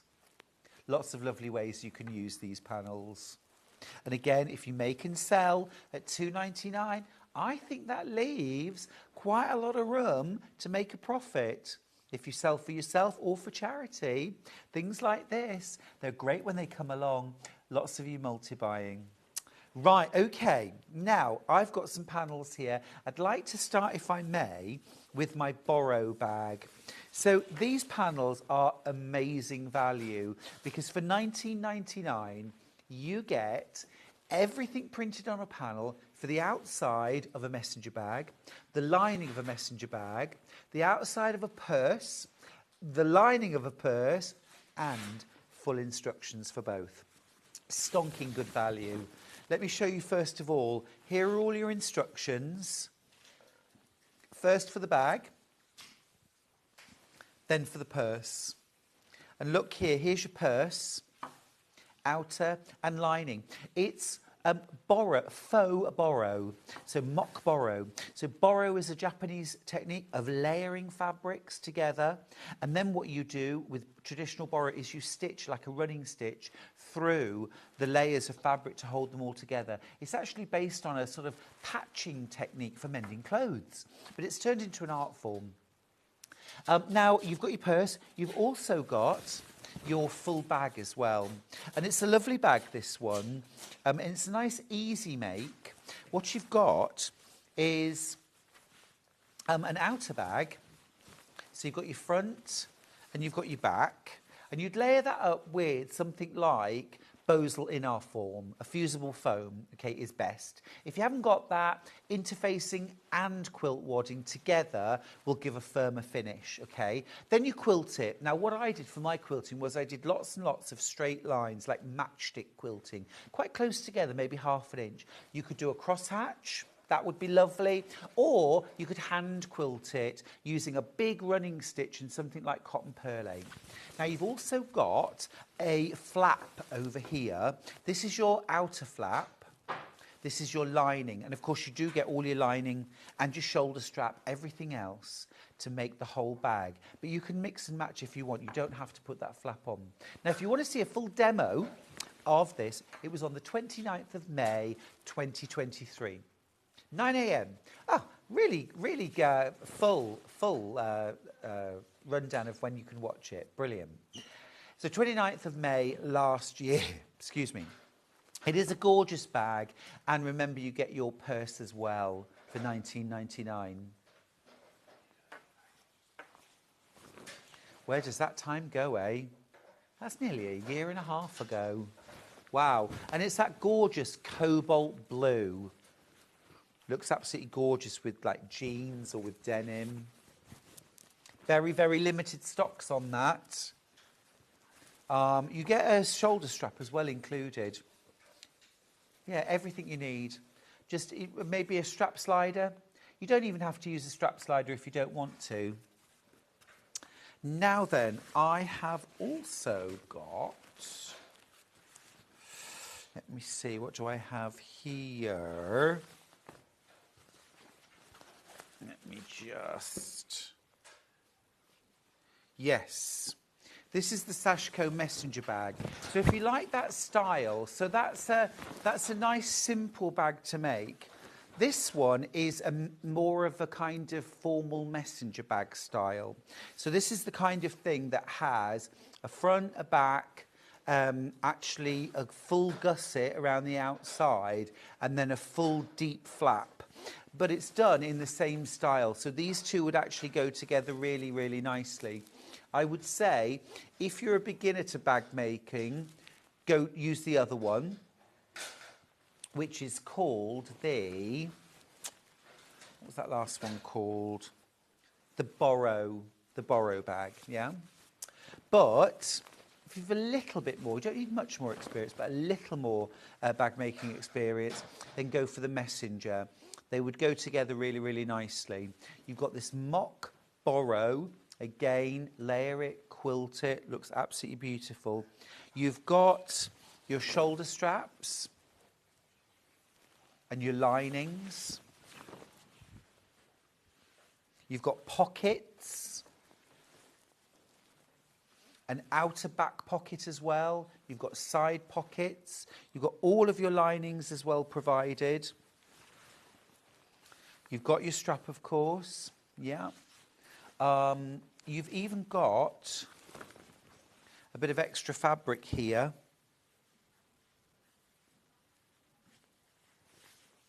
The ombre is lovely, isn't it? Yeah, the ombre is lovely. Oh, Jill says, what's happening on Facebook? I'm trying to see what's coming up, and it keeps taking me to the jewellery site. Oh, I don't know, my love. I don't know. I'm not sure. We'll ask the question. You're on Facebook, going through Facebook. We'll check it. We'll check it, Jill. All right. So that is the Sashiko messenger bag. Then we've got 40 squares of mock borrow. So this is where you could use this for all sorts of things, including a bag or a table runner, placemats, or even to make a patchwork quilt. So here you have got the squares, but because of the style of fabric, they all sort of blend together really nicely. You could just use this as it is. Would make a gorgeous table runner, actually, wouldn't it? And this colourway in the bag actually sold out really, really quickly. Jill, you are right. There is something going on with Facebook. Thank you for alerting us. We'll set the engine. I thought the gremlins had been shown the door, but clearly not. We'll do what we can. We'll do what we can. Thanks for letting me know. Oh, and now my tablet's gone off. Oh, I say. Oh, I say. $14.99. You get 40 coordinating 5-inch squares. Gosh, what a challenging morning. Stay with us, folks. It can only get better. And it feels really warm in here again now. It's gone really warm again. We came in this morning and it was like walking into a tropical house. It really was like a greenhouse. It was, you only had to move and you started to get a little bit of a flush. Right, next up, let's do my socialite bag. Now, this is a lot of fun, a lot of fun.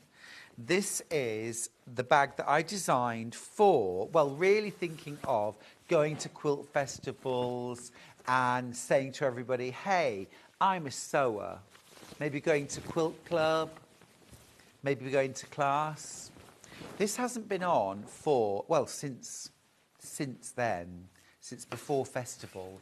Have a look at this. So what you've got here is a panel to make a really, really big, roomy bag to take to class, to take to festivals. Okay, what you've got is you've got your base, front and back. They're both different. I'll show you one side first. This features my very own brand of sewing machine, the Socialite. You like that? The Socialite. Do you see what I did there? Clever, isn't it? Yeah. And then you've got, obviously, your scissors, needle and thread, your pins, and these gorgeous flowers. I just love flowers. And then, look, you've got the same image, but this time it is on a pocket. So what you'll do is you'll use lining fabric, you'll sew your curves, turn it through, or you can bind the edges. And then you put this on top of the panel and all the pattern will still match up, so you don't lose the pattern. So you've got this massive roomy pocket that you can get in from both sides, or you could subdivide the pocket and have two. Then on the other side of the bag, it features, it's such a big panel, this beautiful sewing wreath. Again, that says socialite through the centre, that's what I am, with the tomato pin cushion. I heard that originally the tomato pin cushion came from a tradition in America. When a couple got married, they were given a tomato. They were given a tomato which they would place on the mantelpiece to bring fruitfulness to their marriage. And of course, they're not available all year round. And so what people would do is start making cloth ones to give as a gift. And then they started to be used as pincushions. It's a story I heard. It may well not be true. Then you've got your pocket on the other side, same thing. You've also got your shoulder straps, you've got fabric for a pocket inside, you've got, of course, full instructions for making the bag up for $19.99. And I recommend you just use this with some H640 or possibly just interfacing. There we go. Absolutely gorgeous. Lynn Goldsworthy has just walked back into the studio, everyone. That gorgeous quilt hanging behind you, Lynn. Autumn Leaves, it's coming up after the break. Can't wait for that. Now, a few more panels from yours truly. I've got an autumn version of a bag and a stocking, and a Christmas version, modern Christmas version of a bag and a stocking. Now, you might think, autumn stocking, Stuart? Stockings are at Christmas. But it really just refers to the coloration. It's more of an antique-y looking version. I don't know till I open it. I think this is the bag. Yes, the bag. Great. Facebook's getting sorted as we speak. Now, this bag, can you see? It's like a bucket bag. So you've got your... This is actually the lining, would you believe? I know, gorgeous.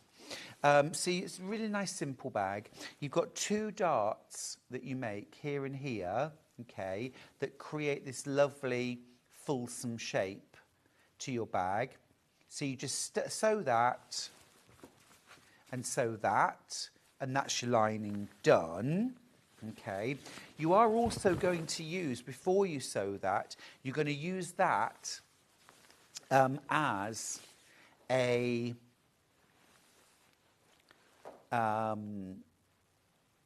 pattern to cut out a front and a back of the bag.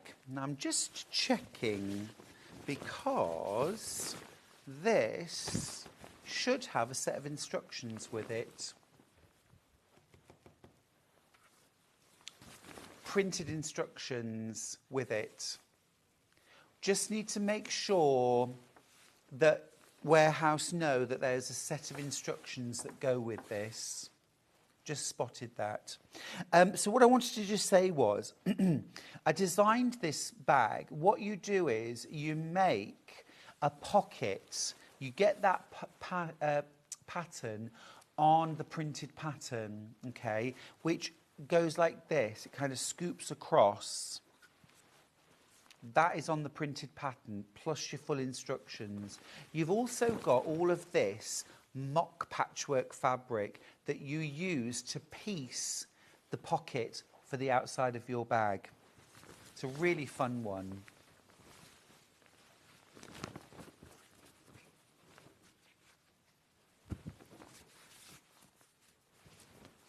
Now, there's also a Christmas stocking. The Christmas stocking is printed, everything's printed on the panel. So you've got your template over here for your stocking. You've also got full instructions, actually over here. You've got your stocking, you've got your full instructions, And then you've got these gorgeous stripes and this gorgeous faux patchwork. And the idea, it's all written out in the instructions, the idea is that you cut this into strips. Now, you don't have to cut just one strip of patchwork. You could join 2 or 3. You cut strips of plain. And then you sew them together. You can sew them on the diagonal. You can sew them like a plait. You can sew some going one way, some going the other way, and you sew them to a foundation. So you end up with this completely unique pieced stocking. You've also got toes and heels to applique on, and a gorgeous scalloped cuff to go around the top, and labels so that you can label up your stocking before you gift it. Now, I reckon if you were really careful, you could probably get 2 stockings out of this. You just use something like Calico as your base. So if you bought that bolt of Calico, there's another way you're going to use it. $19.99 for that. Okay, we're going to go to a break. When we come back, it's our final hour with Lynn Goldsworthy, and we are going to be doing the Autumn Leaves quilt. Can't wait. See you after this. Did you know at Sewing Street that on various products we offer split pay? That means on certain items you can spread the cost over 2, 3, 4 or sometimes even 5 interest-free monthly payments. Just pay the first instalment when you purchase and you're away. So shop your way with split pay.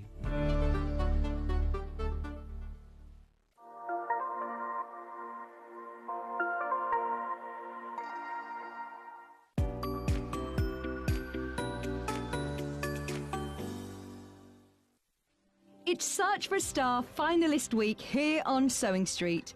Tune in from Wednesday the 20th through to Sunday the 24th of November to meet our talented finalists and vote for your favourite sewist to win. The voting lines will open from 1 p.m. on Sunday the 24th of November. So stay tuned to find out more about our finalists and get ready to help us choose the next Sewing Street star. You won't want to miss the Search for a Star finalist week on Sewing Street.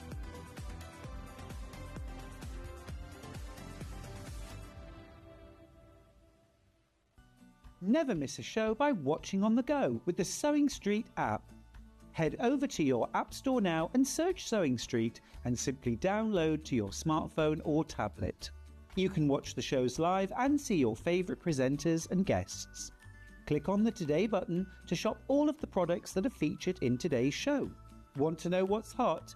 Then click here to see today's bestsellers and highlights. Have you missed a show or want to watch one back? Then click the schedule button and you can go back 7 days to watch and shop, and you can also see what's coming up over the next 7 days. Want to say hello or ask a question to our guests? Then send a message to the studio.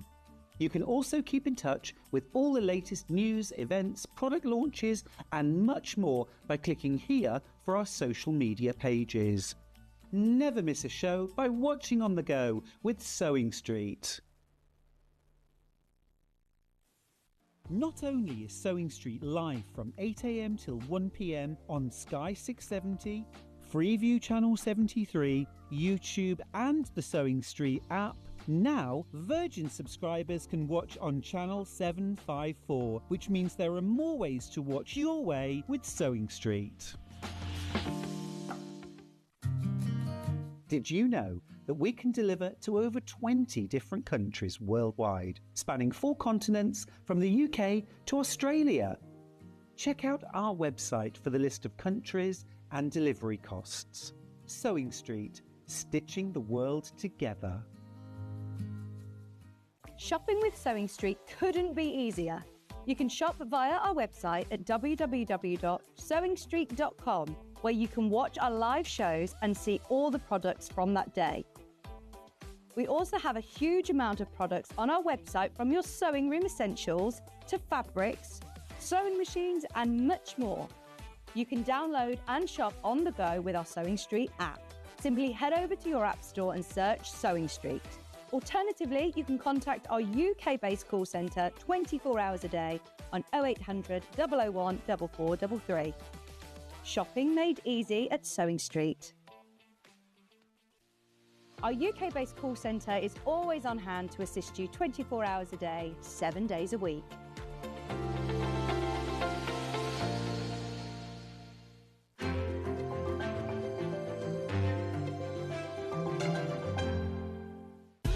Keep up to date with what's on Sewing Street, as well as all the latest news and special offers by signing up to our email newsletter. Go to sewingstreet.com and scroll down to the bottom of the homepage. Type in your email address and click the envelope. That's it. You'll never miss out on the latest news and special offers ever again. Not only is Sewing Street live from 8 a.m. till 1 p.m. on Sky 670, Freeview Channel 73, YouTube and the Sewing Street app, now Virgin subscribers can watch on Channel 754, which means there are more ways to watch your way with Sewing Street.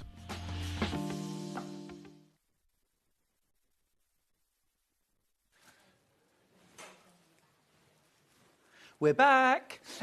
This hour, welcome back. This hour, we have got this magnificent quilt and this magnificent quilter. It's Lynn Goldsworthy, everyone. Woohoo. This is gorgeous. And nothing's going to go wrong this hour. Nothing. Famous last words. Lynn, beautiful. Yeah, so Oh, Lynn, your mic's on mute. is it? Come Oh, damn, how did I do that? This is embarrassing. You said nothing's going to go wrong. Is that better? Can you Say hear me something. now? Can you hear me now? Yeah, brilliant. Okay. Oh, that's my fault, Dan. Sorry. User error. I can't use a This sewing is machine and absolutely I can't use a lovely. mic pack. What can you do? Not that much, honestly. Yeah, so this is lots of autumn leaves, and we've got a few different learning points here. So we're going to have some bias tape going on here. Got a little bit of very, very, very simple foundation paper piecing. We've got some half square triangles, which we make on paper. We've got some quarter square triangles, which we make on paper. And then we've got this really gorgeous this ribbon border's border. I amazing. do love a ribbon border, and it's another one of those where you have to concentrate on where you've got to. It's not complicated piecing. It's just you almost have to assemble it step by step by step so that the fabrics link in each time you join a quarter square triangle. So I've got a sort of if you go back a page, I've got a diagram there. Of this, and you want to follow that sort of step by step so that the whole thing runs around the whole quilt and meets up at the corners and so on. Again, you've got absolutely fantastic, really detailed instructions for how to put this beautiful quilt together. Yeah, once again, I put a lot more into this one following your example because I just thought more is more. It's absolutely amazing. This quilt is 58 inches square. So again, it's our kind of perfect lap size, throw size, lovely on the back of a sofa. Details on screen are for the pattern only. Okay, that's physical printed pattern for £9.99. Now, if you want to get the digital download, we've also got that available. It's a different code. This is the code. Now, this is something new for all of us here. So this is a different code, ZB4L60. Same price, £9.99, but this time a digital download. And that's going to come into your inbox midnight tonight or thereabouts at the latest. It may come before. And then you'll be able to print the pattern off. You can print foundations off, as many as you like. I mean, it's a good one if storage is a problem. If you're somewhere, maybe you're abroad, and you don't have to pay postage. There's no postage charge. If this is all you buy, then £9.99 is what you pay. But these patterns are non-refundable. If you buy a digital download, it is non-refundable. Okay. Now we've also got some kits to make the beautiful quilt. Now, right here, I have got, so this one is, Now, neither of them, I've got to be honest, neither of them are exactly the same as what Lynn's made, okay? Because, let me show you. So what you get in here is you get, wow, That's a lot. 10. 10 fat quarters. Look at these beautiful fabric. 9. Okay, is it 9? We'll count them. Oh, it's 9. It's Apologies, 9. it is 9. It's 9. Okay, these are absolutely magnificent. So beautiful. Gosh, look at that one with pumpkins. I love it. Right, 4, 9. So you get all those fat quarters. Then you get 4 fat 8s. Again, absolutely gorgeous fabric. Oh, those are stunning. Then you also get this border print, 1/2 metre. I'm just going to show you this. Okay, that's your... What do we use this for, Lynn? So that I've used in the binding. So Yep. the binding sort of, if you can run a narrow, imagine a narrow strip of it going that way. Yes. So you get the sort of edges and then some leaves and then the edges and then some leaves. So it made a lovely binding. Absolutely gorgeous. Absolutely gorgeous. Does that do the whole quilt? Yes. Yeah, That does brilliant. the whole quilt, yes. Although, yes. can I just say, if I was buying this kit, I would use something else for the binding. I would cut this straight down the middle and I would make 2 cushions to go with my quilt. I didn't think of that. What a great Because idea. Well, yes. I think that fabric's so beautiful. It is. It's gorgeous. You know what I mean? You can only get the fabric in the kit, by the way. Right, but you also then get... So, all of these fabrics are exactly Yes. what Lynn used in Yep. her quilt. Exactly. The only thing that's different is that you've got Macawa linen texture, 3 metres, and this is a lighter shade. It's very slightly Very paler, slight. but really hardly at all. The difference is kind of... I'll show you the difference. I would have used So- those, one or the other, both would have worked well. Yeah. So that is the slightly warm. This is the one that Lynn used. This is the one that's actually you're getting in the kit. Now, you've also got 3-way split pay on this quilt. That's amazing. So you're only paying today, not £98.99, you're paying £32.99. £32.99. That'll get it home. Fab. So that's the first quilt kit that I've got available. So exactly the fabrics, exactly the binding, the linen texture. It's still linen texture like Lynn used, but it's basically a shade lighter, which will actually give it a really lovely kind of sparkle and glow. Both of those work really well with these colours, these rich autumnal colours, and they're both they're both just creams, really, cream linen textures, and that Macawa linen texture just gives it a bit more, rather than just a solid, it gives it a bit more texture into the quilt. Absolutely. Now, of course, you also get the physical pattern. Right, the second option that I've got, so that's £98.99. The second option that I've got is exactly the same, okay, as Lynn has done. Yep. Okay, so you've got all of the same fat quarters. You've got all of the same fat 8s. You've actually got the exact same linen texture that Lynn used. Yep. So that slightly warmer cream. Yeah. The difference with this kit is you have got this gorgeous corn yellow blender fabric for your binding. So the difference is you don't get this border print. Okay. But as you say, you might not use that on the binding anyway. You might want to definitely use that wouldn't. for I'd use cushions. that for a cushion. I think they both work great as a binding. But the price here, £94.99, so you're saving £5 on this bundle. Gorgeous. Absolutely. That's stunning. I They're love that. great fabrics. I mean, they Absolutely scream out to be made into a sort of, to me, Autumny. autumnal quilt. Absolutely. Very much this time of year. Gorgeous. Do you love autumn? I love autumn. Yeah, I do. I love all the seasons, honestly. Yeah, me too. I love that we live in a country where we get seasons. Me too. Yeah, I agree with you. Yeah. Sometimes I wish they were a little bit more Warmer. distinct. Yes. Sometimes I wish summer was more summer. Oh, yeah. Really. No arguments there. Yeah. Now, we've got 2 backing bundles. This is rather lovely. This is corn yellow. And you get 3.5 metres. which means you're just going to cut 2 panels out of this, seam them together, Yep. and that's going to be enough to back your quilt for £23.93. Fabulous price. Yeah, that's what I used on the back of mine. Yummy. Yeah, lovely And colour. you save £4 buying the backing bundle, £23.93. The other option that we've got is to use light grey. Again, 3.5 metres. So cut 2 panels, just cut your piece of fabric in half. So you end up with 1 3/4 metres and 1 3/4 metres. Seam them together and you've got enough to back your quilt. I would just say the other option, just by the by, is get yourself the bolt of 60-inch wide calico. Yeah.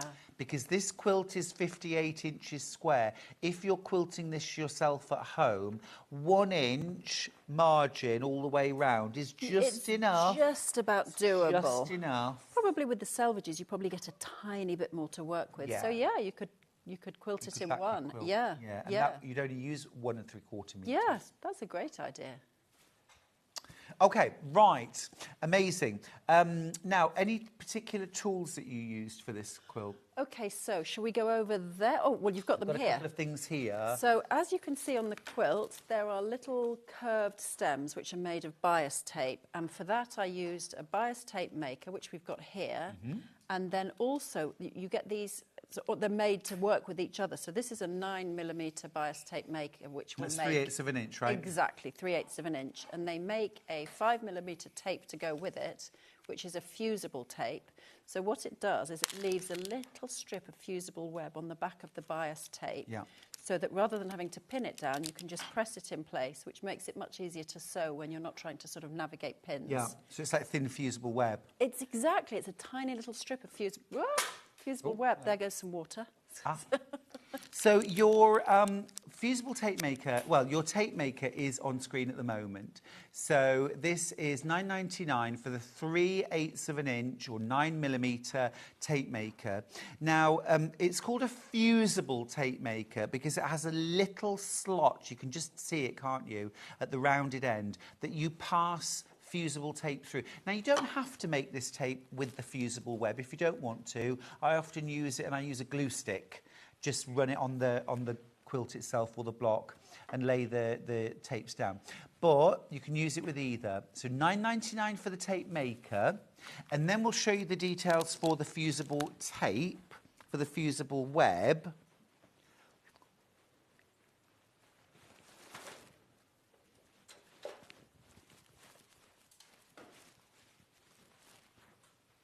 Okay, this is your fusible tape. It's 5mm wide. You get 25mm meters in length.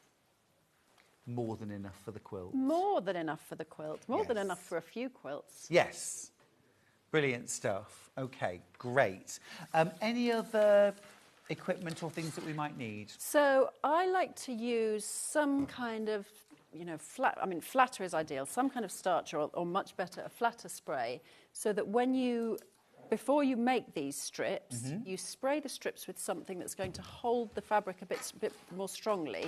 Yeah. So that your bias strips hold in place when you've made them. So pre-spray with these, then run it through the bias tape maker, running your iron along as you go, and then when your strips are made, the edges will stay under better, whereas if you haven't pressed them with something, they tend to kind of roll themselves up a little bit and the bias tape will flatten more easily. So something like these flatters are brilliant because they just give the fabric a little bit of extra structure for you to work with when you're appliquing down the bias tape strips. Now, the one that we've got on screen is for the scentless, so if you don't like smelly products, this is the one to go for. You've just saved yourself £6. Don't worry if you'd already checked out your basket, you save £6 too.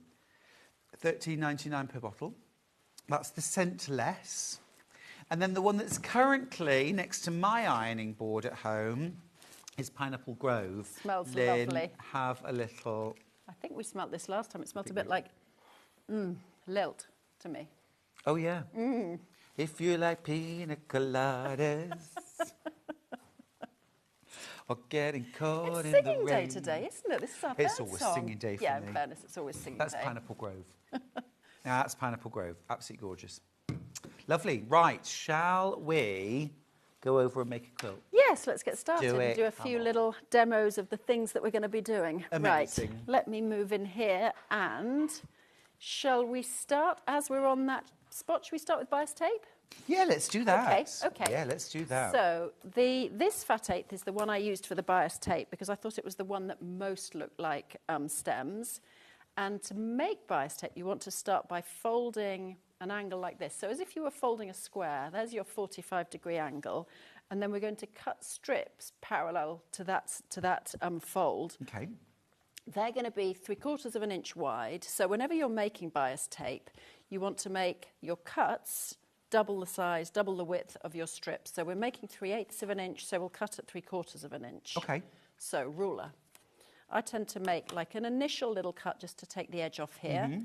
And then I like you'll be how you cutting- folded that so you can kind of do makes longer. it a bit easier to cut it. Yes, if you're doing those great long strips and your ruler gets carried away and then sometimes it swivels. So take the edge off and you can then cut a few strips. Just keep cutting along and along and along. So you cut lots of strips. And you were saying for a 3/8 of an inch bias, finished bias, Yep. you need 6/8 of an inch strip, 3/4 Exactly, of an inch strip. exactly. So double. Yes, so a little bit of fractions there.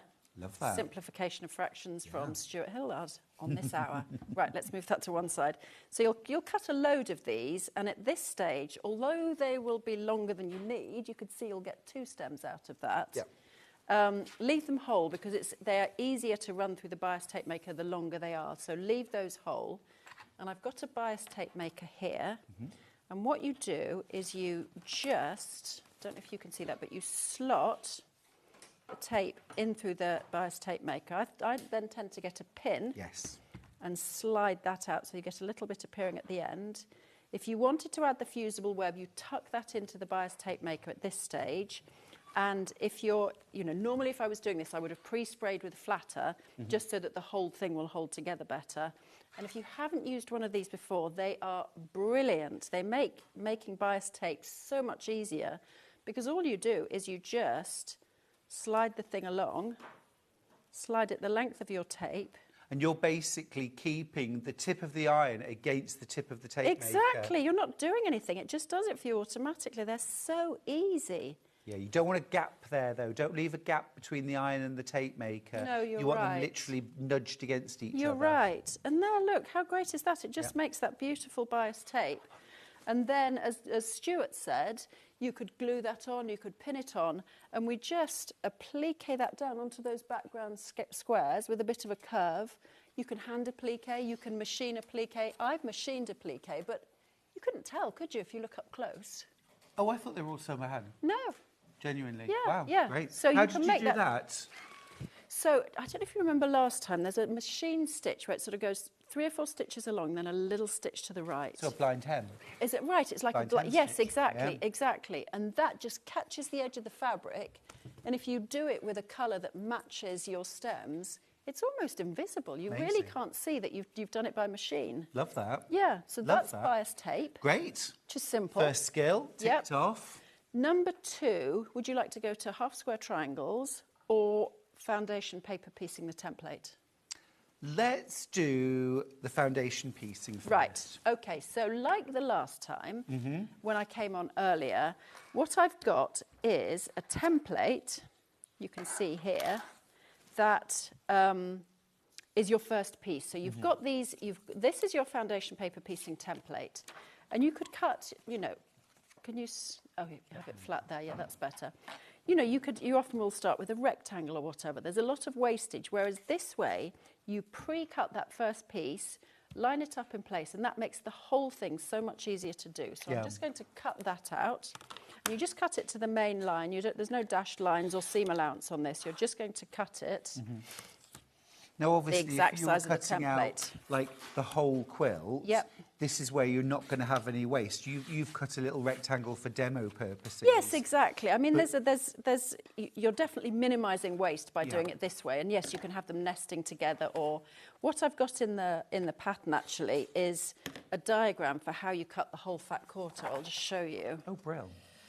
Because you have to get quite a lot out of the fat quarter. So it'll show you that you've got to cut it into strips, and then your wedges come out of this final strip here. Gotcha. But it shows you what you cut where, because sometimes that can be confusing if Yeah. you know, if you have that as written instructions. I find it easier if you've got it as a diagram that Yep. you can look at, and that makes it easier to. Sorry, I'm just sliding this about a little bit. It's because it's got these sticky bits on. Yes. And they're brilliant, but the paper does catch with them. So what I do now is I put this wedge onto the back of the template. And if you hold it up to the light, and I can't really do that now, but if you hold it up to the light, what you want to do is to have that piece cover the whole of section 1, plus about 1/4 inch all round. I think if you tilt that a little bit, like that. can we see? Oh, we can just It's difficult to see. about We need one of those see. glow lights, don't we, Yeah. to shine through it. There, you can just about see. You can just that. about see it through the paper. Yeah. Again, if you use that Carol Doak paper, Yes. you'd see it much more clearly, because this is just regular printer paper, whereas if you use foundation paper, you can see that much more clearly. You can see through it. And I then either pin or a little bit of a sew line. So my first piece, often Totally in with foundation you. paper piecing, my first piece, I'll just stick on like that, peels off very easily at the end. And it just means that what you can do, if you feel like it, is pre-prepare a big stack of these. And then when you get to the foundation paper piecing stage, you just piece them up one after the other after the other. So that makes that easier. Lynn, you and I both have a similar approach and similar constraints when we're making quilts. Yeah. We have a lot of quilt to make in quite a short Yes. amount of time. Yes. So we use every trick in the book. It's all about speed for us, because we have to, we make quilts fast, don't we? We do, Yes. we do. But this is a tip that everyone can use. Yeah, because It's not absolutely. just about speed. Pre-preparing these just means it's so much nicer when Yes. you come to sew the block to just pick one up and you're ready to put your next piece of fabric on. And you can just kind of switch off then. You can Yeah. just go into, maybe have something on Netflix on your laptop by the side, or an audio book, or the radio on, and you're not thinking Love too at much first of that. sight. Oh, Married at first sight, even. Yes, I don't think they care about the love, do they? It's just a TV programme. I mean, it's a TV programme. It's yeah. So then, again, there are instructions for cutting these side pieces. We pre-cut those as well. And again, that's to avoid wastage, and so that when you come to piece these in place, you've got pieces that are the right size, so you're not doing that thing that you do sometimes with foundation paper piecing, where you piece and then the piece is too small, and you have to take it off again. So just as we did this morning, you take a look and you say, that's where it's going to go. So I'm going to fold it over so it's right sides together. You want a bit hanging off at each end. Shorten your stitch length to about 1.5 and sew along that seam line between sections 1 and 2. Where's the foot pedal gone? Oh, hello. Sorry about that. Foot pedal was under the table. Right, so let's just sew along there.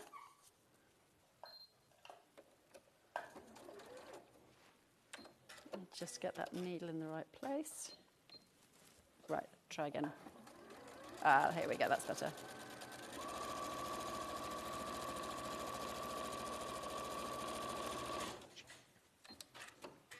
So once you've sewn that, you can then fold that piece over, and that'll cover the whole of section 2. And then you repeat for the second of those triangles. So you line it up, same way, just to check that you've got it in the right place. So that piece goes there. Right sides together with a bit hanging off at each end. And I've got diagrams for this in the pattern so that you can sort of look at what you're supposed to be doing if your brain hasn't quite sort of worked out which way up everything goes. Because I know sometimes when you're first foundation paper piecing, it can be a bit confusing. It can feel a bit back to front, can't it? Absolutely. But this is a nice, easy foundation. It's Very literally one piece in the easy. middle Yeah. and one piece either side. Yeah. Two And seams and you're done. Exactly. So you just make one of those for each of the leaves, and I just made them with all different fabrics. I did 2 from each of the prints. Will I give that a little press for you? Oh, that would be fantastic. Thank you. Yes. So at this stage, I tend to thumbnail press while I'm going along, and then take the whole lot over to the ironing board and press them all. Yep. You do want to press before you trim them, because you want the seams to lay really flat. If they're not quite flat, it's going to come out a bit bigger. Whereas if they're properly flat, it will come out at the right size. So again, concentrate and trim to the dashed lines, not the solid line. Because if you trim to the solid line, you've cut it too small. I do like how you say concentrate. That's school teacher Lynn. Concentrate now, Stuart. Concentrate, Chris. Was it Chris? Chris Price. Chris Chris Price. Price, Chris that was Price. So cut these to the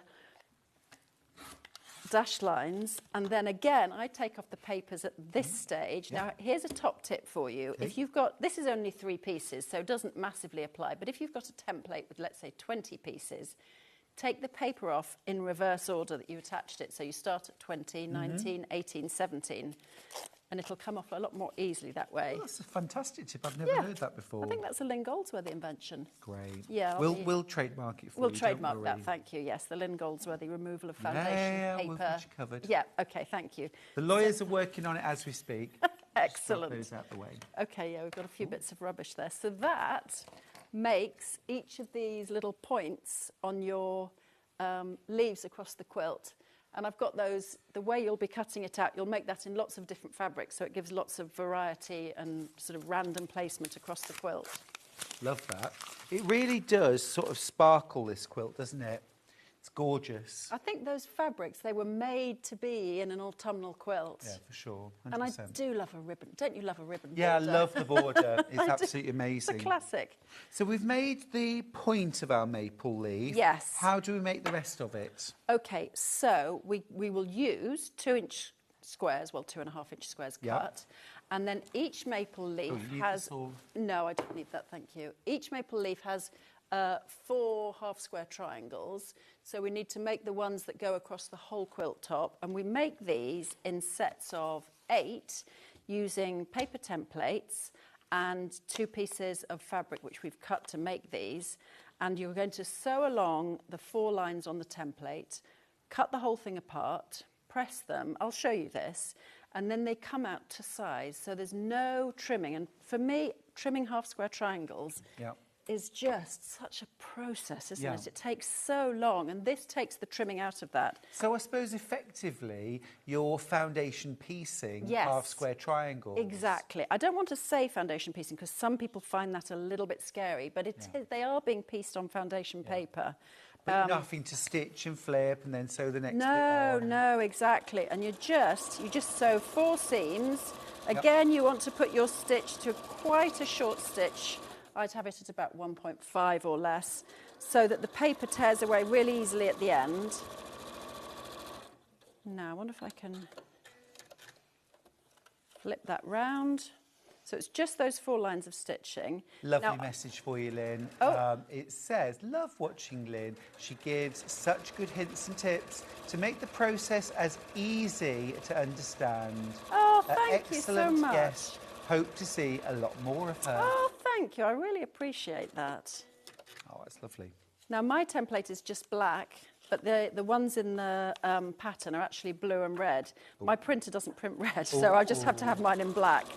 So it'll tell you within the pattern for the quarter square triangle templates and the half square triangle templates, you know, sew along the red lines, cut along the blue lines, so that you know exactly what you're doing. Got you.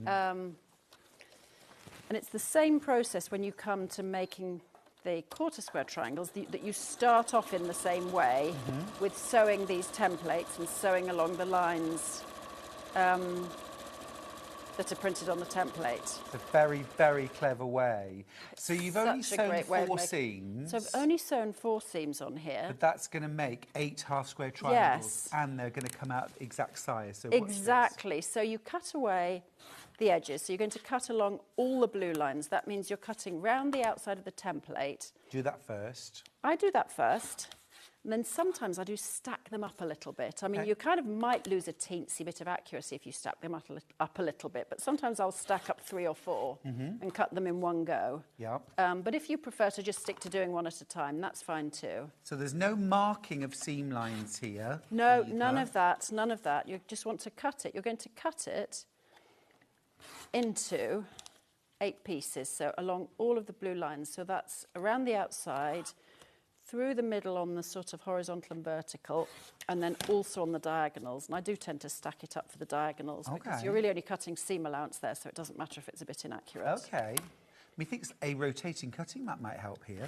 I don't know if I can do it with this.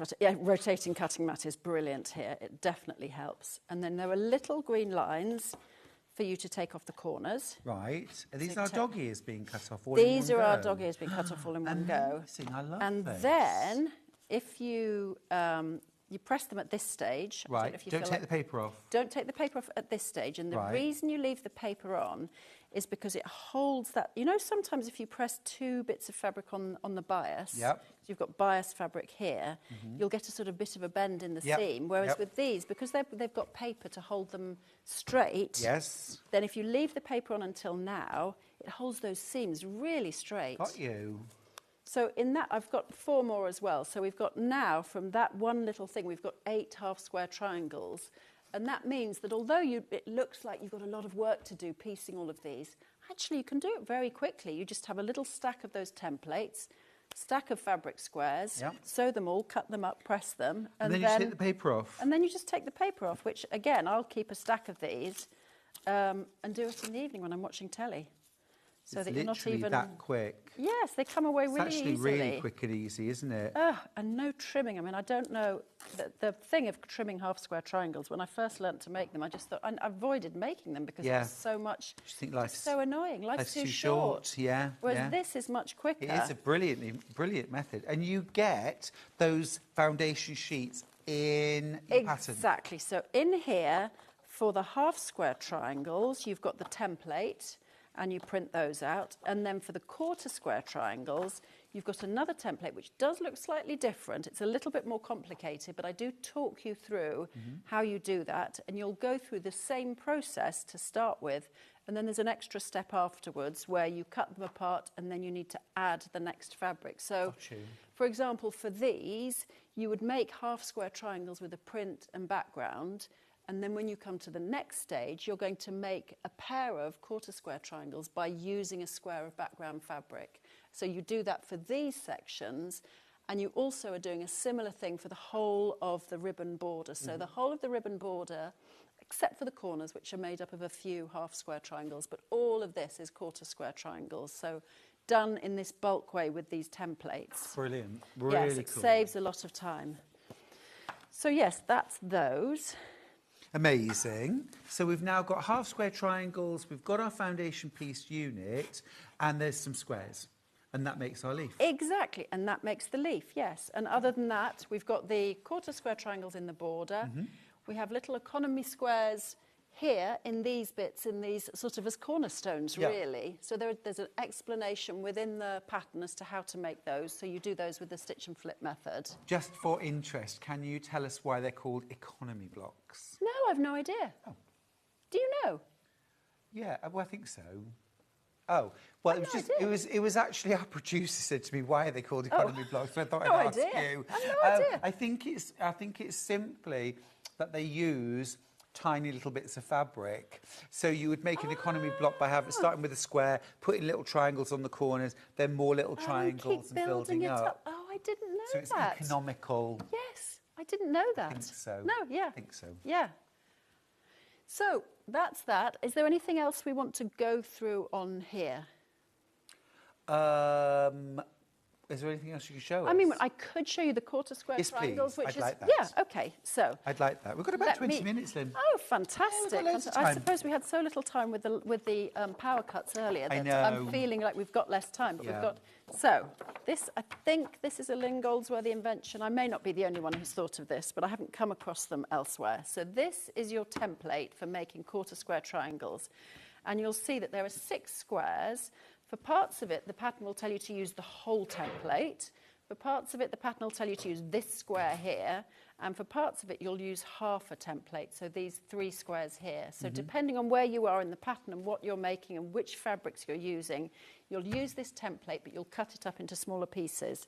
So I've got one of these, which is what we will use for... We actually use these for the border, for the border. I think we use these for the border. No, it's for these. It's for these. Oh, okay. So we use that for these, the little half-square triangles that sit around the economy squares. And we're going to sew along on this template all of the solid red lines. And we'll leave the dashed red lines for now. Interesting. Yeah, if you look at this, you can see you've got solid lines here. Yeah. And then dashed lines this way. So we're only sewing on the solid lines. Exactly. So we're sewing on the solid lines at this stage, and then we'll use the dashed lines at the next stage as a guide for turning quarter-square triangles into, half-square triangles into quarter-square triangles. Very cool. And I've got a little top tip as well, because we have to cut squares at 2 7/8 of an inch. And I've just got a little top tip about that for anyone who finds the thought of cutting 2 7/8 a bit daunting. Yes, which because I think most of us do. I think a lot of people don't like cutting eighths. Yeah. Because it just feels like it's too fiddly and too fussy. But I just do have a little tip for that, just to avoid fear. Great. Yeah. We will take any and all of your top tips. Absolutely. Oh, okay, here's a top tip. Oh, here we go. When you're sewing at home, wear your jumper inside out, and then you get all the threads on your jumper, and then when you leave the house, whoosh, whoosh, put it the right way round, and then you go out thread-free. Lynn, where have you been for the last 30 years? It's genius. It's genius. When the kids were little, the other thing we used to do is if you're having spaghetti and you're wearing a white top, you have to wear it inside out and back to front. So you get the spaghetti sauce on the inside of the back, and then when you're done, back around again. Love that. It's not really a sewing tip, I suppose. Right, so I mean, it's difficult if you go to an Italian restaurant, Lynn, but I suppose you've been kicked out of a lot of those, haven't you? Oh, there's that woman again who turns her top on back to front.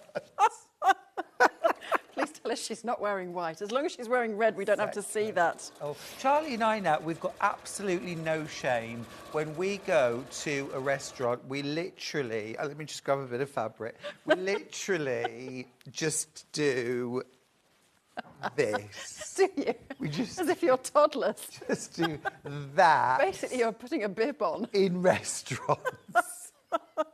No shame. No Well, shame. that's because you two wear very glamorous clothing. I mean, look We at that shirt you're wearing do. today. It's a stunner. It's very glamorous, Lynn. It's a gorgeous shirt. Thank you. Right, so I've done this sewing, and in fact, it is designed very well to go with the autumnal theme of today. It was all planned. Of course it was. Of course it was. So I've sewn, shall I put it down or Yeah, face that's it? great. Yes. So I've sewn those lines, and we're going to do exactly the same as we did before, which is to cut out what we've sewn along the blue solid lines. Okay, right, okay, yeah. So just the same. So it's just what if you're making this quilt and you make the half square triangles first. Just move that ribbon out of the way. You make the half square triangles first, then you'll get yourself into the zone of doing these. Yes. And then you can do these second. So and the you'll half be square more- triangles are the easy ones to start Yeah, with. because they're just kind of a one-step, whereas this is more of a two-step. Oh, I should really have cut around the outside. Well, I'll just do one of these. That's all we need, really. All right, yep. So, yes, cutting along the solid blue lines, including around the outside. And as Stuart said, a rotating cutting mat. I actually do use a rotating cutting mat for this at home. And then also along the solid blue line that makes that diagonal, we will then press these open. Okay, press open. Yes. Oh, sorry, not open seam, just Oh. press. Just one way. Yes, exactly. No problem. Yeah. Yeah, I can do that. So while Stuart's doing that, I'm just going to give you a little top tip about cutting, because we have to pair these with squares that are 2 7/8 of an inch. And I know for some people that's a kind of a weird thing to cut. So the way you think of it, just line your ruler up with the 3 inches and then just slide it 1 notch across. That's all you have to think of. So start at 3 inches and then slide 1 notch across, and you've got 2 7/8. Just for me, that's how I think of it. To be honest, that's exactly what I do Yeah, too. yeah. I do 3 and then back one. Exactly. So you have these squares, and you'll be doing the same thing when you're making the quarter square triangles for the ribbon border, but just pairing different fabrics together, and you'll see that in the pattern.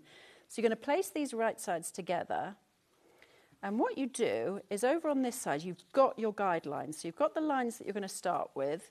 You can either carry on and eyeball those, or you could get some kind of a pen or pencil and just continue that line all the way down. So for the purposes of now, I'm just going to eyeball it. So What do you do at home? Eyeball it. So basically, if that's your centre line, you sort of run your guide, keep an eye on where your sewing machine foot lies in relation to that line, and then kind of continue that aiming for the edge. Yeah. So yes, it's quicker and easier. Yep, definitely. And again, I'm keeping my stitch short because we've got paper to remove. So as long as we've got paper to remove, I will keep my stitch at that short length. Yep. One of the things I love about Lynn is you are, sewing and quilting in the real world, you know, you take into account all the things that challenge us, and you find a way around them. Well, it's just you want to I love make that. things easier, don't you? You want to make them... So, here we'll press those open. And look at that, yes. And then we can take off the dog ears and... We do the pressing for you. Thank and then I you. will go and recap the kits. Cool. Because we are now running out of time. Really? Well, we've got 15 minutes till we disappear and Hobbymaker appear. Oh, 10 okay. minutes, 10 minutes. Oh, okay, so we're actually going to lose our slot. It's a bit like when you're on a plane and you lose your slot. Oh, no, it won't. That would It never won't be happen. like that. No. We'd never be kicked off the runway. Okay. I'll leave you to finish that off, Lynn. Okay, so I'm just going to trim off my corners. And then I will remove the papers from the back. So because you've sewn those with lovely short seams, those are relatively easy to remove from the back. Yep. It's a little bit more work than for the half square triangles, but not much more. And you can see that then within the space of the quilt, these go around these little economy squares, so they make these kind of interesting cornerstones across the quilt. So you'll make a whole set of these, and you'll make these out of all of the print fabrics, all of the 9 fat quarters. They will all go into those. So you get a lot of random and a lot of fabrics across the quilt. Whereas when you're doing the ribbon border, you'll be using those 3 spare fat eighths of much paler fabrics, and they'll be the flip side of the ribbon. And then you'll be pairing those with those main prints, and they'll be, as it were, the top side of the ribbon. So that's how that's made. Exactly the same, still quarter square triangles, but just a different combination of fabrics. Absolutely gorgeous. Now, if you want to get this quilt kit home, I have 2 options. I'm going to show you this one first. Okay, so what you have here is your Macawa linen texture background, 3.5 meters of that. You've also got 9 fat quarters of this gorgeous autumn range of fabrics. You've got 4 fat eighths as well, and then you've got this absolutely beautiful piece of fabric to create your binding from, that's going to create almost a striped binding. How cool is that? Or do what I do, sneaky little so-and-so that I am, cut it in half, quilt those panels, make yourself 2 matching cushions to go with your quilt. 3-way split pay is available on this kit. You can pay $32.99 today and get this kit home. You get your full written instructions, printed instructions included. And it's absolutely beautiful. Everything's explained in so much wonderful detail from a quilter, a designer who really understands the challenges that we're all up against, time, skill, you know, how do I do this? Lynn thinks of everything, making everything easier, more successful, more professional looking. I love her approach. That's our first kit. All right, my second kit is really very similar, couple of differences. You've still got all those beautiful fat quarters, exactly the same, all of those beautiful fat quarters. You've still got all of those beautiful fat eighths. Your linen texture is a gorgeous warm cream. Your only substitution is your binding fabric. And I mean, actually, I would use this as the binding. The other one I would use for cushions. I wouldn't use it for the binding anyway, so I'd have to buy an extra binding fabric. But that's okay. This is our gorgeous corn yellow blender fabric. It's got this gorgeous mottle, almost like a marbled fabric, plus your physical printed instructions. Now, I do only have 3 of these kits left up for grabs. The rest are in baskets all checked out. So if you want this kit, do please check out. All right. Now, I've got backing bundles available for the quilts. 2 options. There's 3.5 meters in each. This is corn yellow solid. Excuse me, a really, really economical way of backing your quilt. This is regular width, quilt weight cotton. So you're going to cut 2 panels that are each 1 3/4 meters in length. Then sew them together.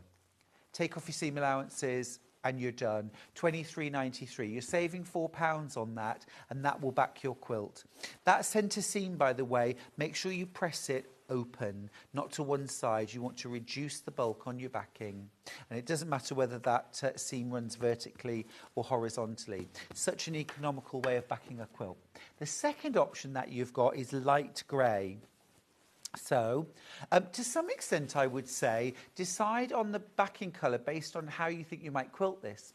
So if you're going to use something like a really warm, rich, creamy yellow, perhaps, or a tan to quilt your quilt, I would go corn yellow and then use the same colour in the bobbin. If you want to use a really like a white or a really pale colour, again, use the same in the bobbin and go for the grey. £23.93, you make that £4 saving. Instructions on their own. Physical printed instructions for the Falling Leaves quilt by Lynn Goldsworthy, 58-inch square. You've got all of your foundations. You've even got layouts for how to get best value out of your fat quarters. Lynn's really gone the extra mile on these patterns. Absolutely brilliant. Top tip, don't be daunted. I love that. I love that. Now, we've also got the PDF download instructions, $9.99, but no postage to pay for these. These will drop into your inbox by midnight tonight, and you'll be able to print everything off. Just remember, when you print off the foundations, print at full size, 100% no scaling, okay? At $9.99. They're non-refundable as well if you get the digital download. Amazing. Now, don't forget there were a few notions that are really, really useful. You've got your Clover bias tape maker. This is for 3/8 of an inch wide. For me, for applique quilts, this is my go-to size. Yep. You can get 1/4 inch wide ones. On most quilts, that is a little bit thin, a bit skinny. I agree. 3/8 is a much nicer proportion. Yeah. $9.99. It's Clover, in my opinion, the best. I've used all sorts of tape makers. I've never had an issue with Clover. Never. Totally agree. Love them. Yeah? Yeah, totally agree. And then you can use that tape maker with a very, very narrow fusible tape, which you run through the tape maker as you make the binding, or as you make your bias tape rather.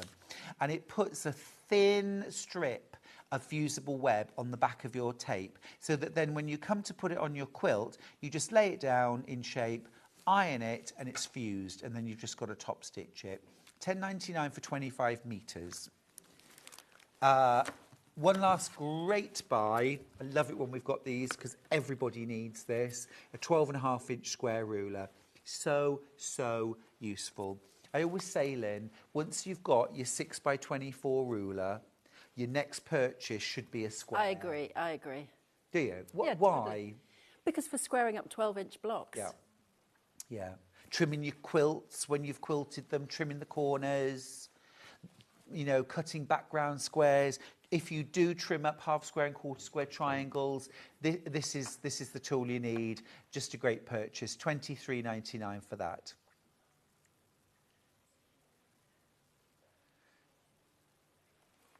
Yeah. Did mention your absolute go-to ruler. Now, it always used to be a 6x24 ruler. Yeah. And then I managed to find a brand that did a 6.5-inch by 24. And that was a game changer for me, because suddenly my extra half-inch is being put on for me, which I love. And then Creative Grids came up with the great idea of actually making the ruler 24.5 inches in length. So again, whichever way you use the ruler, and actually on one side of the ruler you've got your 1.5 inch mark, so 6.5, 7.5, 8.5. And then on the other side of the ruler, you've got your whole inches. So if you just want a 7-inch strip or a 9-inch strip, you twist the ruler around. They're absolutely brilliant. $28.99. Even if you've got one of the old 6x24s, treat yourself to an upgrade, and it is an upgrade. Get yourself the 6.5 by 24.5. Let's do the menu. Let's see what's coming up. Lynn, come and do the menu with me. Oh, I will do. This is fun. Okay, I'll read the time, you read the words. Okay. 8 a.m. So this is tomorrow. This is tomorrow. We love Kay Fassett. We do. We love Kay Fassett. That's 8 a.m. At 9 a.m. Log Cabin Quilt with Debbie Shaw. It's Debbie Shaw, quilt legend. At 10 a.m. Sewing Room Tools. Is this you tomorrow? It's not me tomorrow. It's not you, somebody else No, tomorrow. 11 a.m. Debbie Shaw, Christmas Traditions Fabrics. I think that's a brand new launch tomorrow. Oh. And then at 12 o'clock, we've got sewing machines. Excellent. Absolutely fantastic day. You have a safe journey home. I will do, thank you. We'll be travelling same road, same time. Same road, same time, yeah. I've got a box full of fabrics to take home with me. I've got a lot of sewing to do. And there are a lot of quilts of yours out there. Did you know that? There are a lot of quilts Yeah, out there for me to yeah. take home too. Yeah. The weather's turning. I need those quilts for the bed. Yes, snow tonight. You're going to have snow tomorrow morning. Ooh. Yeah. Listen, you take care of yourself. Take care out on the roads and the pathways as well. It is icy and cold out there. I am back on the 3rd, 4th and 5th of December. So enjoy the rest of November. I know. But if you are coming to Harrogate Knitting and Stitching Show, that starts Thursday of this week, runs through till Sunday. I will be there every day. I have my own stand. Come and say hi. Come and have a natter and a little catch-up. And just have a gorgeous week, everybody. See you soon.